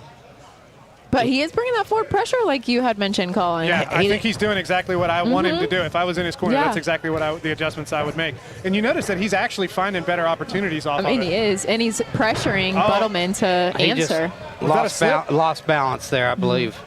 His eyes, he looks clear-headed. I feel like this is turning into a completely different round than what we saw before, just stylistically. Yeah. Ram's winning this round. He's pressing in, man. Just by ring generalship. Yep. Now, just if he could pop some of those jabs out there. He's got to keep it, though, yeah. Yeah. And I believe that he's earned the respect of Butelman, too, or Butelman. Sorry, I keep mispronouncing his name. Well, I mean, he's eating There you go. Nice shots here by Ram. Nice body shot. Big right hook by Ram Elkins. Big right hooks. Uppercuts That's exactly even. what Ram Elkins Butelman needs. running from the corner there. Definitely. Fantastic job from Ram. Make it ugly. Get in his face. Yes. Make it a gritty fight. Make him carry you. I mean, That's if right. you have a weight advantage, That's right. get on him. Tyson Fury, Wilder too. That's a perfect example of how you can utilize the clinch to wear an opponent down. And Ram could do that well. Man, we might be 1-1 again going into the second fight. I think we are. And Ram did a good job of making the adjustments. And like I said, you saw he ate some shots. He ate a couple of those check right hooks early in the round, but then he was able to back him up and get some punches put together in the corner. And I believe that was the most significant strikes we've seen of the fight. So I think that I do think Ram won that round.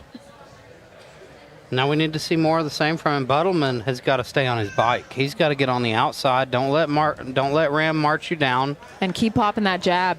It was very effective because Ram would, have to regroup a second after those jabs. So that's a good call.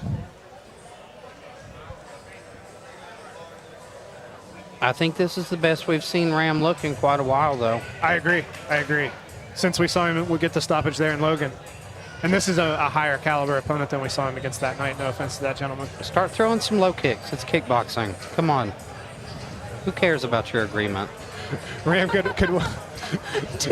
just kick him in the leg real quick. Just land a big Mirko Krokop. He's got tree trunks for legs. I mean, I wouldn't take one. Well, and I was talking with Ram earlier, and Ram said that he's actually been kickboxing much longer than he's been boxing. But what's going on?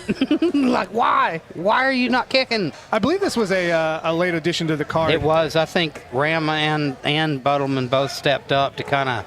We were falling short on some matches here, and they stepped up. Yes. Short notice. Much respect to both of these gentlemen. I think it's beneficial for both. 100%. Great experience for both. Both getting extra time under coaching, making proper adjustments round for round. And I do agree. I think this is the best we've seen Ram looking. Yeah, look at him. Nice forward pressure from Ram. I think he looks confident now. Yes, that he does. second round gave him some confidence, and I think that's something he's struggled with lately. Now, if he could just tuck that chin a little bit, he's walking in a little bit, I don't know how else to say it, other than naked. Like, there's no punches in front of it. And we see he landed that nice body shot there, and once again, Buttleman is reduced to kind of scurrying away. Oh, look at him. Look at Ram. He's feeling himself. Nice, definitely confident. I think he knows he's eating Buttleman's best shots. There's not much Buttleman can show him now that he's not seen. So it's time to have fun in there. Yeah. We got about a minute 20 left. Let's see if we can get some more action out of these gentlemen as the clock ticks down. And Buttleman really needs to get some volume out there because right now, so far, he's only landed really one shot this round. He's kind of been moving backwards. I think the end of that last round might have really gotten to his head because Ram was landing some big shots to the body and to the head. He's doing a good job of not getting caught up against the cage. We saw Ram switch to southpaw there for a second, and there it is again. There it is. Using nice, Ram. He used that adjustment to come up. Very nice. He's keeping him in the corner. Ram is having a nice He's comeback got to just stay on him here. 25 seconds. He could win this fight here. Uppercuts are then around the top. Looking good. Nice body shot from Ram Elkins. And we saw Ram make go. a Look, he said, come on, let's go. We're not done. We got 15 seconds. We saw Ram make an adjustment to using some different footwork there. We got some dueling wizardry going on. Crowd is calling for action. Do you remember when Ben Rothwell did that against maybe Brendan Schaub? Yeah. He got all excited and fired up like mid-round. He started jumping around and then knocked him out. Yeah. Like, there's something in that. Like, there's something there. The Texas Crazy Horse, Heath Herring, did the same thing to Mark Kerr and Big Tom Erickson. People forget about how good Heath Herring was. The Texas Crazy Horse, man, those were like two of the most impressive wins in MMA history. He could have been a champion. I just think Nogueira had his number. Yep, and that's who he fought. I mean, he fought Nogueira for the interim UFC heavyweight championship as well, after Heath had beat Czech Congo, who was a high-level fighter. And he fought, obviously, that's the first Pride heavyweight title fight, was Heath Herring and Nogueira. I think Heath, he fought a who's who. Yes. And then even Fedor, Brock Lesnar, even in the later when he was in the UFC. I did lose a bet. I bet on him that night with one of my friends. Do you think he was going to take out Brock? I did. He's very experienced. I think on paper, if I would have been there, I probably would have made the same bet you did. He made me sad that night, but... Did you bet against Brock when he fought Frank Mir? The first or second time? The first time. Yes. The second time, no. The second time I thought it was going to be a close fight. I didn't make any solid predictions. And seeing the way Brock recovered from that loss to Frank and beat up Heath Herring, who is like, I have a lot of respect for Heath. I got it backwards, actually. Brock lost the first one, right? And then he lost the first one to Frank. Caught in the leg lock. He got knee barred from open guard. And then the second one is when he smashed him. Yeah, with Pollson's stockade top half. So this is an interesting fight. This decision could go either way. I think Ram Elkins won the second and third. I agree. I think especially with that little salvo from at the end of the third, I think the third could have gone either way. Until then, Buttleman did land a few shots on his bicycle there, but I think Ram really did the most significant work of that fight. And Ram was definitely walking him down. I mean, that leaves an impression on the judges when you're just moving backwards. Ladies and gentlemen, after 3 rounds, your judges have come to a decision. All 3 judges have it 29-28 for your winner. Out of the blue corner, Justin Bowman.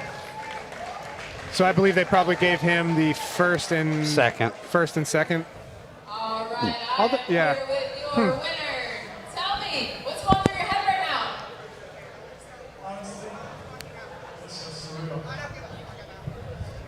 How do you feel? About training leading up to this? Is there anything that you did differently leading up to this fight? I just had to do this fight last week. So you displayed your toughness tonight. I want to applaud you for that. Anyone that you want to thank? Any supporters? PMRC, they've been my biggest supporters. If I work with. All right, everybody, give it up for your winner one more time. Round of applause.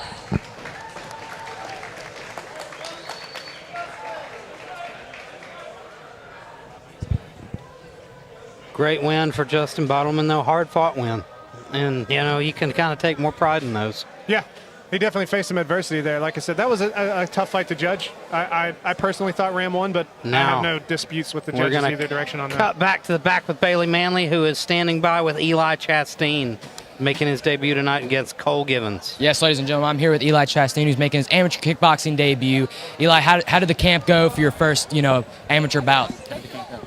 I wasn't the greatest. About 3 weeks ago, we got some hard rounds in. The last 2 weeks, I've been going to horseshoeing school. So I've been fighting with horses and hammering metal. So this is actually going to be the easiest day of my week. Amazing. So we have a lot of opponent changes for you, but we've settled on Cole Givens. He's a more experienced guy. What's your mindset going into a fight with a guy that's, he's really experienced, he's he's a brawler? How do you feel? How do you see yourself winning this fight against someone like him? Wendy's parking lot. I'm a killer. Inside the cage, outside. If someone pulls up to you at the Waffle House, it's the same as in the cage, so it doesn't really matter. You heard it from him, making his debut tonight, Eli Chastine. Back to you guys. Well, I hope I don't see Eli Chastine at the Waffle House later. Uh-oh. Yeah, or Wendy's. I don't want that smoke. Oh, look at the corner here. Yeah, we've got Big JR Cochran. Now, Nicholas Asbury. This is his debut as well. Got a feeling he's been spending some time training with JR and Griffin Key there.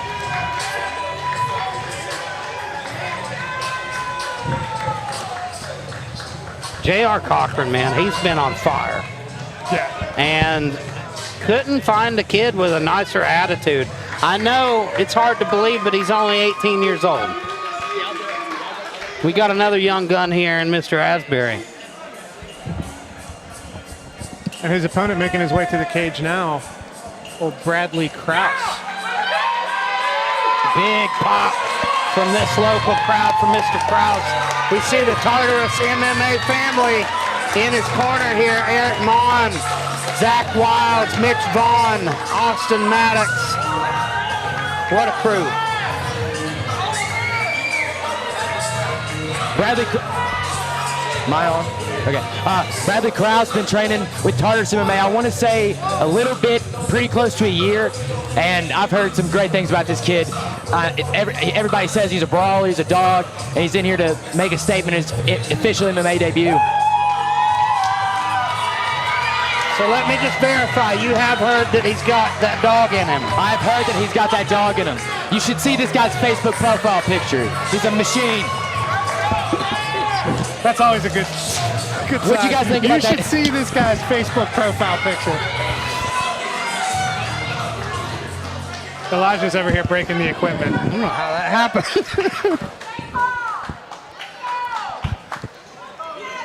What'd you guys think of that interview I did with Eli? It's quite interesting. An interesting cat. It was. This MMA bout is 3 rounds in the NLC lightweight division. Fighting first, out of the blue corner, making his MMA debut. 153 pounds from Charleston, West Virginia.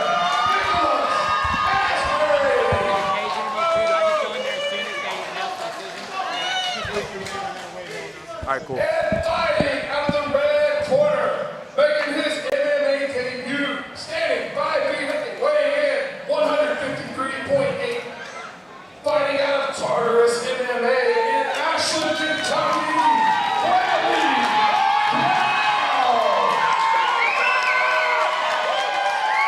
Where actually is in charge of the octagon is Maddox.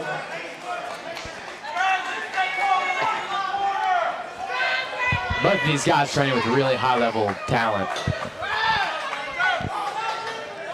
And 2 debut guys again who look so calm, so ready. I like, oh, that was a nice jab. Hard jab by both men. Oh, and a nice jab in return. Good leg kick. Southpaw and southpaw crime here, and we say a nice. Oh, he's dropped up. Left hook knocks him down. But Asbury's back up. He's trying to get his feet under him here. Flash knockdown though from Bradley Krauss. Beautiful right hook. And Krauss had landed a nice left hand right before that in the exchange.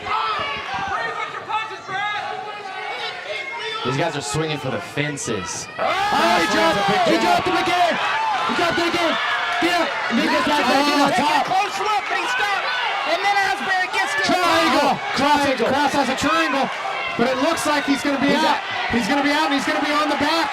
Oh, we got a victor's roll towards the legs, but he ends up back in guard. Nicholas Asbury in danger again. What a turn of events here. Just as you think it's over. Krauss. Big hammer fist by Nicholas Asbury. He's in trouble now. Oh, Asbury landed big shots here.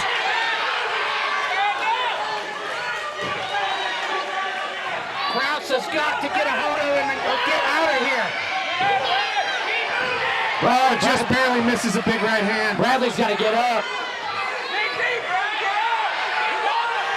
Asbury's pulling it on. From Krauss, get him off. These are big shots. Oh, he uses the heels on hips to make some space, but Asbury right back on top of him.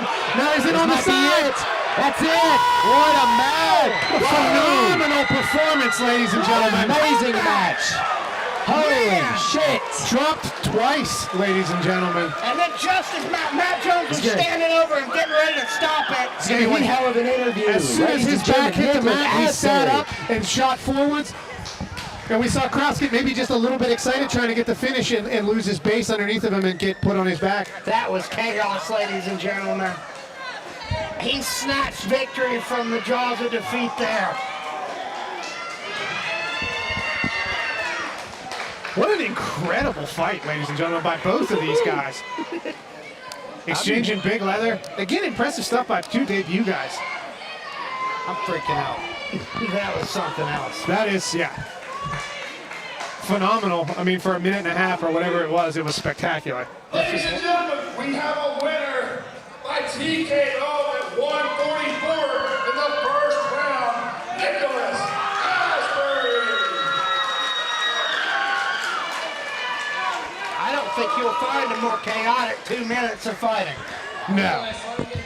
Or a more impressive debut. Hey, I fucking love this shit, man. Boy put me on my ass for a second. But he should have been in here with me, man. But I love Twisted and everybody. He's a great worker. What's next? I'm moving to San Diego, so I'm gonna get out there and run shit. That's all I got to say. Hell yeah, round of applause for Nicholas Asbury. Nicholas Asbury, man. What heart. Phenomenal performance. I mean, phenomenal composure, conditioning performance.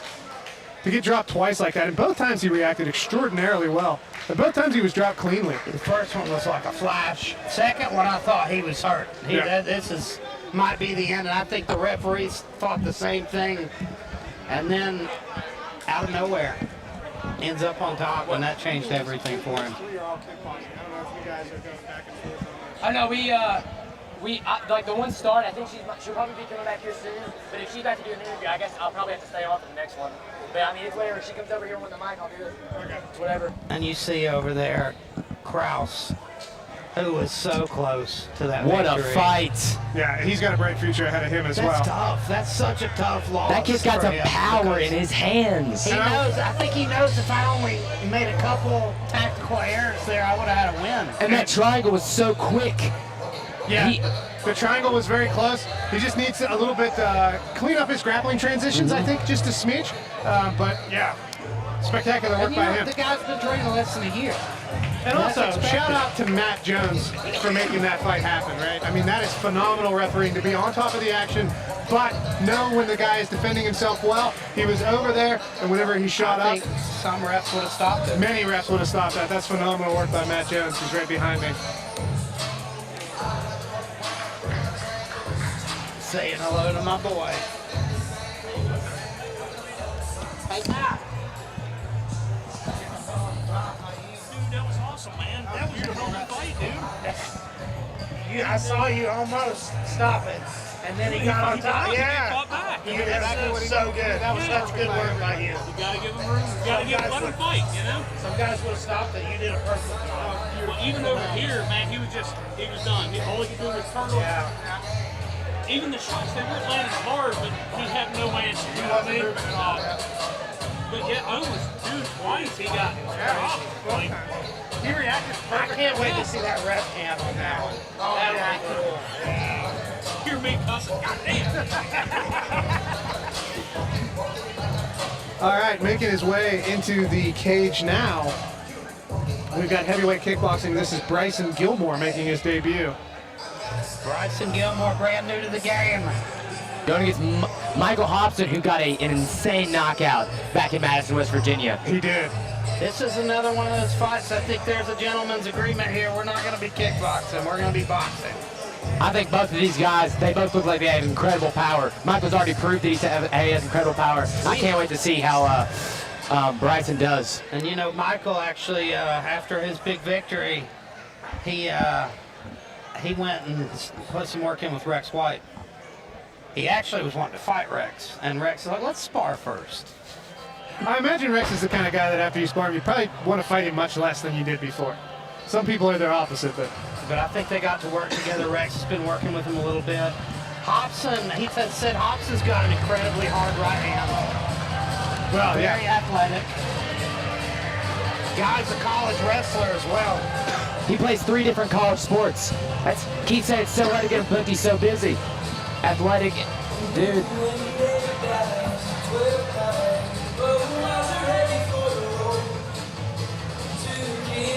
I don't know what this song is, but I like it.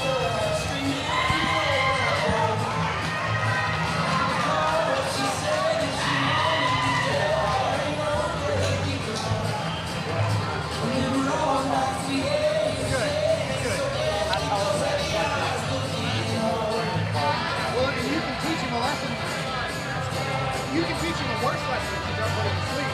You can make it long.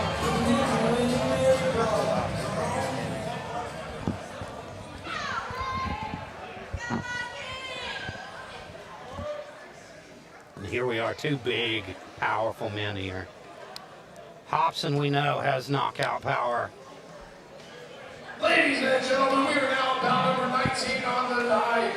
This fight is 3 rounds in the NLC heavyweight kickboxing division. Fighting first, out of the blue corner, making his kickboxing debut. He stands 6'2", weighs in 295 pounds.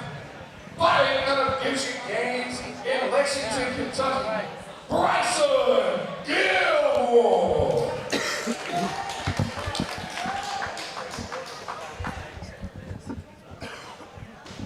Fighting out of the red corner, making his kickboxing debut. He stands 5'10", weighing in 281 pounds. He's a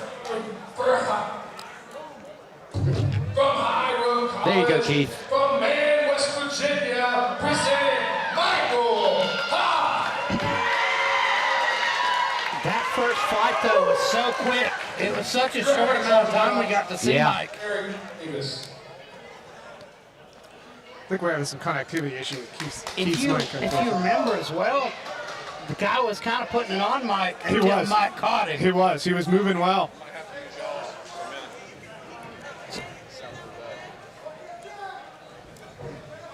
Stiff, long jab from Gilmore. He's got long arms.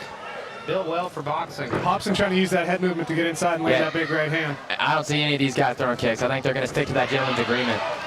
Let Hopson with these crazy wild hooks. I mean, he's got so much power. He ate a stiff jab, though, on the way out. Gilmore's throwing straight punches. Yeah. That's a big thing.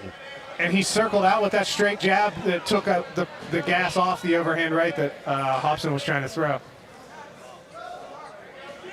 Ooh, nice. 1-2 from Gilmore. Even going back, Gilmore's throwing straights. I mean, he's doing really good, keeping him at bay. He's just got to stay away from that big power. That's all he's got to do here. Keep doing what he's doing. Stay away from the power shots.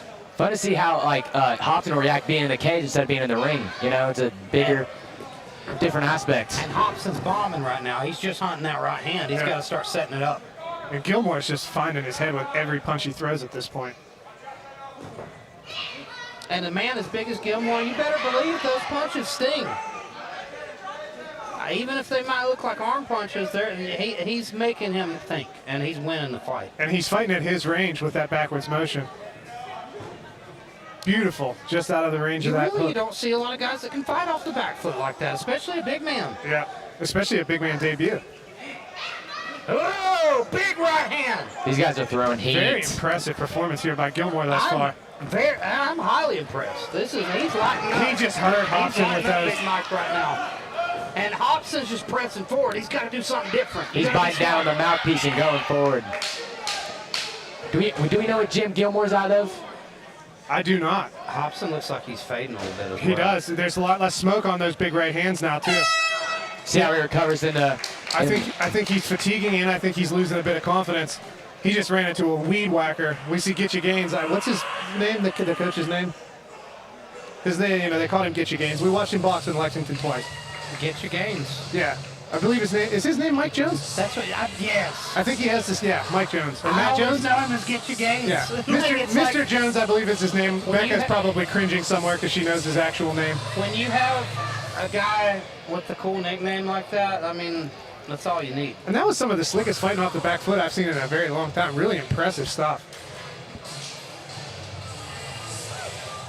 Now, Michael Hopson has a massive deficit to overcome in this fight.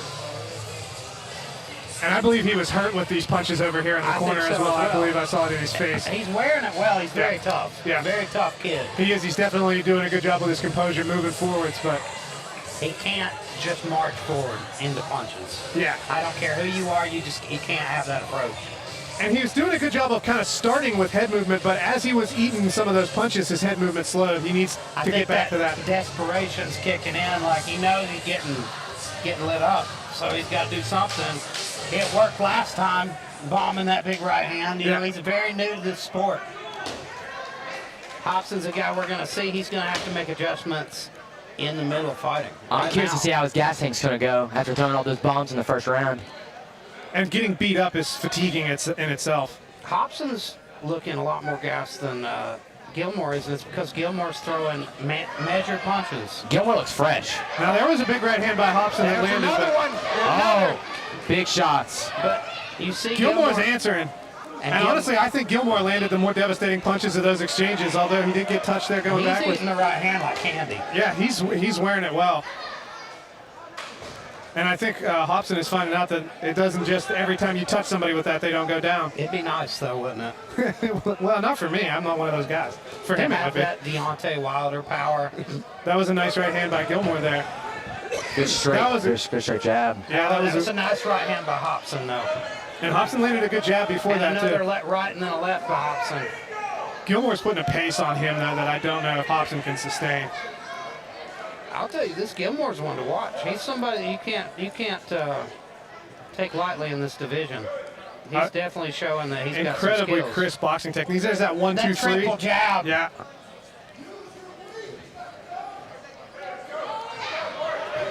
Oh, and the Matador as he slips off to the side and lands a right hand. We see blood coming from the nose of Hopson now too. Oh, and Hopson wisely elects to get the mouthpiece rinsed off so he gets that extra few seconds. I wouldn't want to put that in my mouth. Hopson's getting picked apart right now. It's as simple as that. If I was the ref and in charge of the athletic commission, I wouldn't allow him the option to rinse it off. I don't think no most rest. do. And Gilmore looks so confident right now. Especially having eaten some of those right hands. I think the first round he evaded most of them, but this time he's eaten a few of them and he's walked right through them. And Hopson's entrances aren't quite as crisp as they were. Beautiful work by Gilmore. Using that head movement to get right out of the way as he lands another series of jabs. He's switching stances. You know, when Mike knocked out Joplin almost ran into it. Oh, and there was a big right hand by Gilmore. And Gilmore's footwork is beautiful. Yes. You see Mike's on his back foot now. He didn't like that. Very good. That was nice head movement there from Hopson now. Hopson's getting bullied now, though. That's the thing. You can move your head, but he's putting so many punches together, it doesn't matter. And he's walking him down with footwork as he does that. Woo. Slick 2 rounds from Bryson Gilmore, who is definitely one to watch at heavyweight. Yeah, very impressive performance there. But that might even be a 10-8 round, to be honest. It was pretty close. He pieced him up there. I think... I thought 10-8 rounds in kickboxing only happened if someone got knocked down. No, there can be still that level of dominance. You do lose a point on the knockdown, but yeah. I wouldn't have scored that 10-8. I mean, I think Hopson landed a few clean shots. He did land a few clean shots, but he was never almost out of there. I mean, I think he's definitely hurt, but I don't think I'd scored a 10-8. I think a 10-9 both rounds. Lodge is disagreeing with me. You got to.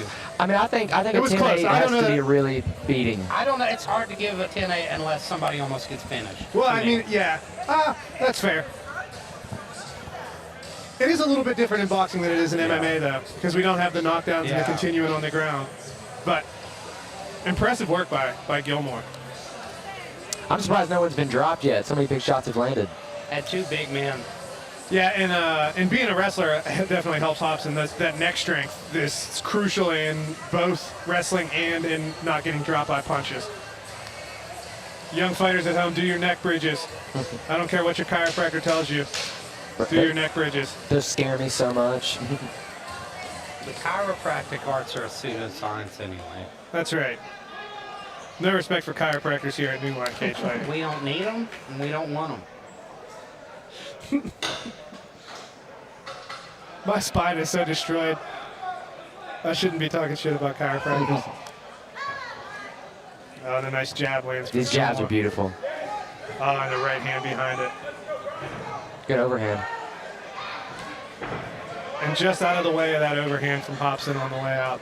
It's good footwork from Gilmore. Oh, and a nice right hook. He's so active. You don't see, it's like you say, there's not many heavyweights that put a pace on like this. And he's not fading at all. No, he's... I mean, granted, we're only in 3 2-minute rounds, but this is impressive stuff by Gilmore. Put the work in. Oh, and a nice short right hand. Short, crisp punches. Hopson's responding poorly, yeah. That was a massive right hand. I think Hopson's really gassed right now. That's all he's really got. That's the thing. Hopson needs to develop more tools in his tool belt. That's simple as that. And we see Hopson starting to chew on his mouthpiece out at the end. He's having a hard time breathing. He's getting beaten up. Oh, ref was taking a close look there. Be interesting to see if we can get Hopson to if Gilmore can get Hopson down. This is beautiful work from Gilmore, though. I'm so impressed by his boxing. And obviously, we've seen his coach compete a couple times in professional boxing. But this is incredible stuff. He's beating him up. It's getting progressively worse. Yeah. The gas tank of Gilmore is so impressive. And Hopson's getting more and more tired. Nice stiff jab lands from Gilmore. 20 seconds left. Let's see. Now Hopson's turning away. This is a brutal fight.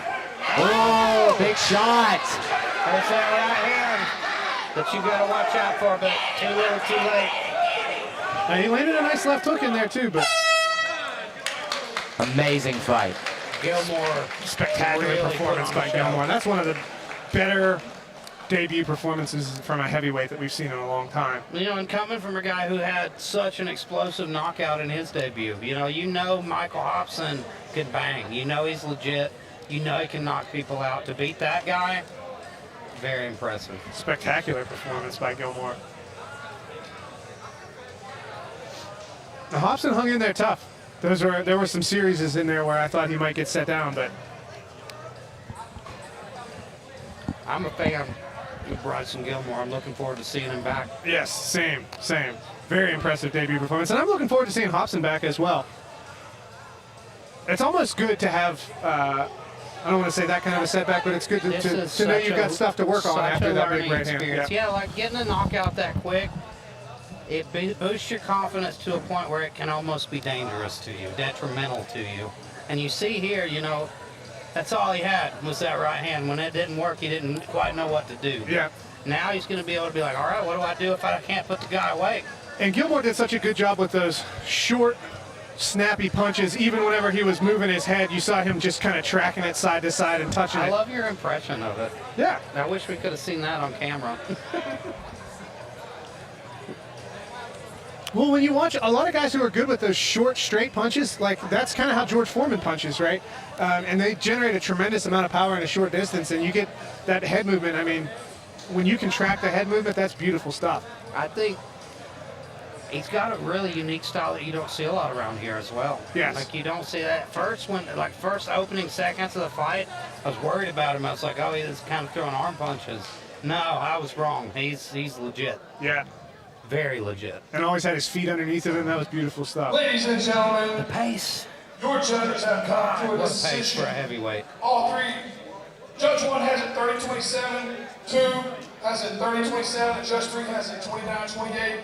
All for your winner. Fighting out of the blue corner, Bryson Gilmore. Buddy, what an amazing fight. How do you feel about that win? Definitely feel great about it, man. I said it's my first match here, and it's a personal thing, man. I can't wait to just get y'all. I wish I could give y'all more, but yeah, like I said, I'm definitely going to be training hard, so that way next time I can put on a great show. Even great, this was a great show, I ain't gonna lie. I'm grateful for I saw him over there watching the grappling earlier. I'm grateful for my family, I'm grateful for my friends, I'm grateful for God, and this is just the first thing, I'm going to come to heavyweight world champion one day. I'm taking that goal. Great attitude as well. Phenomenal attitude, and I wouldn't be surprised at all if that happened, right? I mean, that was the kind of debut you would expect from somebody who's got big things coming down the pike. Spectacular and great attitude, great person to have around. Like, yeah. The confidence and the calmness of a guy you'd see that's been fighting a long time. I can't wait to have him back. That was a spectacular performance.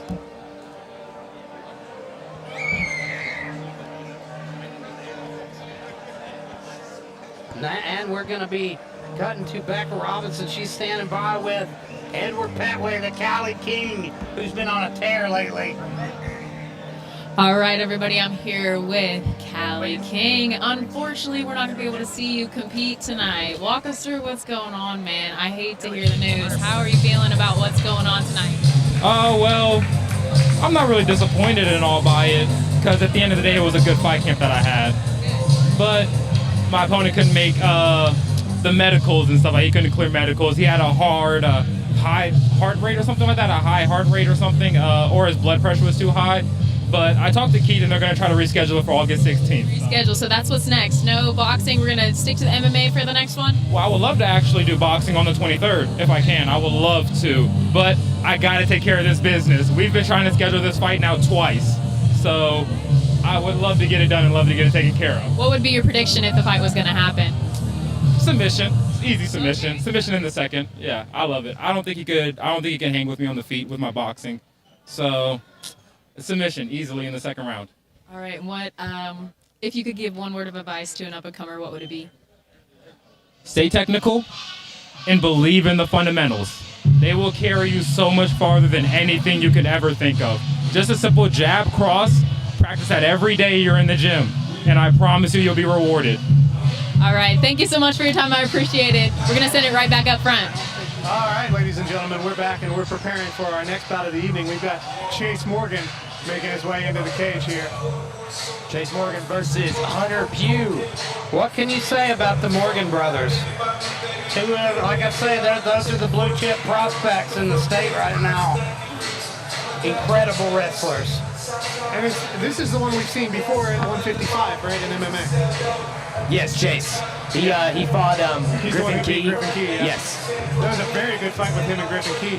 And he's fighting Hunter Pugh tonight.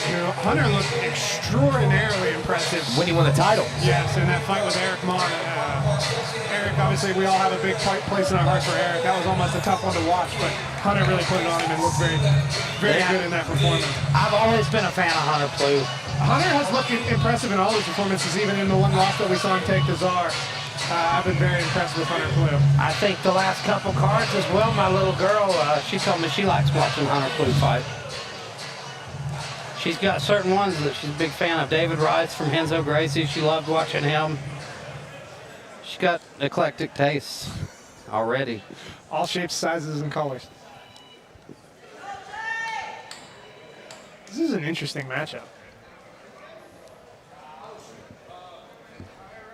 Because we saw Chase has had good striking exchanges, but it really... I really enjoy, becoming friends with Chase and Chance on Facebook. Becoming friends with both those guys and getting to see them coaching. I don't know if you've gotten to see this, Colin, but Chase and Chance are coaching wrestling a lot. And watching them break down moves, watching the way they teach and the way they coach, they're very gifted. Very good coaches as well. I believe that. I believe it. A lot of times people who are good performers like that have a detailed understanding. Sometimes not so much, but the guys who are really good have an understanding and can teach as well.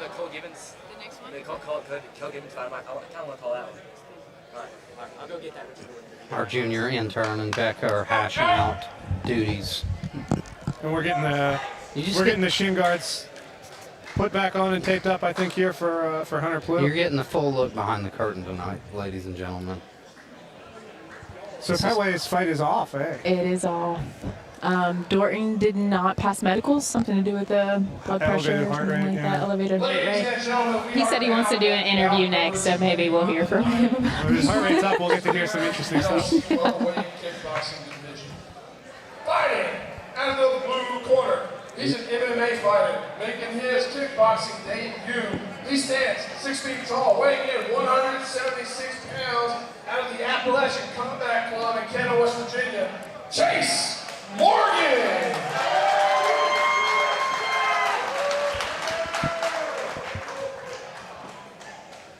Fighting out of the red corner. Kickboxing for the third time in NLC, weighing in 175 pounds. Out of Columbus, Ohio, he is the NLC light heavyweight boxing champion, Hunter Pugh. That was such a classy bow by Hunter Pugh. When our action begins, the referee in charge of the octagon is Matt Jones. It's going to be a heck of a fight. And it takes the wrestling of Morgan out of the equation when we're kickboxing here. And that really, I think that's impressive. A guy like this who's so comfortable wrestling, he's looking to expand his repertoire. He's looking to get better.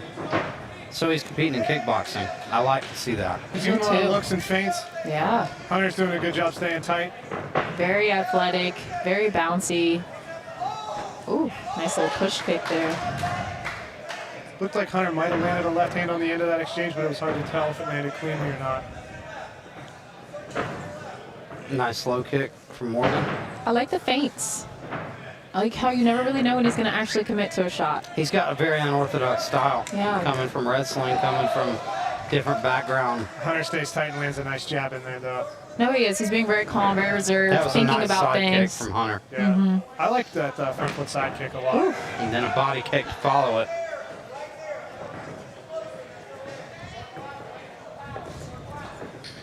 I think Hunter Plu's definitely the more experienced striker here. And he's doing a great job on defense so far. He's avoided some big shots. Well, you see, it's that traditional style that he has versus this unorthodox style that Morgan has. It's a really interesting matchup. It'll be interesting to see if Morgan can keep the pace with this kind of frenetic energy. Yes. Oh, that's a heavy low kick. You could hear how heavy that one was. Oh, and a big right hook lands from Hunter Plu. That's the most significant strike of the fight so far. Hunter's really, really coming on as this round goes along. He's starting to get the rhythm of Morgan. Switching stances a lot. And he's doing a great job countering Morgan as he's crashing in now. Oh, that was a good duck under after the front kick and the right hand behind, or the front kick and the straight punch behind it.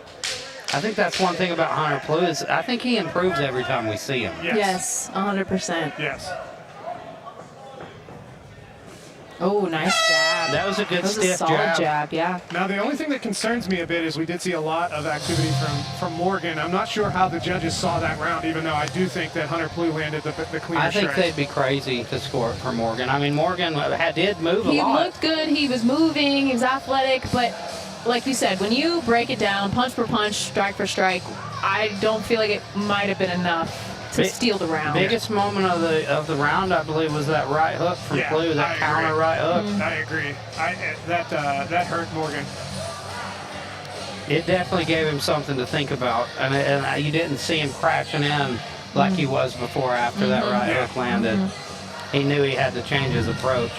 I wonder if it changes the pressure having a sibling fighting on the card. Like, do you feel like you're setting the pace for your sibling here? Like, is there pressure behind that? Or are they just used to competing that whatever, it's whatever? If they both wrestled, I'd probably used to competing at the same time. But this is different than wrestling too. I mean, this is, You know, you see your brother. I think it's harder on the second guy that fights. You know, because like depends on what happens. If your brother gets a great win, then you motivates you, fires you up. But if your brother loses or gets knocked out, like that's tough. You still get your adrenaline up and down either way, though. Yeah, that's true. Twice. I wouldn't watch. I would stay in the back. Nice exchange. Plu landed a nice body kick and a right hook in there again. Trading in the mid-range here. I love to see it. Ooh. Oh, that's a big left hook from Morgan. Yeah. If he could follow it up with a thing or two. He's landed smothering some good himself shots just a there. little bit.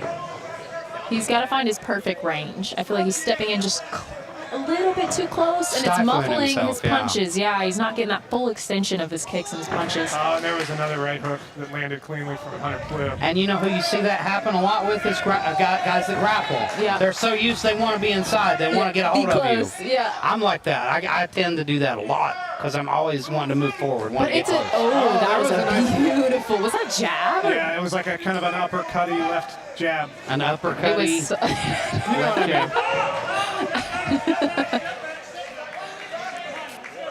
You can feel the intensity, though. I believe Plu thought he was touching the back of the head there. That was a nice front kick. This round's a lot more competitive. Ooh. Nice defense. Nice defense and knee from That was Plu. a sneaky knee. That's the first knee of the fight. Center of the body, too. Oh, nice counter, though. We got 3 or 4 punches landing. Trading here. Morgan's doing a better job of throwing straight punches this Yes, round and not winding up, not And in looping bunches. Oh, nice knee slipped in there. It looked like he landed a hard knee to the Another body of one. Plu. I think you felt that one. I agree. Plu's posture changed immediately after that knee, it looked like. Oh, nice. Little kick to... Oh, nice right hand. Oh, now Morgan's punches and bunches are landing. Nice Morgan's knees. coming on this round, and those Explosive knees raw to the power. body are great. Yes, look at him. Explosive, just raw power. Now, I hope this doesn't wear on the gas tank. He went low with that knee. I couldn't see where that landed. It looked like it was clean-ish to me. We'll see. It's tough to Either tell. way, if you're getting kneed right below the belly button, that's such a sensitive area. Like, even if it's not in the cup, it's not going to feel good. You know, you're going to react to it for sure. So we're definitely around a piece, right? I think so. Is this a for trend? Sure. Yeah. 1-1 going in there. It's either all finishes as a trend or, you know, we're back and forth. It's a credit to the matchmakers. It really Yes. is. These are such even matchups. And you don't see that a lot. That's the thing with a lot of these regional promotions. You'll see guys they want to win, and they'll be matched up against the can. I don't think you ever are going to see that here. Yeah. You see even matchups, competitive matchups, every fight. And skilled debut guys. That's my favorite thing so far about the past few New Lines events. It's just, you know, your debuts, oh, I don't know much about this guy, but they come out and they look like they've been in the game. I love to see it. Oh, sorry.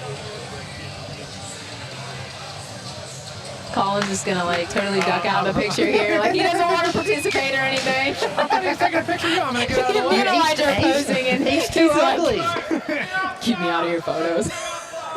You get less likes if I'm in the photo. That's just We usually have to Photoshop him out of all the NLC stuff. People complain. Scaring the children. Like, who is that guy? Where'd you find him? His ears are massive. We got a little blood coming out of the nose of Plu here on the shorts. Probably from one of those stiff straights he caught earlier. Oh, nice little sneaky shots in. Nothing landing super cleanly What here. an interesting, like, turning side kick to the body. Oh, nice shot there. Misses, though. Oops. Got to free that hair for a minute. Get a little breeze going. Shake it out. Morgan's made adjustments, though, and I think he's made this fight way more competitive than it was in the first. And he's shown a great gas tank. I mean, I haven't really seen him slow down at all. I mean, and as a wrestler, you know, they're conditioned to the top level, but he's done a good job used to going reserving. hard for 3-3s. Yeah. Can we go to the scorecards right now? Who wins this fight? This round has been too close. I know, that's Draw. the question. I'm going draw. It's anybody's fight right now. This round is going to decide it. Oh, that was a big right hook by Hunter Plu, but he gets walked back with telling you. pressure and violence. As soon as somebody lands a punch, the other person starts to fire back. It's so back and forth. Very even matchup. And Plu's landing the better knees, but... Yes, and better leg kicks, like leg strikes. Morgan has found a way, though, to utilize his superior grappling skills. Yes. Get him inside here. Oh, And nice that knee was body nasty. Knee by Hunter Plu It there. was nasty and sneaky. Yeah. And you can see that Morgan is throwing knees, but he's not quite used to the technique of correctly throwing knees. Yeah, it just kind of looks like a little bit of like button mashing in UFC. Like, I think he's found something there, though. I'm not hating. When he's having success, though, when he's got him against the fence, like you can tell he's got the strength advantage. Yes. He can keep him Oh, landed a big solid body body kick. shot. Almost doubled him over there. And another big That knee was in the a bad body one. afterward. Yeah. Can he recover? You can see it. You can see that Morgan's feeling it to the body. Yeah, he's got that little hunched forward type urgency at the same time. I think but he's Blue's got tired. time. Oh, Nice. Nice knee to the body from Morgan. This is such Blue a close landed round. another nice I don't knee know to the body in how. I that don't know exchange, how too. they're gonna score this. Wow. This last 10 seconds could very well decide Let's the fight. go. ladies Throw it and down, gentlemen. boys. Nice little tag there from Morgan. Oh! Big spin and a miss. Barely misses with that wheel kick. Wow. Morgan just ducked under it. I have no idea how to score that fight, ladies and I gentlemen. couldn't pick. I really couldn't. I think the first two were pretty clear, and then this one was That chaos. last round was the opposite of clear. It was chaos. They both landed cleanly. I'm not going to be mad at either result. I'm Me really neither, not. really. but They both showed some heart. Personally, I think that the body kicks and the knees to the body were the most significant strikes of that round. I would say From that I would. Plu. Yeah, from Plu. So I would lean towards Plu, but there is absolutely no bad decision that could go either direction. Here's here. my thing, agree. though. I believe that the way Plu was landing those with his back against the cage, it might have been hard to see for some of the judges. I agree, especially the ones over Because that there. one over there, I didn't catch that one that you saw. Yeah, exactly. He was sneaky with his knees, and they were beautiful. I'm just wondering if they were noticed. I hope they were. What a spectacular fight turned in by both. It of was a these great fight. It was a great, and such a clash of styles. It was an interesting one. And it's interesting, like we saw Morgan really, he slowed down that frenetic energy that he had with all the feints and the kind of crazy movement that Hunter was timing and countering in the first round. It was just a completely different fight in the second round. Great sportsmanship between both these men. I have no idea who's about to get this decision, ladies and gentlemen. I don't either. And I'm excited about it. Yeah. I don't want to see either guy lose. I'm impressed with Morgan. I mean, this is his kickboxing debut. And I mean, what if you score the third round a draw? Honestly, I might. It's very close. It's very close. Both had their moments in it, and I don't think either one hurt the other in the third. They were both maybe to the body. Maybe Hunter chased the body, but he wore it so well. Yes. And kept coming forward. It was such a good fight. I think fight of the night so far. Josh Lacey and Laquan Parks was fantastic as well, though. Ladies and gentlemen, after 3 rounds of action, your judges have come to a decision. 30-27, 30-27, 29-28, all for your winner. Fighting out of the blue corner, Chase Dorton. I told you 2 of those. I told you some of those judges gave him that first round. It was close. Tell me what's going through your head, man. Congratulations on your successful kickboxing debut. Just run me through it. Walk it back. How we doing? How we doing?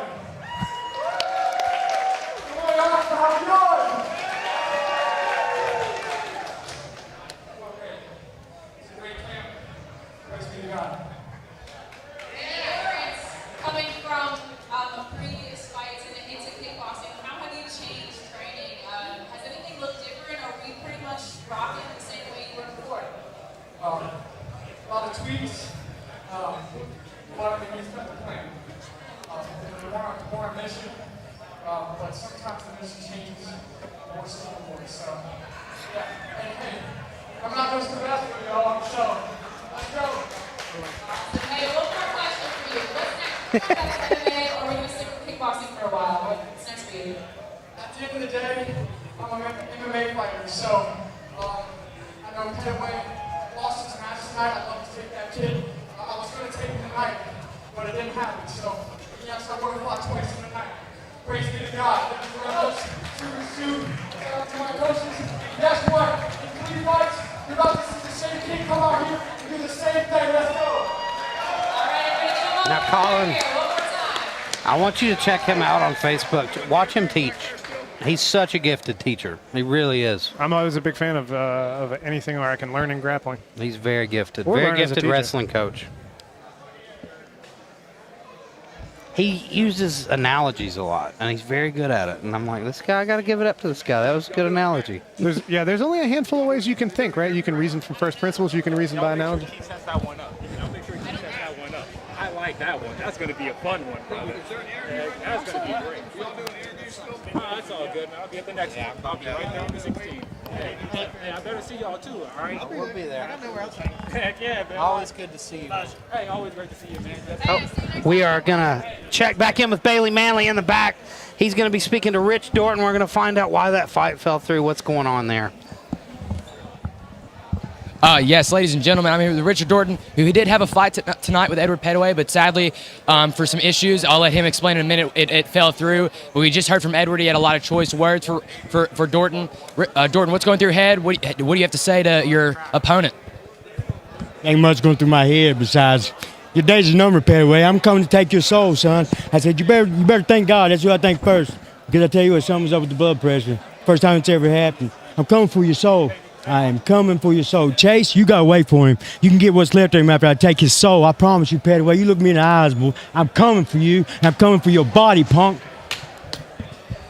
You heard it from him. You heard it from him, Richard Dorton. When are you trying to... This guy's amazing. You heard it from himself. He had a lot to say. Back to you guys for Cole Givens versus Eli Chastain before we go to intermission. The outspoken Rich Dorton there. His blood pressure's definitely up, it seems like. Yeah, he's having a big night tonight. He's ready. They just won't let him out there. He's ready to go. Pedway's such a nice guy. He's such a nice guy. He's so sweet. I don't think he meant anything he said with ill intention, but... No, I guess I took my headset off. I didn't catch all of it, but... I mean, he definitely called him out. Like, hey, man, you've had fights scheduled before. What's going on? You know? And I maybe acted on a little bit, but... Well, you know, when you work so hard, you train... It's hard not to be frustrated, and I think that was coming out. And, of course, Rich Dorton fired him up. Yeah. Maybe we'll see that in the future then. And we see Pedway there talking with Bailey. Bailey probably stirring it up. Hey, what's the fight game without a little beef, guys? Come on. All right, next up we got Eli Chastine. We heard from him earlier. He's ready to go in the Waffle House parking lot. He's ready to go in the Wendy's parking lot. Thank God we've got a cage here. That's exactly what he needed.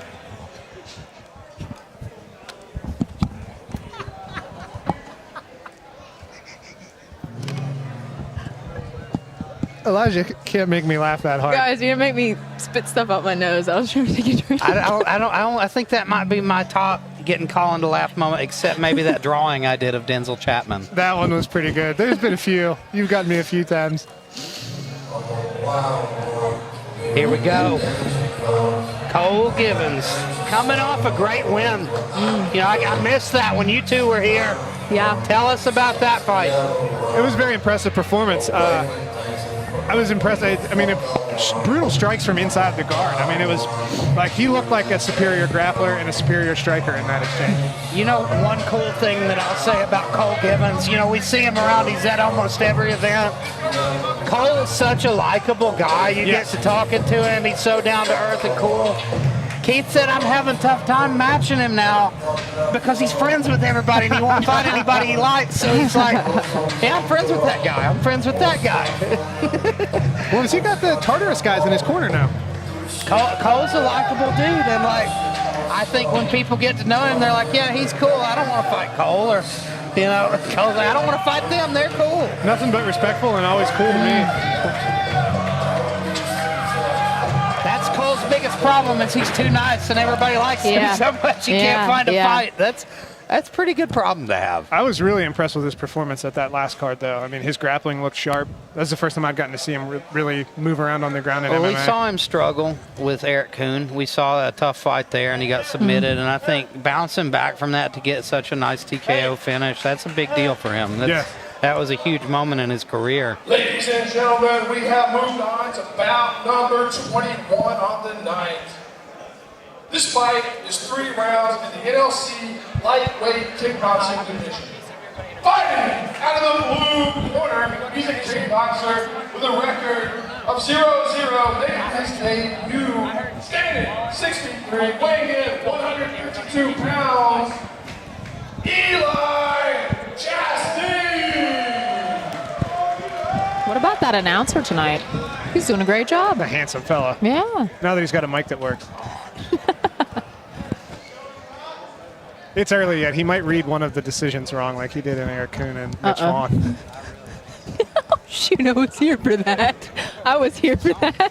I thought we were going to have like special security for Keith at the end of the show, man. Everyone was up in arms and they had but the house was packed for those boys. For both of them. For both of them. It was... It's a funny story. Like, I was walking that way, and somebody told me, like, or actually, I think it was Keith, was like, I read the cards wrong. We got to get Mitch back in here. And this is, like, as Eric is doing his interview. And I looked at Zach Wilds, who's Mitch's coach, and I was like, hey, they're about to announce that Mitch won the fight. And Zach went, oh, hell, we're going to have to fight our way out of here. He was, like, he was disappointed that they won. He was like, oh, God. That was a tense moment at NLC, I'll tell you that. I don't think that's been the worst. I think the worst one was. Well, were you what's at his the name when Sean Stefanik Yes, fought? That was the worst. That was the worst That was pretty one. bad. That was the worst one. There was a lot of fighting in the crowds and doggy piles opponent, and. I'm drawing a blank on his name. I don't know why. Delano Reynolds. Immediately, as soon as he left the cage, there was a brawl. I won't say who started that because I don't want to get in trouble. It was Delano. I mean, from what I saw, it looked to me like Delano was really frustrated and trying to get backstage as fast as possible. And he was, and he got sucker punched from behind. Yeah, that is. Did he? He did. I was but I'm not going to say who it was. Eli said that he saw the sucker punch. And and he got sucker punched. And then after that, everyone's like, "Oh, a fight! Let's break it up." And somehow he ended up on his back. Like, man, there's like 4 people on top of him, and I'm back there trying to rip people off of people. I'm like, no. Yeah, that was a tough one. I went over to start to help, and then I saw there's like 4 black belts here. there I'm was like, a lot they're of good. They got it. It didn't last very long. The Kentucky but Commission brings like some linebackers. Oh gosh, always. Matt Bird probably the one that gets some people off of each other here. First up, fighting out of the blue corner. I guess they need him to wear red. 152 pounds from the Stanton Gym in Stanton, Kentucky, Line Cagefighting. And to my right in the red corner, he's got a record of 1-2 2, standing 5 feet 10, weighing in 140 pounds from Jeffersonville, Kentucky. Complete chaos, Cole Gibbons. That's complete chaos with 2 Ks. And the referee Dr. Johnson is Eric Davis. Had all decisions tonight except for one.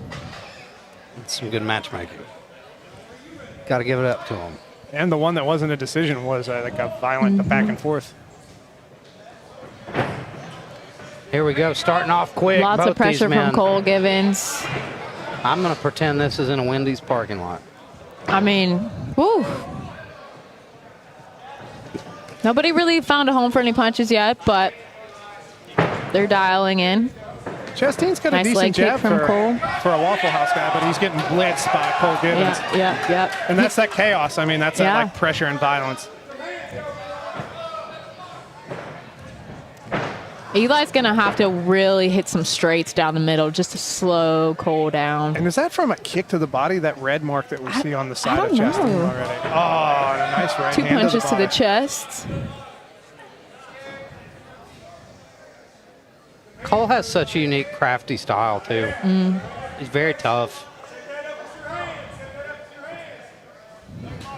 Oh, he walked right into that one on accident. He's getting a little eager and crowding. He threw that right hand from downtown. He did. He was a little eager for that one. He needs to and stop he walking ate in. a big right hook counter there again. Oh, nice high kick, too. Clips him a little bit. Very back and forth action here. Oh, and a Good, nice good. kick to the body, though. Chastine wears it well, though, and comes back to the center. He does. This is good work from both men. These are both some tall gentlemen for this weight.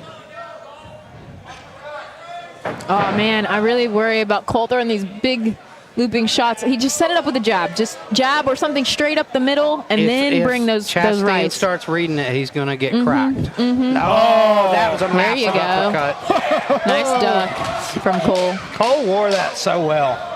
I mean, he ate that uppercut flush. Oh, man. By like... I can't get the Wendy's parking lot out of my head.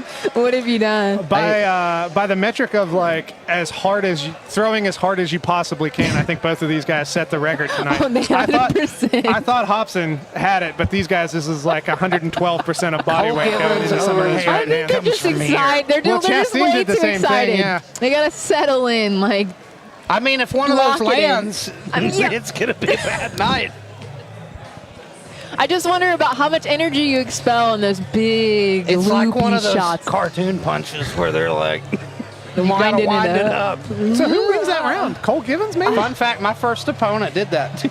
You know, honestly, if I had to choose, I'd probably be leaning towards Cole just because he did look like he was pressuring, he was moving the pace along. The clean body kick that he landed was nice as well.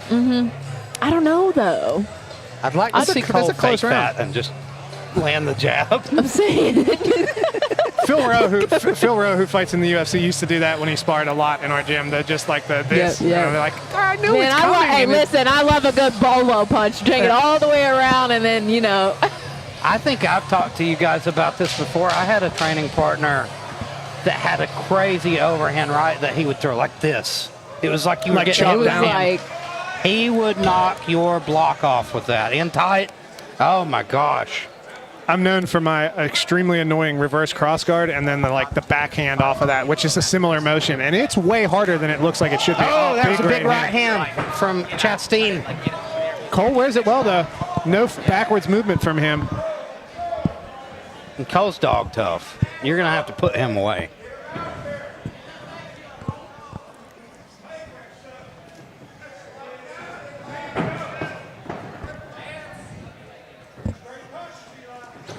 Oh, nice jab there. Oh, there Catches was a- him on the way in. Good But head the movement from movement's Cole okay. Gibbons.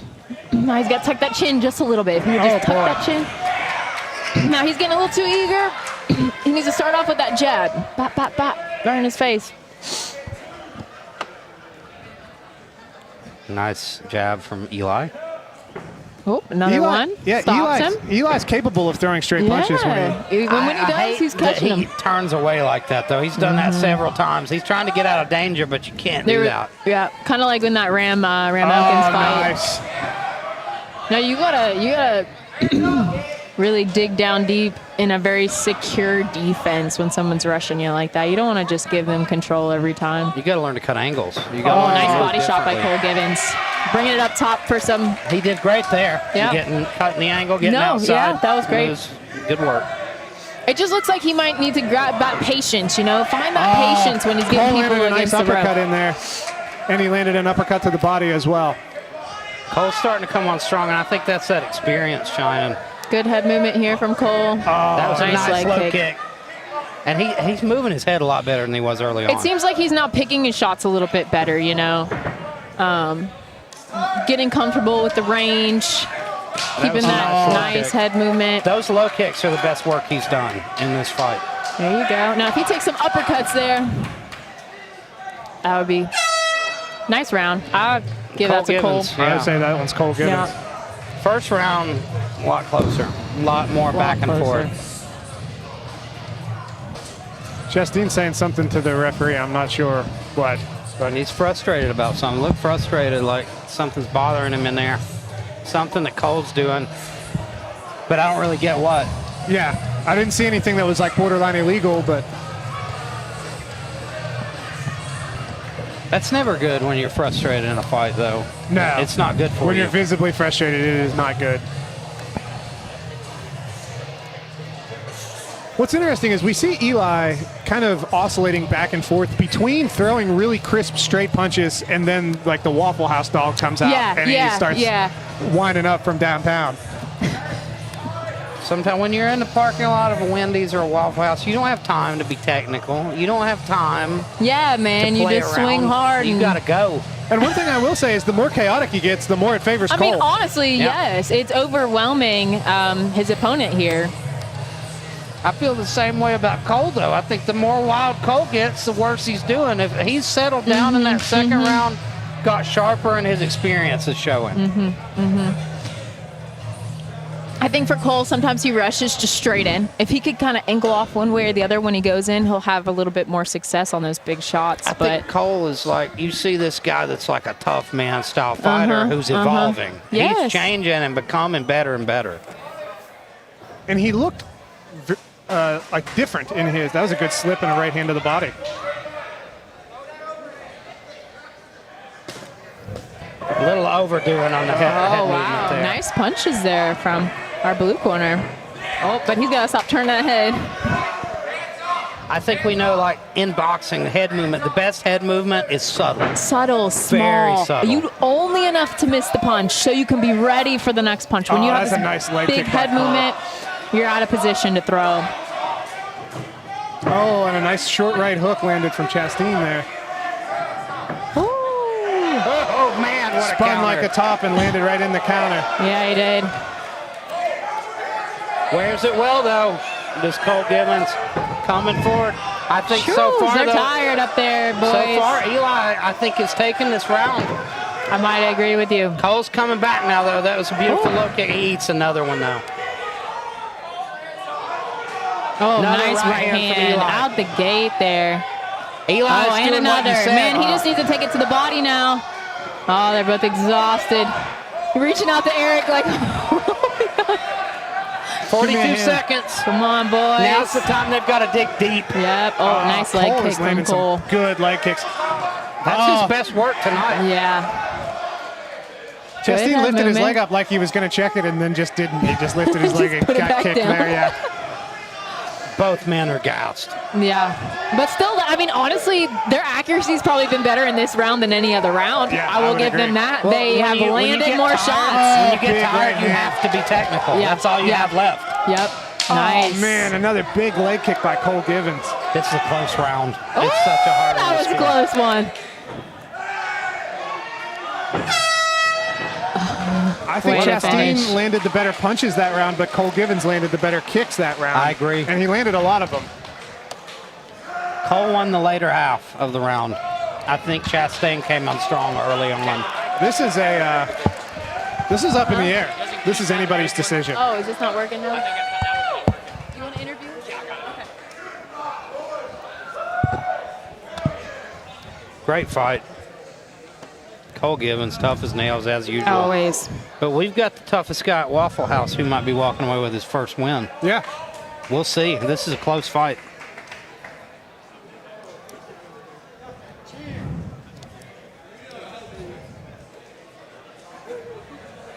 Eli, I think we got a new nickname born. Eli, the Waffle House champion, Chastine. 0 boring fights tonight, ladies and gentlemen. Some boring grappling matches, but so it be. This is a great show of respect here from both men. What a war. Yeah, neither one of those guys had another calorie to give. No. Get them out of here and get them something to eat. But maybe not Wendy's or Waffle House. We don't want. Stay away from Well, Waffle they're House. both going to Wendy's right after this. Get a couple Frosties, talk about the fight. This fight has been sponsored by Wendy's.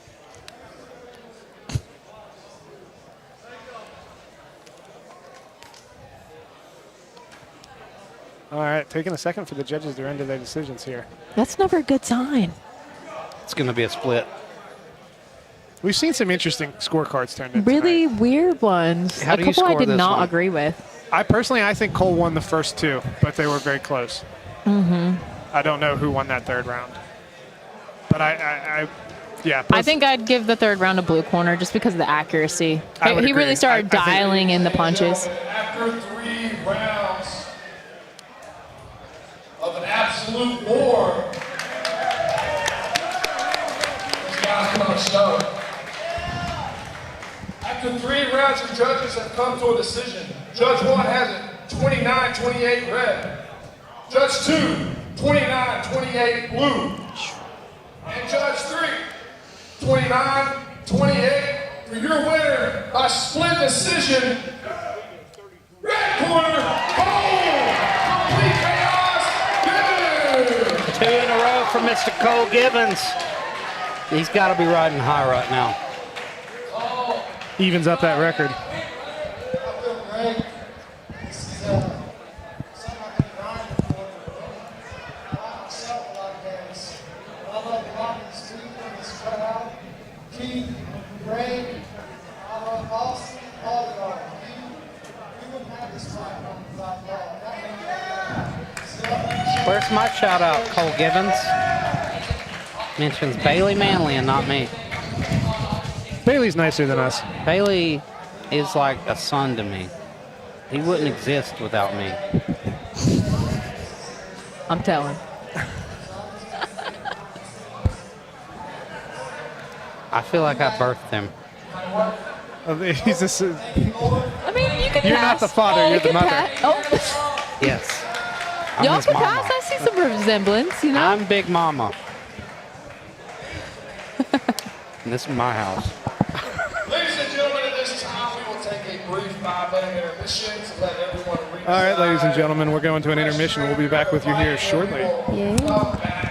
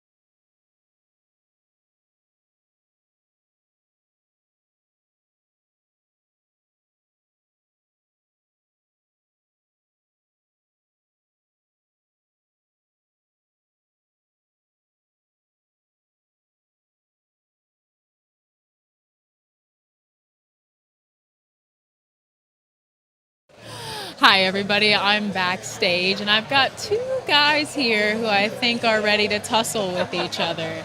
We had maybe a call out happen on Facebook, and someone answered the call. So what we're going to do here is just give each guy a second to talk and go from there. Were you looking for him to fight specifically or just anybody? He asked for me. Oh, so what? I just asked for anybody. Anybody. Unfortunately, he took the call. So what makes this a good match for you? What are you going to bring to the table? Just hard hits. That's about it. It's a good match because he's going to be there on the other end of the throw. That's how it's going to be good. All right. And what about you? What makes this a good match for you? I got a lot of experience coming into this. I got more experience he does ring time. I'm used to the atmosphere a little more, and I'm looking forward to the challenge. I mean, he's got a nice overhead shoulder press there. I've seen some videos of him lifting. I know he's strong. He's got abs of stone there, so I think it's just going to be a good match. I like a challenge. Okay, so let's do this. What do you see as being his biggest weakness, something you can expose? I'm sorry. I got to stir the pot. I think I'm going to have the endurance and the strength on him. Okay. It's going to be hard. I got nasty body shots, but he's got a lot of body. So. And what are the holes in his game? He's got a lot of body. Yeah. What are the holes in his game? What do you see? Where do you see yourself being able to become the victor of this situation? Well, I got reach, for one, and two, being a shorter opponent, he's got to keep his hands up higher longer. So if he drops his hands at all, it's going to be wide open because he's got a shorter opponent. But he's got that power, so I mean, I know. I got to respect it. I got to watch it because I'm aware he's got it. I feel like we should do an unofficial face-off here. So, gentlemen, if you want to stand in front of me here, face-to-face, I'll get out of the frame. Little face-off, little action. I love to see it. Any final words, gentlemen? Right here, any final words from you, Eric? Got a month. Got a month to get it in shape, baby. Bring it. All right, guys, we're taking it back up front. I think we're finished with our intermission. Back to y'all. We are back, ladies and gentlemen. Everyone has abandoned me. It's only me at my post. I'm like the captain on the Titanic. I'm going down with the ship. Keith No standing by in the ring. You can see that beer gut hanging over. That's how you know it's him. Bald head, beer gut. Signature Keith No look, flip-flops. He's put on a hell of a show tonight, as he always does. I got to be a little mean to him, though. He doesn't like it when you're nice about him. He doesn't like being bragged on. He doesn't like, Keith No's a great promoter. He's the best. No, he hates that. Keith No's ugly and he's bald. Joe Eggleston. We've not seen him in a good bit. Last fight was Timmy Likens, probably a year and a half, 2 years ago. And I thought Joe looked good in that fight. He took a loss in it, I believe. He took a loss in his debut. Yeah, against Preston, I think. No, Sheldon. And I thought he looked really, really good in that fight as well. He got caught. But I think Joe Eggleston, he's a guy who's got good technical ability. He's got a unique style as well. He's rangy. He's supposed to fight Bobby Johnson. That one fell through. Been looking forward to seeing him back, though, and here he is, Joe Eggleston, taking on Preston Starcher. The thing I love about Joe Eggleston is I would say that his ground game is definitely his weakness. But dude, when he gets on the ground, it's like he's on fire. Like he's Derek Lewis. He just stands right back up, does whatever he can to get back up. Well, they're so important to not concede the position because you give up a little bit. When somebody takes you down, you just stay there. That's a huge moral victory for them. But if you are like a cat, you're back on your feet, they wasted so much energy trying to drag you to the mat. That's demoralizing. Yeah, and with Preston Starcher, he's coming off that loss in Madison, West Virginia. I don't know how you see it, but personally, I thought he won. I thought he really took that kickboxing fight. So it was so close, and I think it's the best we've seen Preston look in a good while. Yeah. Preston's had a lot of rotten luck lately.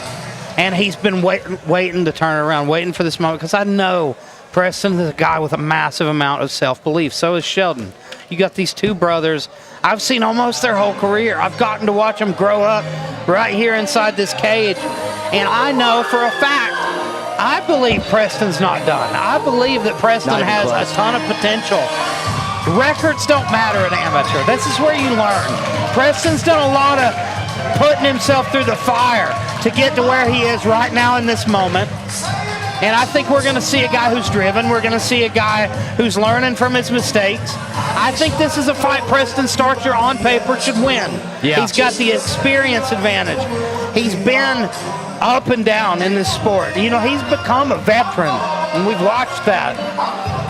So, can he turn it around tonight? I think he's going to do well in this fight, but I think it's going to be a brawl. How is Preston Starcher going to react to, you know, his Judge Eggleston's unorthodox style, you know, that brawling mentality? I'm going to bite down on my mouthpiece and I'm going to come forward and throw whatever. Someone's going down. And, you know, Preston's done a ton of work. He was, you know, like Eggleston, the ground game has always been his Achilles heel. But I think he's been doing a ton of work to improve that and to change that. He's self-aware enough to know I need to be working on my submissions. We saw him get a beautiful heel hook over Brittany Vaughn. And I think he's got that in his back pocket, and I think he'll have the advantage here in this fight, in the grappling. And he's ran into a lot of tough grapplers lately, which has been, you know, a tough road to hoe. One thing about Preston Starcher that nobody really knows, actually both Starcher brothers, they're both blue belts in Brazilian Jiu-Jitsu. I just think that Brazilian Jiu-Jitsu, and when it comes to you making that crossover to MMA, it's a completely different game when you're getting punched in the face, you know? So they're definitely good, they're both good grapplers. Featherweight division. First up, fighting out of the blue corner. He's an MMA fighter with a record of 1-1. Weighing in 142 pounds from Mount Olive, Kentucky, Joe Eggleston.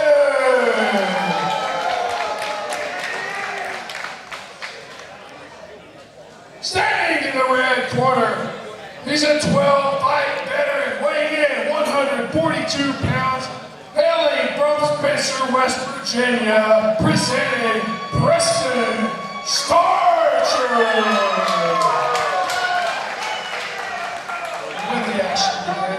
The referee in charge of the octagon is Matthew Jones. We got the dog pound in the house tonight. Well, and we are rejoined by Colin Caprini. What do you think about this fight, Colin? I'm excited for this one. Did I hear? What did Joe Eggleston weigh in at? I believe I heard them say 122 pounds. Really? Maybe they said 142. That'd be one hell of a weight disadvantage. I don't think they'd allow it if he was that light. Oh, there it is. Beautiful takedown from Preston Starcher. I said I would think he'd have the grappling advantage here. Lands that double leg. Trying to make a good body-like pass. And he's in an arming guillotine right now. He's fine. He should, yeah, he's in mount. If he keeps his wits about him. As long as he doesn't allow Eggleston to regard. So what I'm saying is Judge Eggleston already getting back up. Now he's in a little more danger. If Eggleston can jump guard here, this is trouble. And that's what he does. This is bad news. I don't know. I can't. He's not quite finishing it right. He needs to push down on that elbow. You need to. The more we see his head go to his back, the more we'll know he's doing that crunching pressure, and he needs to get on his right hip. And I think Preston's right carotid artery is wide open right now. When you're doing a guillotine, you want to be on. Yeah, you can tell it's wide open. You want to be on the hip that the choke arm is. And Joe, you see he's on that left hip. If I was Joe, oh wow. He lands it. That amazing fight. Consistent pressure. And we see Preston Starcher. His arm didn't gas, you know. Slow, steady squeeze from Joe Eggleston. Yeah, go in there and get this interview.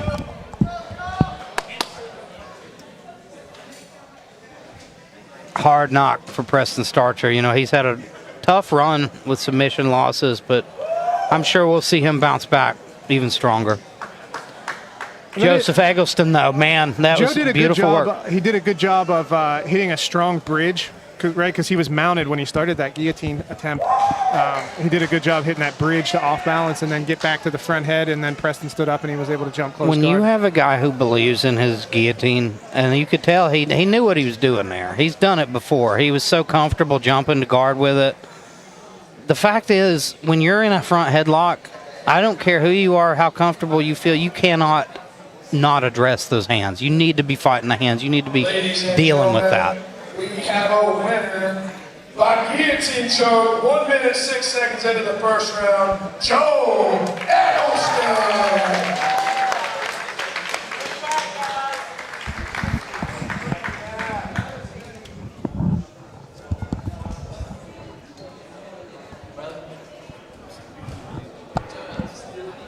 like it.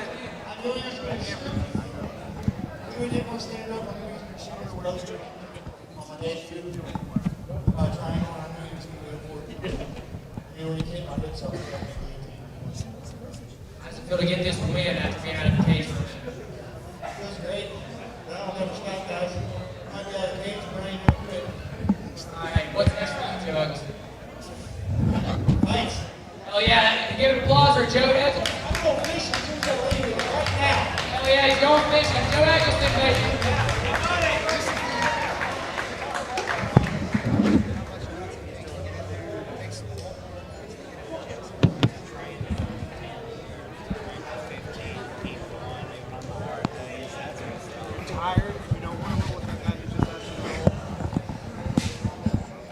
All right, ladies and gentlemen, we're moving further down the card. Dude's got some long arms. Are you, Elijah, are you doing an interview? No, it was him.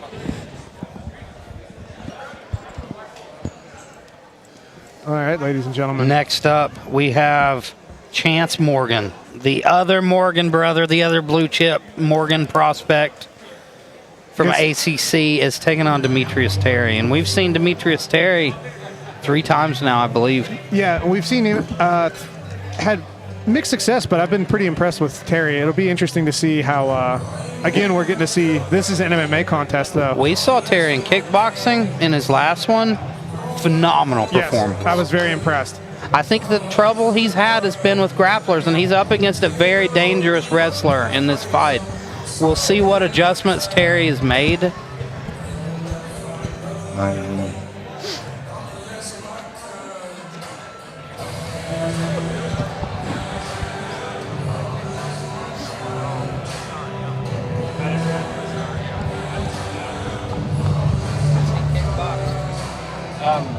Him?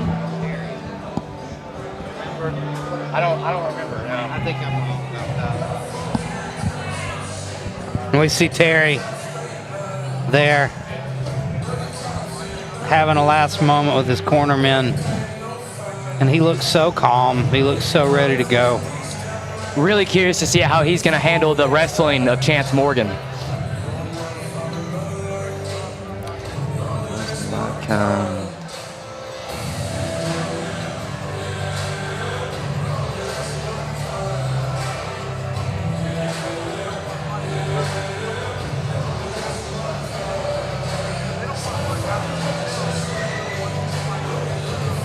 Now, Colin, as a coach, if you've been working with Terry, you're dealing with a guy like Morgan.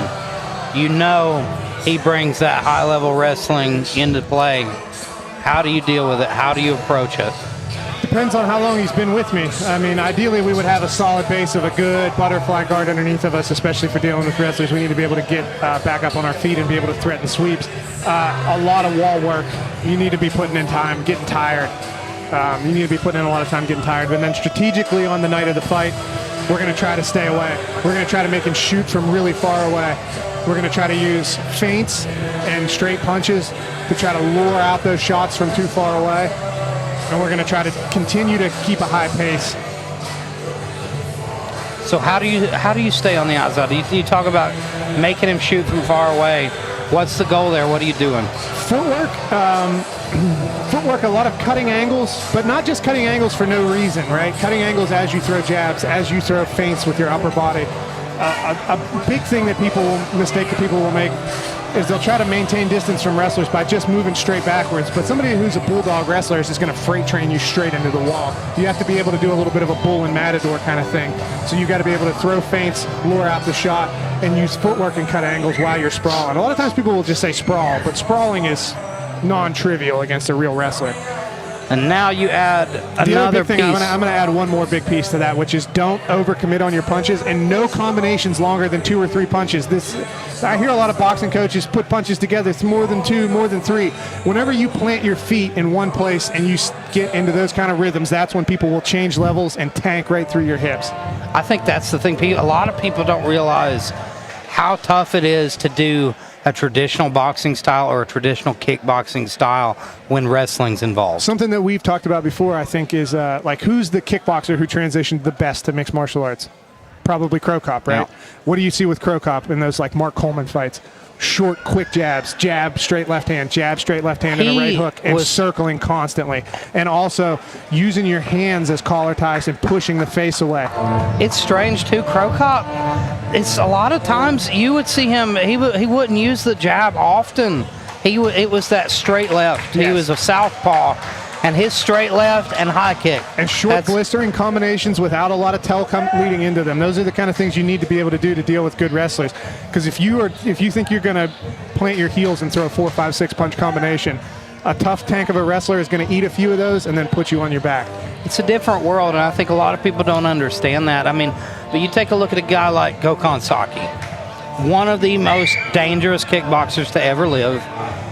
Goes into the UFC and gets knocked out by Roundtree. Exactly. Which nobody expected. And that's he was highly touted. That's a perfect example of what I was talking about, too. If you watch, Gokhan has one of those longer flowing 4 punches and with a kick combination styles. Look at, as a juxtaposition, take a look at Alex Pereira, right? When do you see, you don't see Alex throw more than 3 punches at a time unless the dude is hurt and he's on his way out. It's short blitzes, short striking combinations, and hard and get out. And I think you've got to be a power puncher. You've got to have that power to where you can get away with throwing 1 and 2. Yes. Guys like Crow Cop, guys like Pahea, they can put you away. Even like the best volume boxers, if you look at Nick Diaz, how did Nick Diaz and Nate Diaz lose almost all their UFC fights, right? They lose the guys like Joe Stevenson, they lose the guys like Joe Riggs, guys who are just able to put them on their back. I'm excited for this fight. Hey, this is going to be good. Joe Riggs lost the fight in the hospital after. He did. Fight. That's the most important fight. Bailey Manley, if you have some history homework to do, you must go home and learn about the fight between Nick Diaz and Joe Riggs that took place at the hospital afterwards. I think I've heard of it. This fight will be 3 rounds in the There's UFC middleweight division.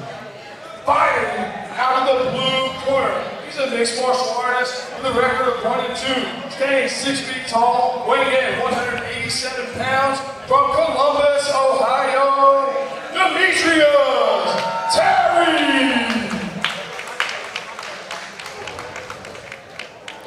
Demetrius Terry is a solid striker. It's gonna be a tough fight. Making his MMA debut, he stands 6 feet tall, weighing in 185 pounds. Fighting out of Appalachian Combat Club in Kenner, West Virginia. Hailing from Ripley, West Virginia, Chance Morgan. The winner actually gains the referee in charge of the Octagon, Eric Davis. If Chance wins this fight, that would mean that every Appalachian Combat Club fighter won their matches today. They would go 4-0. 2 wins in the grappling, 2 wins on the main show. That'd be a big statement for Appalachian Combat Club. And Terry's had some rough draws. I mean, R.J. Baldridge is a tough guy to fight. That's a very dangerous fight, and I thought he handled himself well in that one. I did too.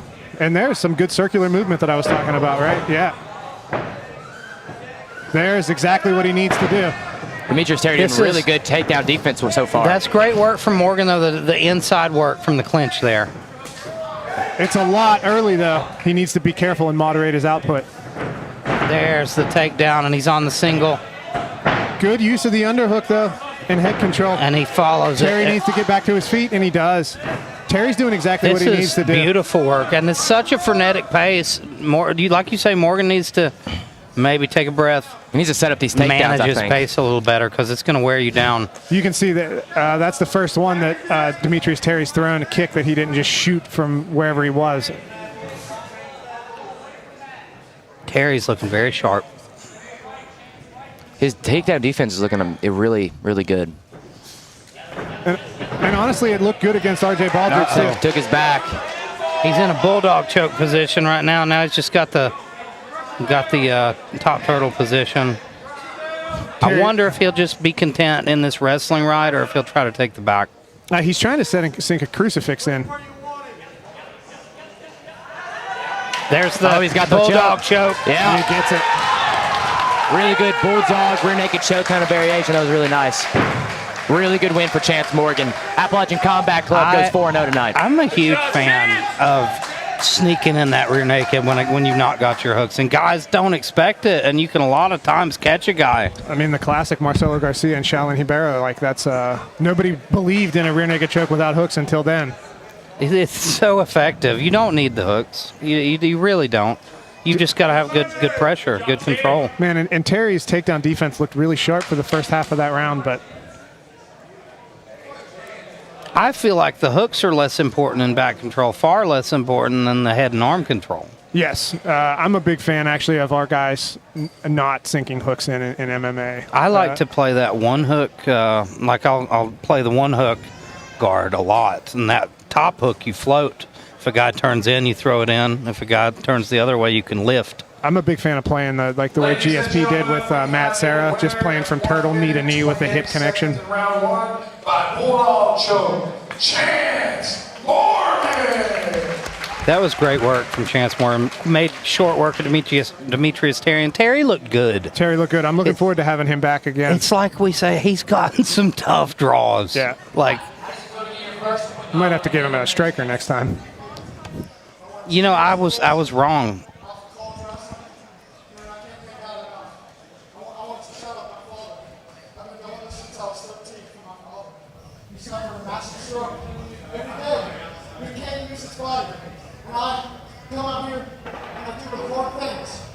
My father. I do it for my two coaches right there, Jason and Fisher. Thank you guys. God bless. Incredible.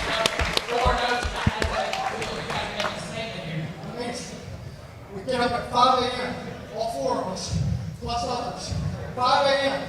before anyone else is going to work in. We are Appalachian Combat Club. All right, y'all? Remember the name? We are grinding every single day. And please, if you want to join us, please reach out. Chance Morgan, round of applause, guys. And like I say, Chance, great teacher as well. Like that's such a big deal. Chance and Chase, good role models, good leaders, good young men. I'd take them home to meet my mother if I was a young woman. And they have a good room there. I've actually seen some of the pictures that they just get tagged in on Instagram. Like that's a solid room with a good group of training partners. They've built a really good crew there. And I think we're probably going to see a lot more of them down the line. Where's it at, Keith? What's up?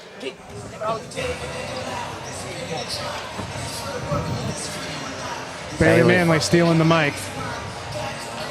He's losing favoritism with Keith. No, we're rising back up. He may be richer than us, but we've been here longer. Co-main event now, Eric Mullen versus Dominic Baker. This is a very interesting fight. I'm very interested to see how this plays out. Colin, as someone who has fought Eric Mullen yourself and has seen Dominic Baker perform at all of his fights in New Line, who do you think has the edge in this one? It's a tough fight. I think we're going to see Eric fighting somebody closer to his size, closer to his height more specifically. I think this is a better weight class for Eric down here at 170. I think that was a good call for him to get down to this weight class. Eric is tough. Eric is, I've been very impressed with the vast majority of his performances. And do we not have headgear?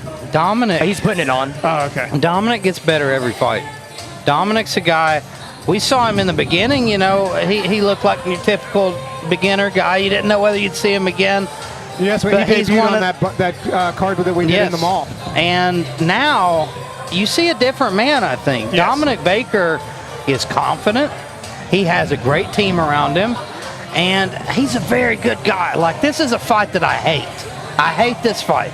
I'm going to tell everybody this fight sucks because it's two of the nicest guys. Yeah. It's two guys that... I like both of these guys. You know, Dominic, you know, I got to talk to him. I got to talk to both these men before the fight, too. They're very confident. This fight's been like a long time in the works. They've been talking about doing this. And I think it's a matchup that makes sense other than that we like them both. I think it's a perfect matchup. It's like for both their skill levels, both where they're both at in their careers. It's a very good one. And, you know, Eric's coming off this tough loss. I think he's at a crossroads right now. He's like, he was on the verge of turning pro. He was thinking about turning pro, and now I think he's like, well, you know, let's see if I can turn it around after that tough loss. And we talked, speaking with Eric before the fight. You know, I told him, you didn't seem like you were having as much fun in there as you usually do. I asked him how he was feeling tonight, and he said, I feel better. He said, I think my biggest problem the last fight, he said, I got in my head, and I was like, I'm going to be a killer. I'm going to be a killer tonight. So Eric usually is at his best when he's in there, having a great time, enjoying being a fighter, which was his dream for a long time, and he never thought he'd make it happen. So here he is with his team around him. And he said that's what he's going to focus on tonight. Just having a good time in there, enjoying competing in this sport that he loves. And not being hyper-focused on, getting the win, getting whatever happens. Eric's where he belongs. I think he knows that. And I think Eric has the experience advantage, although it might not look like it on paper, just because Eric has, he's had MMA fights and he's had a number of boxing matches with New Line as well.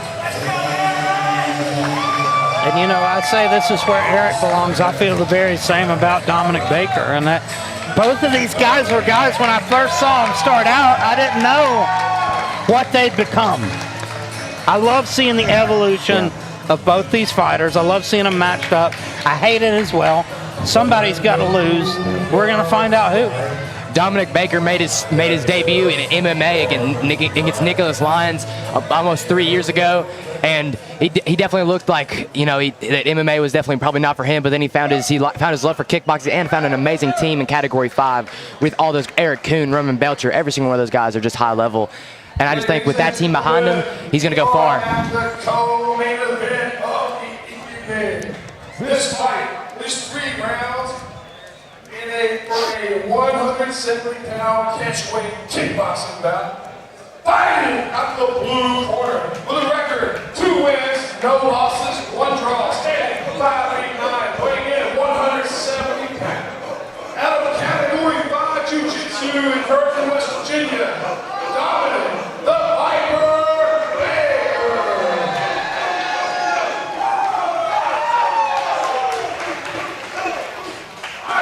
Out of the red corner, he's a kickboxer with a record of 2-2.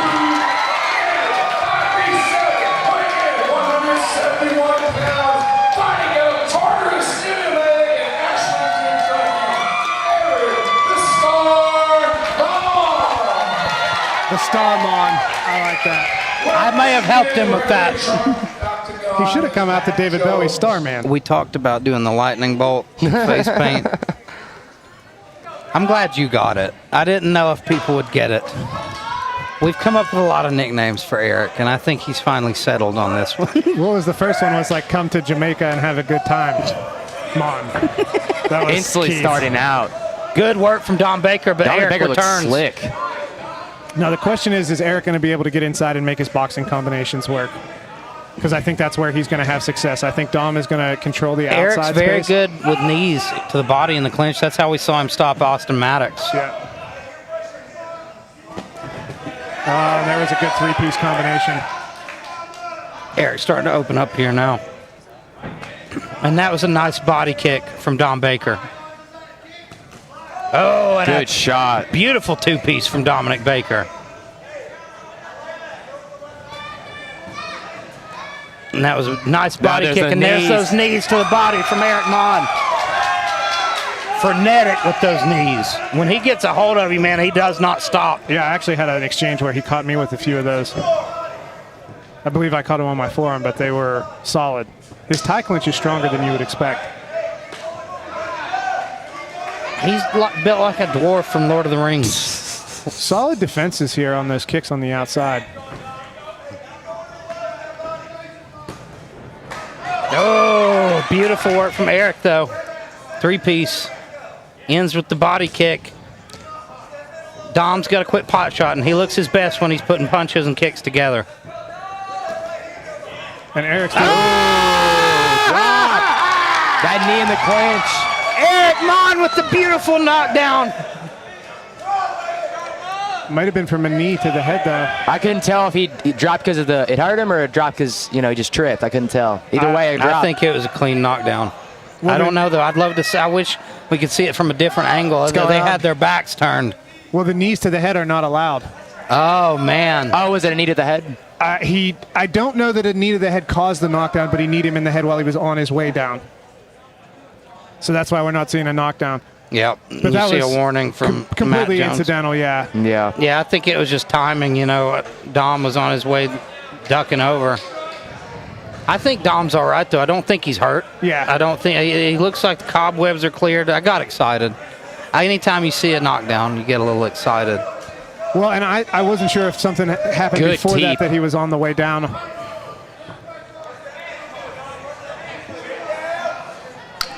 I don't understand the logic of no knees to the head when you can kick to the head. Yeah. Eric Mott is looking amazing in there. Dom Baker coming back, though. Dominic's far from out of this fight. That's high kick. That's a tough round to score. I think I might lean Dominic Baker after that last 20 seconds. I think Mon took that round personally. Dom landed some really clean shots early on, though, like really sharp. That 2-3 that he landed was, I think, maybe the best combo, best shot of the fight, other than the knee, which was, you know, not legal. I think that combination that Eric landed in that corner over there was probably the cleanest, but it was a very close round. I would not be surprised to see that go either way. I think I would personally probably lean slightly towards Baker, but I like both these guys too much to even try to score it. I'm just going to enjoy the action, and I'm glad it's a war. It's like when you and Eric fought. It was I know good. you like Eric more than me. It was good to I like see. you more, Colin. I didn't know you like I do now, though. I feel like okay. it would be weird now if you guys fought. I would feel like my two weird you should fight the cousins winner, were fighting. man. I'm old and retired. Old and retired. I may or may not have allegedly forged my medicals for that fight with Eric. Allegedly. And Fake may news. have allegedly almost got caught. So Fake news. I am a jiu-jitsu coach now. You don't get the itch? Oh, yeah. You never don't get the itch. I was never really a fighter, though. I got the itch this morning. I listened to a song that was a Good little kick. too hardcore, and I was like, I want to fight. Eric's doing a good job with the forward blitzing pressure. That's what he needs. Eric's These knees are amazing. This is where he's at his best, I think. I really do. He's tearing him up right now. And Eric is doing his best work whenever he comes in with footwork and punches together, those blitzing combinations. Good left hook from Eric.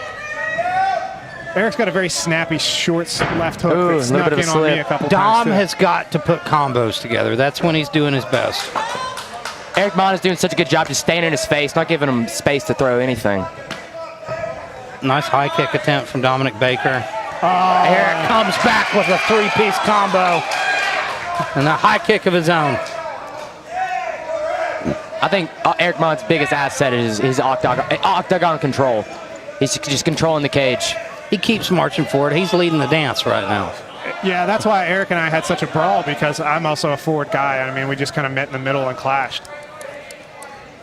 Well, Dom with a good kick to a straight combination. If I was Dominic Baker, I would stay away from this clinch.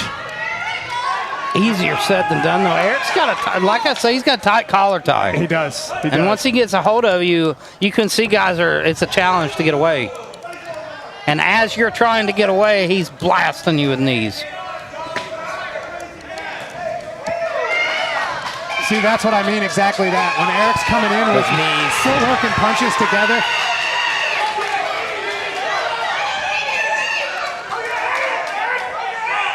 Matt Jones doing a good job letting him work in the clinch as well. Oh, and a nice short left hook by Eric Mon there.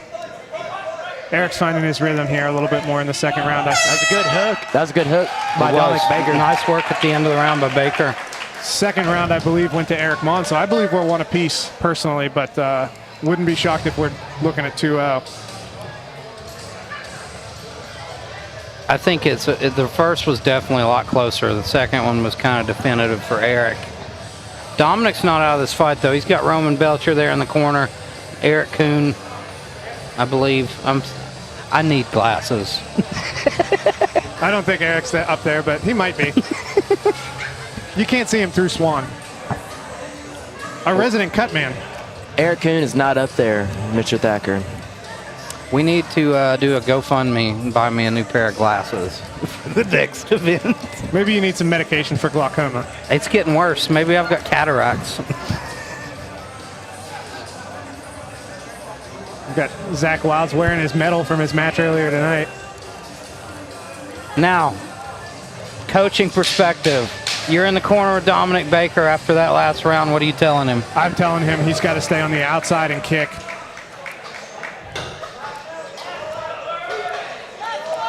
How do you combat when Eric crashes in on you like that? Try to intercept him with knees to the body while he's coming in. You got to start battling for your own collar ties. It's very hard with these big gloves and headgear, but you got to pummel in those collar ties. Nice. So far staying on the outside is Dominic Baker.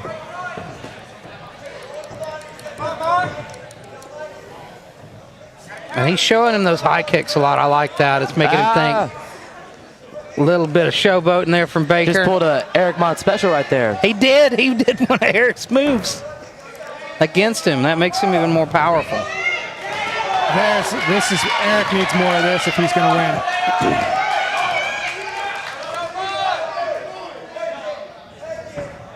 Yeah, he's got to get off his back foot here. Good hard low kick by Eric. Shin guard's giving him trouble.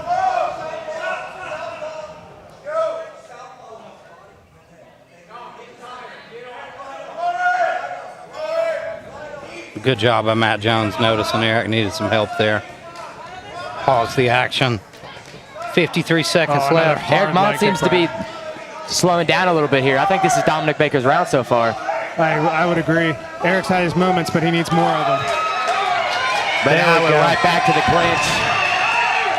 And Dom did better that time. Yes, he brought his hips in and took away that space. Whereas before he was trying to counter him with hooks to the body. I would have a feeling Roman Belcher might have worked on that in the corner between rounds on how to deal with that. Oh, nice wheel kick attempt from Eric. Misses.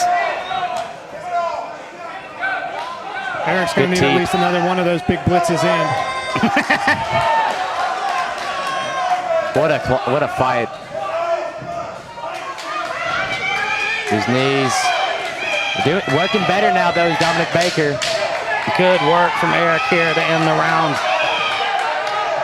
But this was definitely a close round as well. 1 of 3. Very close. I think that goes to Eric Mon. I think that goes to Eric Mon. Now, what do you think, Colin? I'll be honest, that third round is too close for a decision in my head. In my brain, this is essentially a draw.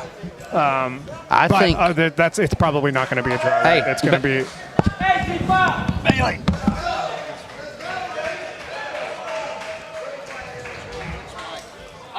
The one that Keith has, whatever Keith's at. Make sure to give it back to him now. Ladies and gentlemen, we're going to the cards here. Yeah, but that almost was too close to call. That was a great fight between both of those guys. I could see a draw, though. Really, I could see a draw, but also, I think Eric Mont took rounds 1 and 2. What about that first round? Do you think gave it to Dominic, though? I think Eric's moments of offense were too few and far between in the first, personally, and I think Dom Baker was able to put together a few punching combinations. Actually, I think the first round is probably the only round where I thought Dom landed the cleaner punches. I think the second round is the most definitive round and went to Eric for sure. Yeah. But I have no idea. Yeah. I think Eric Mon got this, and I think the biggest part of this fight was the clinch. I think that clinch, he was ripping his body apart with those knees. And I will say, Baker was doing a good job of keeping his I think most of those were landing on forearms and elbow. There were definitely a few that got in, but fly on the back of my head. Yeah, here. but from a judge's perspective, they might have not saw the arms in between, you know? Yeah, well, and also, I mean, it's not like Baker was doing anything himself. Oh, look at that. Nice, dude. That's that black belt skills right there, That's catching right. a fly.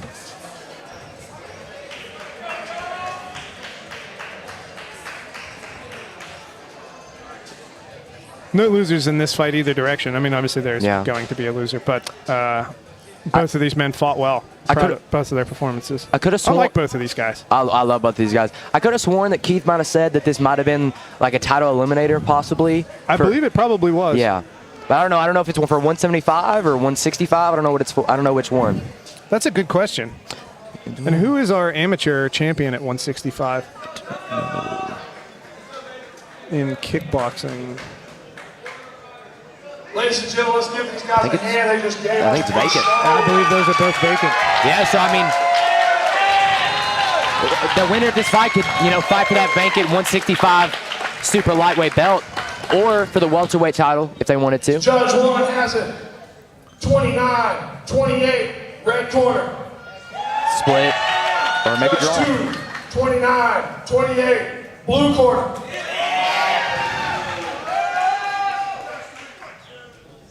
Judge 3 has it. 29-28 for your winner by split decision. Blue corner. Very close You were fight. right, Colin.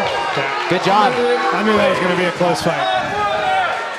The crowd does not think it was particularly close, but we are in Ladies and gentlemen, give it up for my man Dominic Baker. Oh my God, don't fall. He's going to break his back. I'm too fat.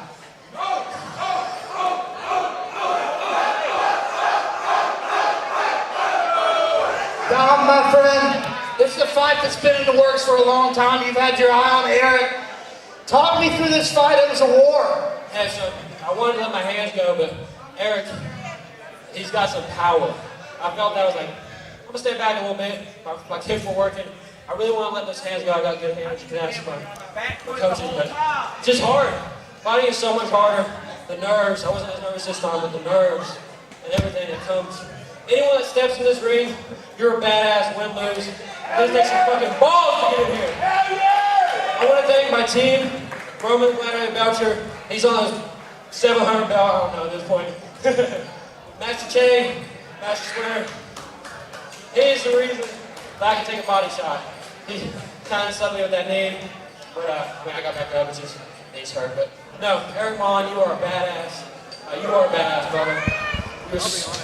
Man, it was awesome to fight you, to be done with the cage together. A lot of my nerves is gone. I just not be able to see the cage much, just I was able to move. Yeah, that could. But man, that was awesome. Watching that, you're the best damn commentator in the fucking world. I appreciate that, brother. So, I want to ask you one more thing. Come here. Best commentator in the world. Come here, I'm not done. I think you might be the most improved guy we've seen, man. You've come a long way on this journey. Tell us what's next. I wanted to do my boxing debut, or just another kickboxing fight in September because it's in Huntington and that's close to my home. I know the winner of this gets a title, but I don't want it because I'm not ready. It's a title. To fight for a title, you got to be at a level like Roman Belcher over there.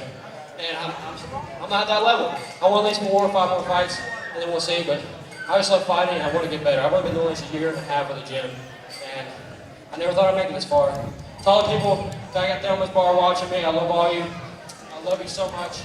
I love everybody, man. I'm a nice person. You're awesome too.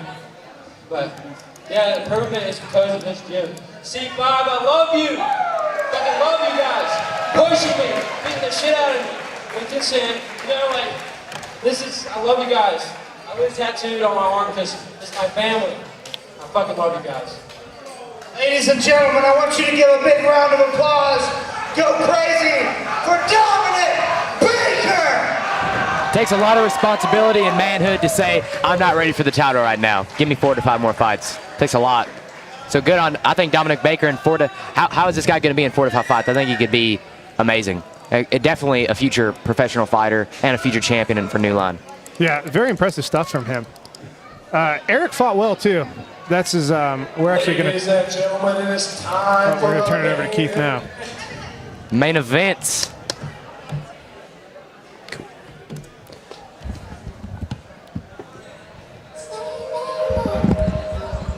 Very embarrassing. Dominic Baker tried to pick me up. I thought you were going to fall on top of him. I thought he was killed it.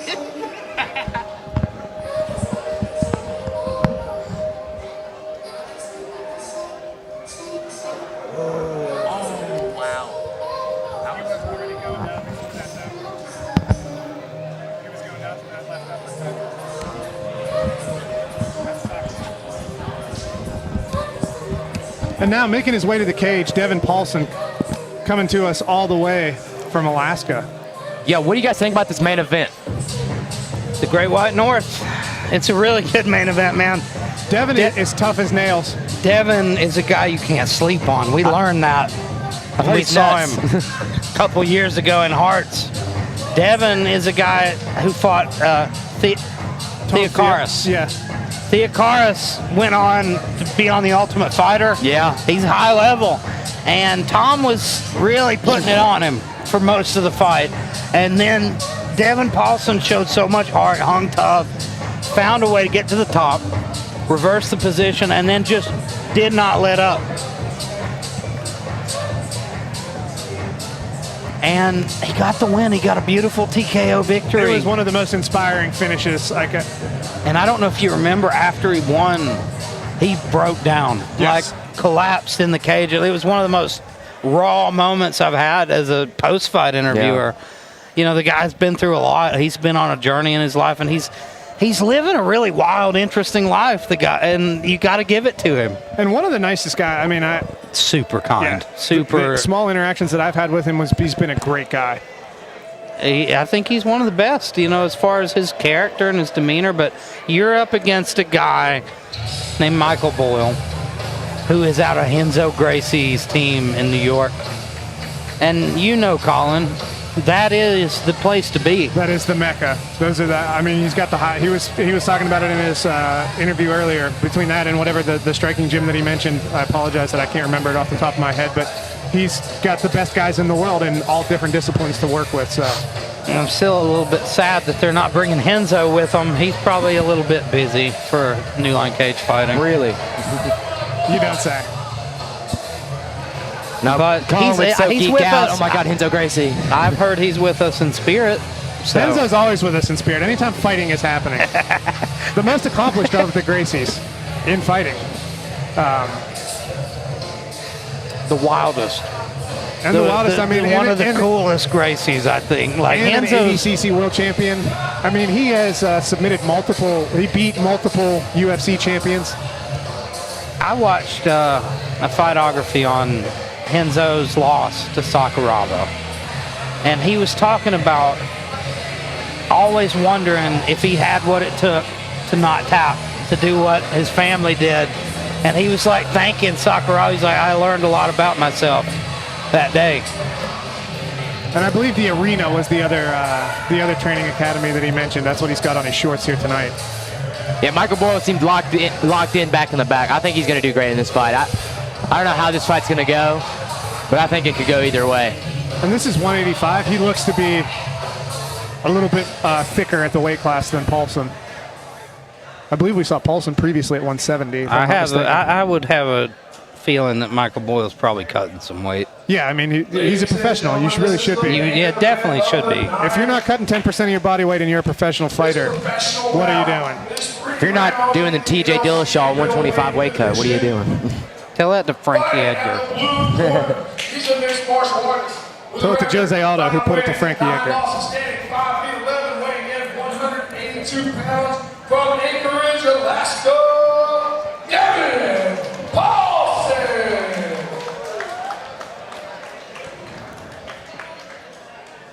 And fighting out of the red corner with a record of 1-0, he stands 6'3", weighing in 185 pounds. He's a firefighter. He trained Arena Training Center, Yonkers, New York City. Michael Bole. Player action is the referee in charge of the Octagon, Eric Davis.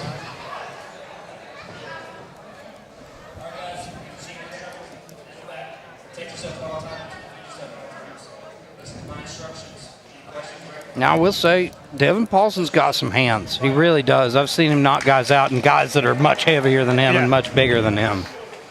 It'll be interesting to see how Boyle approaches this.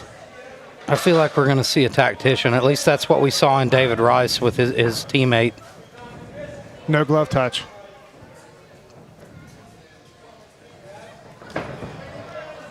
Very loose as Pollson. Boyle just kind of stalking him. spitting his mouth guard out almost. This is Steph Curry style. Oh, good gives 1-2, up his back. and then slams him. Good Beautiful slam. work from Michael Boyle. And Boyle's using that leg ride that I love. He's going over into that leg drag position, an actual proper leg drag, even with the leg staple there. One of the best positions to launch ground and pound from. These are some of my favorite positions. I work on these with my guys a lot.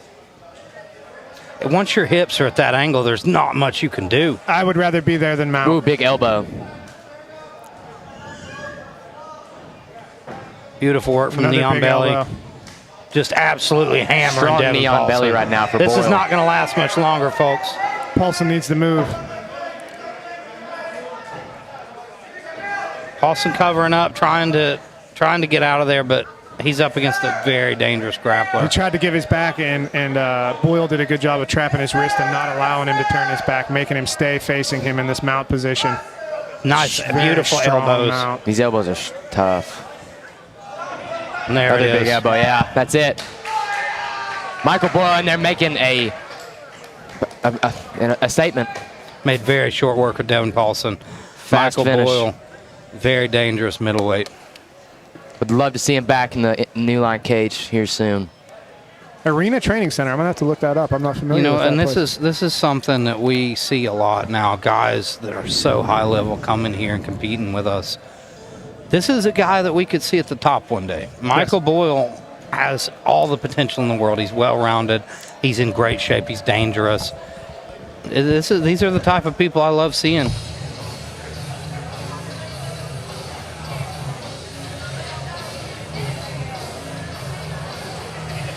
And Devin Pollson looks like he's okay here. He's just taking a moment to recover.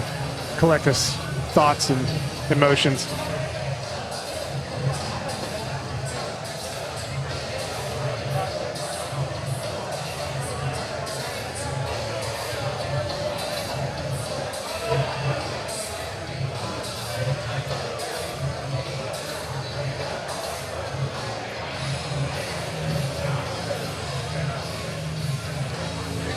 And we're going to go to the official decision here, and Bailey Manley will speak to Michael Boyle, Enzo Gracie affiliate, also training out of the arena, fighting out of Yonkers.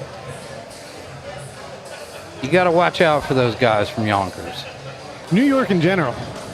There's a different type of toughness.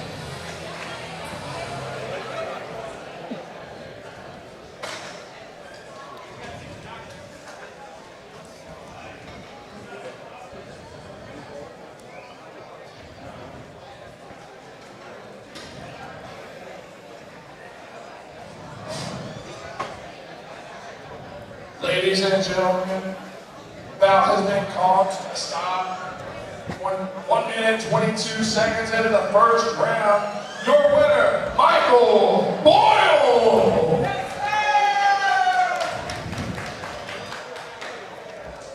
Michael Boyle, how does it feel to get that win in the NLC? I like that specifically here. I get my legs to this, so I expect it to win, but I love competing for you guys. Keep some better. We appreciate it, man. You see me in that quick one, take him down, and kind of turn the seat on that one. To be honest, I don't have any conceit emotions. He gave his back, so I use my wrestling. You know? I fell in a little on my right hand. I wasn't happy about that. I saw it. Yeah, whatever. What's next for you, Michael Boyle? Every few weeks, every month. I'm going to be back here next month, I hope. It's boxing and MMA, so I appreciate you guys for coming out. I hope every time I fight, you come. Michael Boyle, ladies and gentlemen, You know, that's a guy who's going to be a champion, a guy who looks at a perfect performance like that and can find something wrong with it. My father, Riggs, Papa's Jewelry, and Homefield Deli. So I love you guys. Appreciate the support. Beautiful work by Michael Boyle. Now, ladies and gentlemen, that's it. We have delivered you another phenomenal card. Thanks for coming out. Next show is next month, August 16th, Lexington, Kentucky, NLC 37. We got 3 events next month. We'll be back here in October. Good night, everybody. Have a safe trip home. See ya.